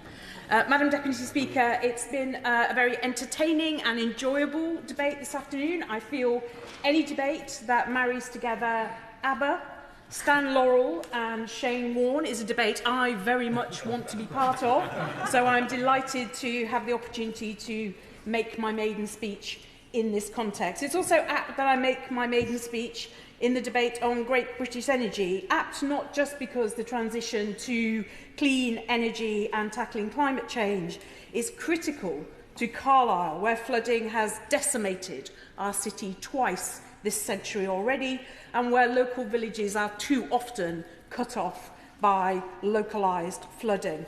Apt not just because we need to remove the obstacles that stop Cumbria's farmers connecting their solar and wind farms, but also apt because people right across Carlisle and North Cumbria tell me that they are desperate to see that cut in their energy bills. But it is also personally apt that I speak on this topic. My great-grandfather, a Conservative alderman and councillor for Carlisle, was a man of unusually progressive thinking, and in 1909 he urged our city's industries to set aside coal and instead harness the hydroelectric power of our three rivers on which our great border city stand. I like to think that whatever our political differences, my great-grandfather and I would have agreed that Great British Energy is not just right, but it's essential for Carlisle, Cumbria and for our country. I am the first Carlisle-born MP since 1918 and the very first woman to represent England's most northerly city. A city of many little-known facts. For example, in the 1830s, Carlisle was home to Britain's first black police officer. In 1916, David Lloyd George nationalised all of our city's pubs and breweries, declaring that their intoxicating effect on the munitions workers was doing more damage to the British war effort than the entirety of the German submarine fleet. And in 1963, the Beatles were thrown out of Carlisle's Crown of Mitre Hotel after a complaint from the local golf club that the young Liverpudlians were too casually dressed. My predecessor, John Stevenson, is himself a keen golfer, and I like to think that whilst he might be a stickler for the rules, he would have recognised the fledgling talent of the Fab Four and not been so hasty in demanding their removal. I say this because John was a passionate advocate for the potential of our young people and played an important role in securing the new Pears Medical School at the University of Cumbria, which will open its doors next year. In over 2,000 years of city history, the University of Cumbria is a relative newcomer, and its creation is testimony to the work of the last Labour MP for Carlisle, Eric Martlew, who did so much to secure a university for our city. I very much look forward to the opening of the new medical school and the contribution it will make to our government's mission to rebuild our NHS and train the next generation, like my own daughter, of homegrown doctors, nurses and paramedics. Yeah. My constituency lies between the Lake District and Hadrian's Wall. It is a place plentiful in sheep and cattle and populated by folk known for good crack and a love of XL crisps. For the uninitiated, the XL crisp is a savoury, cheesy, no onion delight whose availability in the catering outlets of this house I shall passionately campaign for. I shall also campaign for more critical matters such as the completion of our flood defences that were promised but not delivered by the last government, the rebuilding of NHS dentistry across North Cumbria and the growth of Carlisle's nighttime and visitor economies. Carlisle and North Cumbria already have much to offer visitors. Name me another UK city that can boast not only citadels, city walls and a Norman castle, but a Victorian railway station, a cathedral and original Turkish baths. And on this point I must declare an interest, because I am the chair of the charity working towards the refurbishment and reopening of Carlisle's historic Turkish baths. It is one of only 12 original baths still in working order in the UK, the only one left in the northwest of England, and the only one with a tiled interior made by the same company responsible for the exquisite tiles we see here in the Palace of Westminster. We are also blessed with a rich industrial heritage. Over the years, Carlisle has been a hub of food manufacturing. The sweet manufacturer Teasdale's, famous for their licorice nippets. Cavan and Gray, who produce not just any ready meals, but M&S ready meals. And of course, Carr's Biscuits, home of the table water and employer of generations of cracker packers. Madam Deputy Speaker, I could not be prouder to represent the city where I was born and raised, and I owe a debt to Robert Ferguson and Trinity Schools for helping a working-class child from Denton home to become the first in her family to go to university. Without university, I would not have become involved in politics, and I would not have had the privilege of campaigning for John Smith, a great parliamentarian, to become leader of our party. Nor would I have realised the ambition of my distant cousin, Ernest Lothian, who was Labour's first parliamentary candidate for Carlisle back in 1918.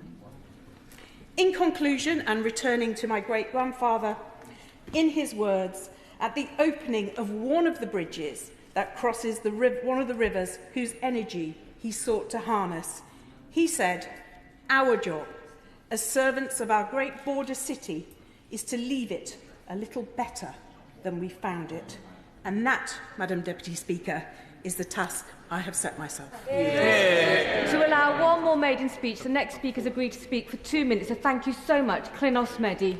Can I thank you, Madam Speaker, and can I congratulate the member for Cumbria on her maiden speech, and thank you for sharing your passion and also the delicatessens of your area after a long afternoon. Ynysmon is known as the energy island because of its rich natural energy potential with its powerful, predictable tides and the proud history of nuclear production on the island. The Wilva site has been a political game for over a decade. Back in 2019, we were so close to the finish line, but it lacked the political support from the government at the time. The community has witnessed the false stone of Wilva Newydd, and there is uncertainty regarding the Wilva Newydd site under this Labour government. The government fact sheet for this bill says that the Great British Energy's function will include exploring how Great British Energy and Great British Nuclear will work together. The people of Ynysmon don't want more consideration, they want clear commitment and timelines. I urge this government to give Ynysmon a straight answer about the future of the Wilva site and a clear timeline. I was pleased that the Hydro Wing tidal project won the 10 megawatts under the latest contract for difference auction.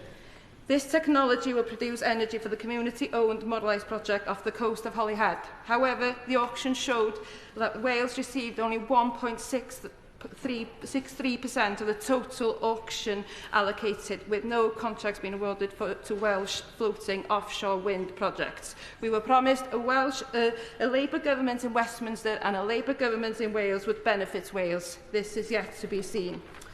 A commitment for GBAE to massively expand local and community ownership energy alongside the evolution of the Crown Estate would ensure that ownership and profits from energy projects would be in the hands of the people of Wales and could help lower the bills. I urge on this government to make sure that all those decisions are put in the local hands, but do not rush decisions around large solar panels, because we are losing valuable agricultural land and food security is paramount, and that's been the decline in the economy in Ynysmon. Ultimately, The immense natural energy potential that Ynys Môn and the rest of Wales has can be truly realised if the control of Welsh natural resources are held by Welsh communities, backed with sufficient public investment to meet our climate economic goals. I hope I reached the timeline. Magnificent. Maiden speech, 5 minutes. Mark Seward. Thank you, Madam Deputy Speaker, and in the interest of saving time, I'm sure you will grant me permission to skip to the part where I celebrate my great constituency. It is the greatest responsibility and honour of my life to stand before you as the Labour MP for Leeds South West and Morley. Alongside being a husband and a dad, this is the most important job I will ever do, and I give sincere thanks to my constituents and my neighbours for sending me to this place. Now, it has been 9 years since Morley and Outward, the old constituency, sent Dame Andrea Jenkins to represent us, and I'd like to give sincere thanks to my predecessor. Andrea is a ferocious campaigner for the issues she passionately believes in. During her time as our MP, she was a strong advocate for animal welfare, and she always stood up for the people of Ukraine. She will always speak her mind and her truth to power, as members of this House will be able to confirm. And while the list of things that we agree on is reasonably short, we were in broad agreement that prior to the general election there needed to be a change in Prime Minister. I sincerely thank Dame Andrea Jenkins for her service to her constituents and this House. Now, Leeds South West and Morley is steeped in history, tradition, and it's made up of some of the best and proudest communities in the country today.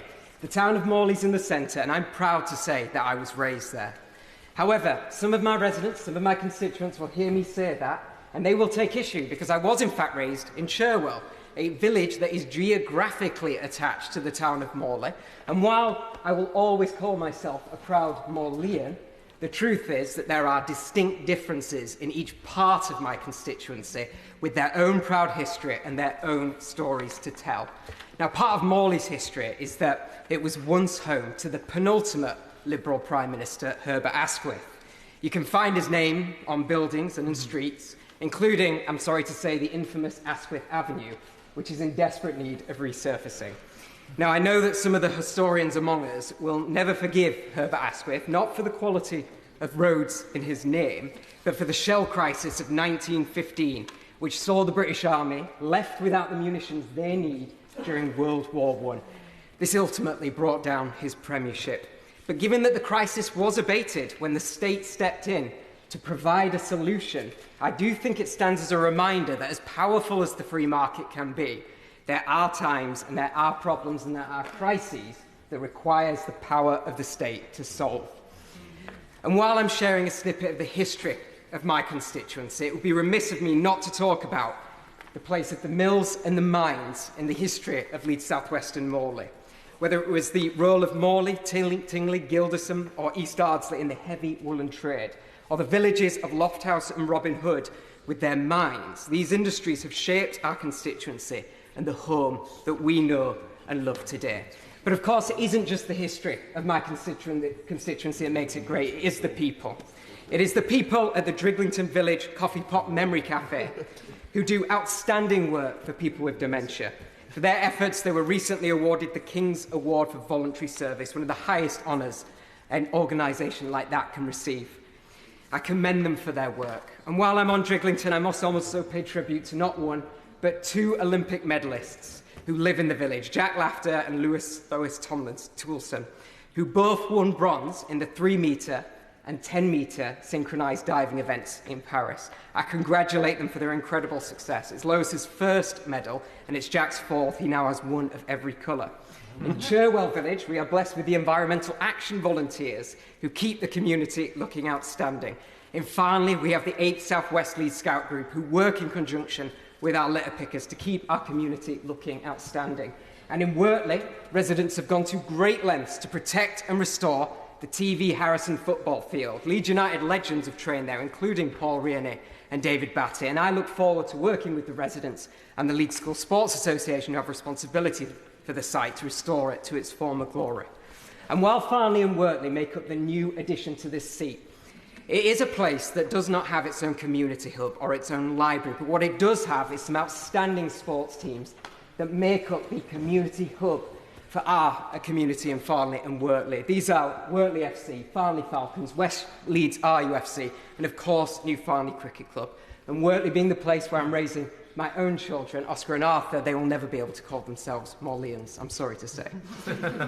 Finally, Madam Deputy Speaker, because I know that time is very short, I do want to reference the work of WF3 Kindness, who work across Tingley, Ardsley, Thorpe, Lofthouse and Robin Hood, and their sole aim is to help people in those communities live stronger and better lives, and I look forward to supporting them in that work. And if I could conclude by saying that these organisations, these constituents I've referenced today, they have sent me here to return politics to public service once again. They have sent me here to restore stability to our country and our economy. They have sent me here to plug those gaps that they have often themselves had to fill. My constituents have stepped up time and again to serve their community. It's my turn to do the same for them. Thank you very much. Thank you very much. Shadow Minister, on your feet, Andrew Bowie. Very much, Madam Deputy Speaker. It's been a great privilege, actually, this afternoon, listening to so many maiden speeches, so many members of Parliament, pretenders to the throne, representing what they claim is the most beautiful constituency in the country. Everybody, of course, knows that's West Aberdeenshire and Kincardine, but it was a great reminder, listening to everybody today, of the fact that there is so much more that unites us than divides us, that we're all privileged to serve in this place. We're all privileged to serve the constituents that have sent us here for however long or short. However, in reading through the list of the 18 constituencies that had members doing their maiden speeches today, I was reading through, I think, a list of all the parts of the country that I either spoke in or campaigned in over the last year. The fact that they are now all represented, all of them, by parties not on my own, maybe says something about my own campaigning ability than not. But Clwyd East, Northampton South, North East Hertfordshire, Eastleigh, Stratford and Bow, Cheadle, Truro and Falmouth, Camberwell and Redruth, Stroud, Barrow and Furness and Oslo and Newquay, Inverness Skye and West Rossshire, Caer Verthin, Ayr, Carrick and Cumnock, Frumeney, Somerset, Carlisle, Innismore and Leeds South and Morley. All fantastic maiden speeches. Welcome to the House of Commons. It's just unfortunate, Madam Deputy Speaker, that on such an auspicious day and a proud day for them, we had to spend our time talking about an unnecessary, costly gimmick that will not improve our energy security, do nothing to reduce consumers' bills and nothing to reduce our carbon emissions. We heard the Liberal Democrats, for example, claim that we left a mess for the government to clean up when it comes to it. Well, if this is a mess, the first to fifth largest offshore wind farms in the world, the fastest reduction of carbon emissions in the G7, an end to coal-fired power production and net zero in law. If that is a mess, Madam Deputy Speaker, I would like to see a good job well done. We had great claims from the heard great claims from the Secretary of State earlier today that GB Energy will incentivise investment, that it will speed up the deployment of new technologies while scaling up more mature ones. All of which is debatable, to say the least.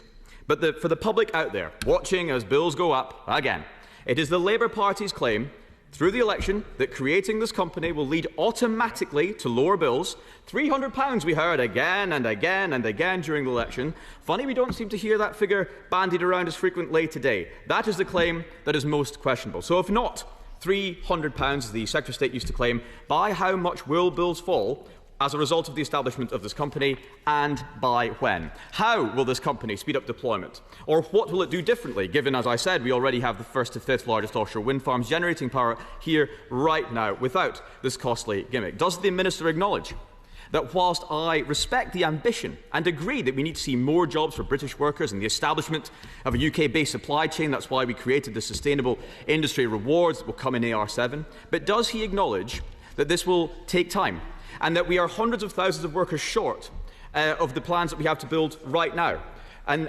this will not make any difference to their 2030 plans?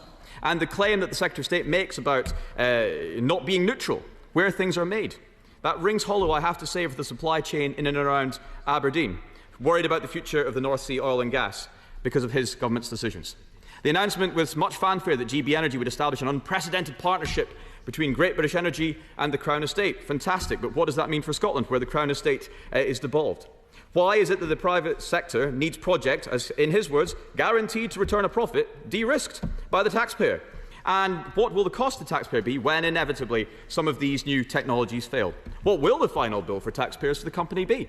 For although £8 billion is a large amount of money, just think how many pensioners could heat their homes for that amount, for example. The TUC, no less, conducted analysis last year that found that GB Energy would need around £61 billion to £82 billion of investment between 2025 and 2035 to scale it up to the level it needs to be to do all the miraculous things that the government claims it will. So this initial 8.3 capitalisation, large when we have such pressure on public finances, seems a little on the low side if they really do want to create a British Orsted or EDF bailed out annually by the taxpayers, especially given that £3.3 billion is planned to fund local authorities and provide low-cost loans to communities, leaving £5 billion to do everything else. So when does the Minister expect his boss, the Secretary of State, who has returned to the Chamber, to go cap in hand to the Treasury asking for more money, and what exactly does he think that her response will be? How will the establishment of GB Energy impact the independence of GB Nuclear? Will GB Energy now have the final say over the small modular reactor drawdown process? And how is that process anyway? Do we have a timeline for a final decision, or a decision on a 3rd gigawatt scale reactor at Wilva, or a route to market for the new nuclear tech? I'd be delighted to give way. Sorry, yes. I thank the honourable member for giving way. 18 years ago, right honourable member, apologies, 18 years ago, a younger member for Doncaster North signed off and approved land at Moorside, next to Sellafield, for new nuclear use. And 18 years on, we're now at the 11th hour, thanks to the indecision, chaos and confusion of the last government, unable to make long-term decisions about the nuclear future of our country, now lecturing the government. And I would ask, why is he defending the last government's approach when it's so apparent that a new approach is needed? Because it was really good. Well, I thank the honourable gentleman for his question. He was right the first time, honourable, not right honourable, but not that. I was very pleased to visit Sellafield, Moorside and his constituency, and I was also very proud to be the first nuclear minister in the history of this country. I was proud to launch Great British Nuclear, was proud to announce our small modular reactor drawdown scheme, proud to announce our route to market for alternative, proud to announce that we would build a 3rd gigawatt scale reactor at Wilva, that we'd carry on with Hinkley, that we'd carry on with Sizewell, and now it's in the hands of the government. Now it is in the hands of his party to take the decisions necessary to move the nuclear industry through to the next level, moving forward on our proud agenda, our world-leading agenda for reinvestment and revolutionising the nuclear industry in this country, of which he is rightly proud. I won't, because he's eating into his own minister's time to respond. Well, I will, because it's... He's such a generous man. He's listing all of the commitments that he made, but we all know that his government made £22 billion worth of commitments. They had no idea how to pay for. Why don't you tell the truth? Well, the truth is quite an interesting word to use, coming from the party that has decided to prioritise train drivers over pensioners, and that on the very day that they announced a 22% increase in junior doctors' pay, told the pensioners of this country that they would be going cold this winter. But back to the matter at hand. What will the relationship be between GB Energy and UK Industrial Fusion Solutions, or the IAEA, and how will it affect the plans for STEP at West Burton? The Secretary of State wants the UK to export more energy, but has he done an analysis of the impact on bill payers of building the required infrastructure and interconnectors? And will GB Energy and not Ofgem now be the final decision maker when it comes to the approval of new international interconnectors to the continent? And if so, how will it be held responsible for those decisions by his department and by this Parliament? Can I also ask sincerely to the Minister to please end the disrespect? And I know that he is a respectful person and indeed Minister, so please end the disrespect being shown to the people and businesses of Aberdeen with the will they, won't they game being played around the location of GB Energy's HQ. This is an area of the country already worried, politics aside, about its economic future, and so my plea to him, as my neighbour, the Honourable Member for Gordon and Buchan, asked earlier, is to please end this and make an announcement as soon as possible. Ultimately, however, the very simple question he will have to answer, surely, after considering all the points that everybody has made this afternoon, is why. Why are they doing this? Britain is already a world leader in clean energy production. We are already leading the world in terms of cutting our carbon emissions. We already export energy. We are building at an unprecedented rate the new technologies in this country. We've halved our emissions, and we've done this whilst growing the economy. The Secretary of State regularly and rightly claims it is Britain's over-reliance on gas that has led to bill payers here paying higher bills than other countries. And as I say, he is not wrong. But is acknowledged by the Climate Change Committee that we will be reliant on gas for a significant proportion of our energy supply for many years to come. So his decision for the North Sea will leave us, in the short term, even more reliant on foreign imports, reliant even more on the countries and regimes he claims he wants to free us from, and there will be a lower tax return from a smaller sector for the Treasury, and the jobs and capabilities and skills that will be lost overseas, and bills will not fall, certainly not by the £300 he claimed during the election. So if it isn't for bill payers, and it hasn't the capital to enable it to be an Orsted or an EDF, and we're already world leaders, and it will open the taxpayer up to huge risk in investing in emerging technologies that might fail, and it won't increase our energy security, the question is why? What is the point in GB Energy? Surely the Secretary of State isn't that desperate to have something to put on his headstone, so desperate to have a new plaque to unveil. The Honourable it may well be about the headstone, but the Honourable Gentleman should be aware that this bill could be the government's tombstone. We've seen how these projects end up. Robin Hood Energy collapsing, leaving Nottingham City Council with a bill of £38 million. Bristol Energy the same. What will the bill for the country be if GB Energy follows the same path? Therefore, Madam Deputy Speaker, because Great British Energy will not produce any energy, will not cut household energy bills by £300, as the Prime Minister, the Chancellor of the Exchequer, the Secretary of State for Energy Security and Net Zero have all stated, does not compensate for the amount of investment in energy projects that will be deterred by the Government's plans to prematurely shut down the UK's oil and gas sector, and is an unjustified use of taxpayers' money at a time when the Government is withdrawing the winter fuel payment for 10 million pensioners as energy bills rise, I echo the words of the Secretary of State and urge members on the other side to join us and ignore the whip and vote for our amendment this evening. Thank you. Energy Minister Michael Shanks. Thank you. Thank you, Madam Deputy Speaker. And can I begin by thanking honourable and right honourable members who have participated in this extremely wide-ranging debate this afternoon. I particularly want to pay tribute to all those members across the House who gave their maiden speech in this debate. Thankfully, the member for West Aberdeenshire and Kincardine has already run through all the constituency names, so I don't need to do that again. But I do want to highlight specifically some of the really emotional contributions that we heard from honourable members, particularly the member for North East Hertfordshire, Eastleigh and Stratford and Bow, who spoke so passionately, as many did, about their pride in the communities, but also the importance of this moment in this decisive decade to tackle irreversible climate change. There will come a point in this Parliament where we won't have debates that are dominated by maiden speeches, and I have to say I'm going to really regret that, because every time I sit here I learn a lot more about the country that we live in, and thank you for sharing your own communities with us this afternoon. This has been a thorough and interesting discussion of the principles behind this bill and the establishment of Great British Energy. The UK faces immense challenges, from energy insecurity and our over-reliance on volatile fossil fuel markets to the cost of living crisis and a climate crisis. And this government is determined to address these challenges, with clean energy being a key part of the solution. Other countries have already seized the opportunity of publicly owned energy generation companies, which has left Britain behind. Unlike previous governments, this government is committed to the benefits of public ownership in the UK, and we want UK citizens and taxpayers to own parts of our infrastructure too. Great British Energy will drive clean energy deployment, boost energy independence and generate benefits for all parts of the United Kingdom. It will deliver for the British people, creating good jobs, delivering profits and demonstrating international leadership. I'm going to carry on just now because we have a very short time to finish.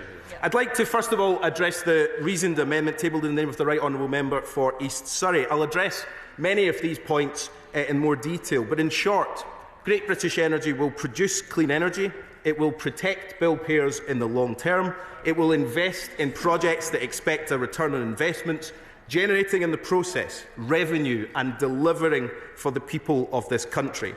And we will manage the transition in the North Sea in a way that is prosperous and just and enables our offshore workers to retrain into the industries of the future in a long-term, sustainable way. I would urge the House to vote against this so-called reasoned amendment tonight. Turning to some of the specific points, and I'm sorry I won't be able to get to all of them because of very little time. We've already announced a substantial amount of detail on GB Energy beyond this bill itself, including publishing its founding statement, announcing the first major partnership with the Crown Estate, confirming that it will be headquartered in Scotland, and appointing Jürgen Meyer as the start-up chair. This bill is the next stage of Great British Energy's journey, giving it the statutory footing that is needed to deliver on our ambitions. The bill is drafted to help establish Great British Energy and sets the necessary legal framework. GB Energy will be an operationally independent company, just as Great British Nuclear and the UK Infrastructure Bank are, and it will be accountable to Parliament, not run by ministers, as some members have claimed today, and overseen by an experienced board, benefiting from industry-leading expertise and experience right across its remit, bringing the most skilled and experienced individuals to the heart of the decisions that it will make. It will not be a trading fund, as suggested by the Honourable Member for Angus and Perthshire Glens. Instead, as I've already said, it will be an operationally independent energy company that owns, manages and operates clean energy projects. And I suppose, perhaps, for the Honourable Gentleman, the confusion arises from the fact that the SNP's commitment to set up a publicly owned energy company hasn't come to anything at all. I think it's been 7 years since it was announced. And of course, only this week, the Scottish Government drew down even more money from the ScotWind inheritance to plug the gaps in their day-to-day spending. We've heard from the Honourable Gentleman already. There were multiple questions in this debate about how Great British Energy will lower bills and when taxpayers will see a difference, and it features in the reasoned amendment tabled by the party opposite. Members in the party opposite want to raise the issue of bills as if they have been nowhere in the past 14 years. Their record is why people up and down this country are paying more in their bills, and the people will not forget it. In an unstable world, I'm not going to give away, I've got very short time. In an unstable world, the only way to guarantee our energy security and to protect bill payers from future energy shocks is to speed up our transition away from fossil fuels and towards homegrown clean energy. We have been clear that we cannot flick a switch and fix 14 years of dither and delay overnight, but we have set about starting that, and we will continue. Throughout supporting the transition, Great British Energy will save families money by ensuring that electricity bills are no longer exposed to the kind of price spots. And if the party opposite want to put a number on this, let's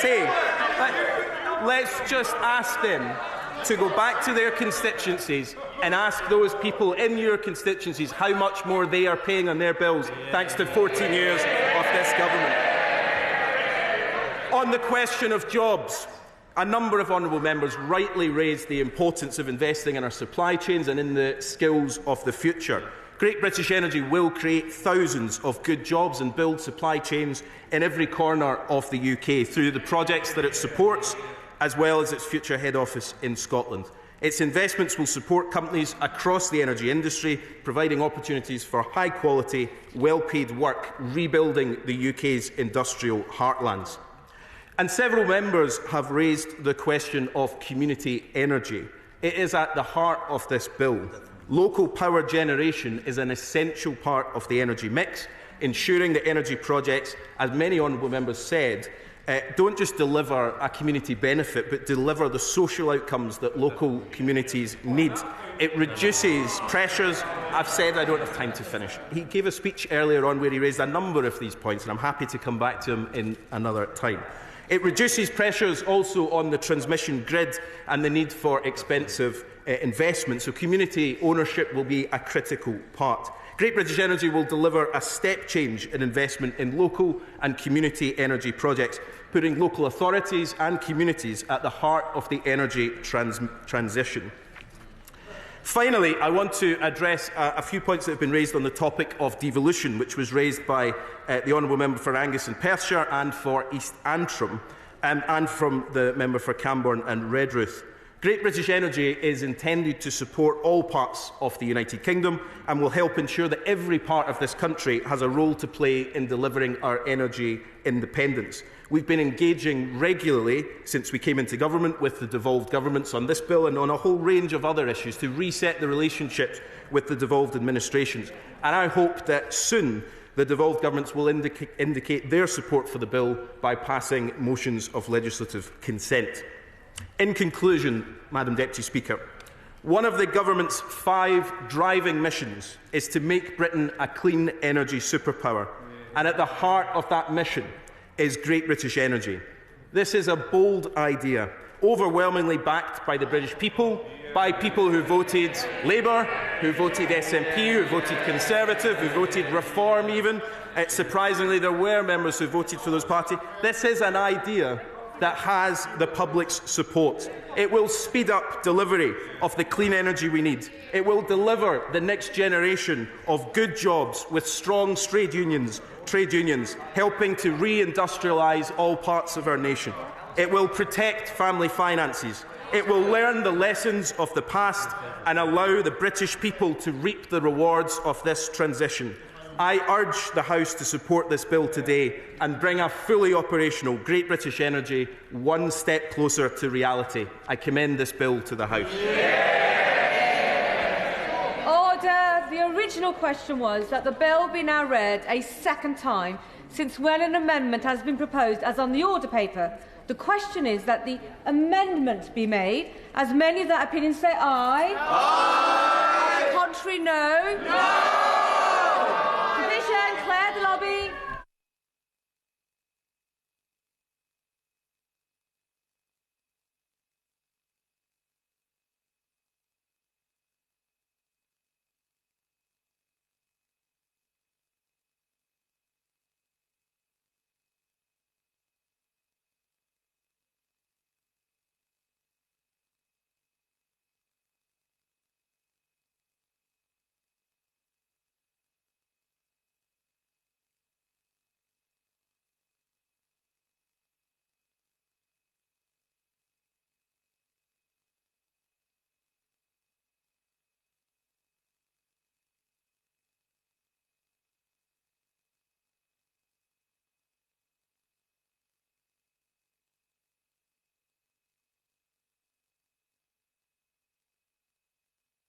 The question is that the amendment be made. As many of their opinions say aye. Aye. Of the contrary, no. No. Tellers for the ayes, I believe, are Paul Holmes and Luke Evans, and tellers for the noes are Anna Turley and Jen Kitchen. Thank you.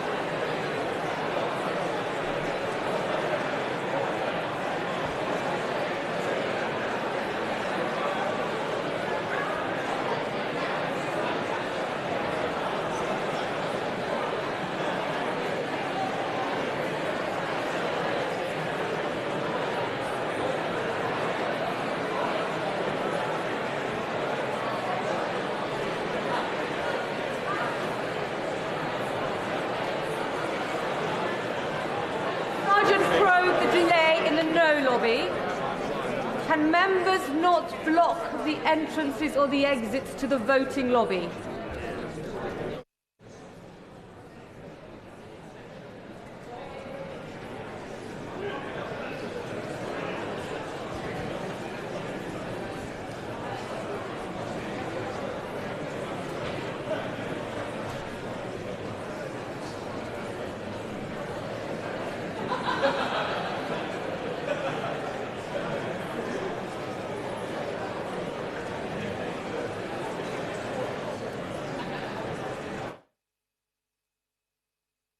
Order, order.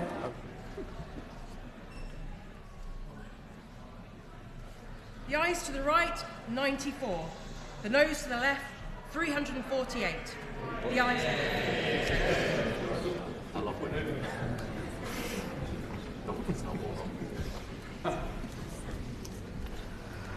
The ayes stand at 94, the noes to 348. So the noes have it, unlock.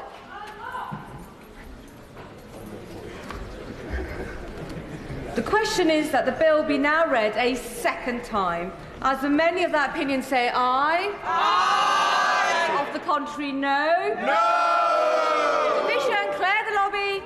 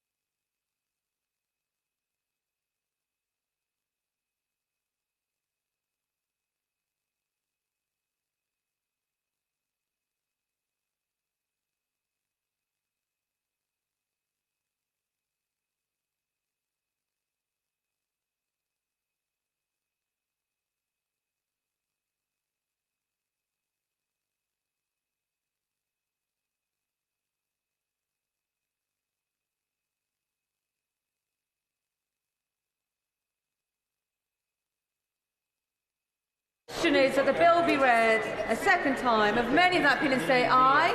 Aye. Of the contrary, no. Tell us for the ayes. We have Jenkin and Vicky Falsgrove. And tell us for the noes. We have Paul Holmes and Dr. Luke Evans.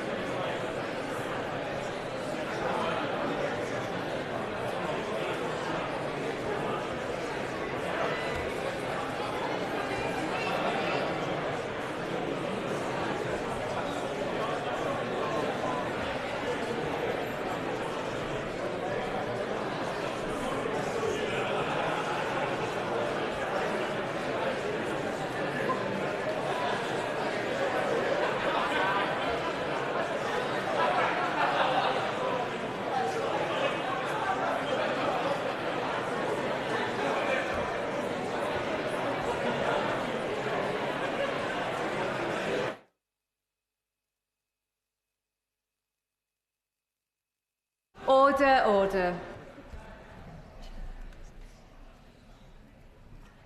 Ayes to the right, 348. Noes to the left, 95.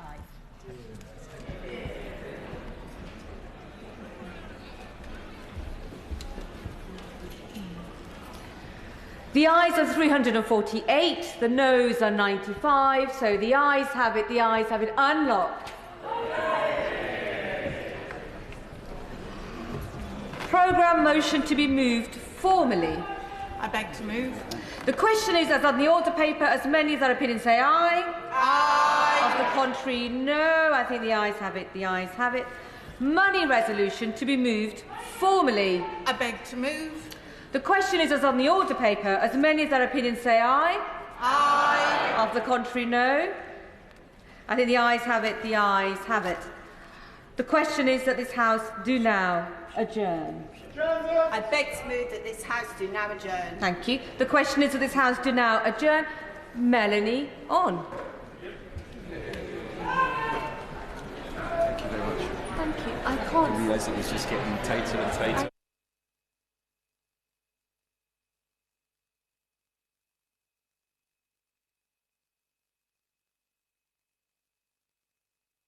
Seconds while it's moving. Grant.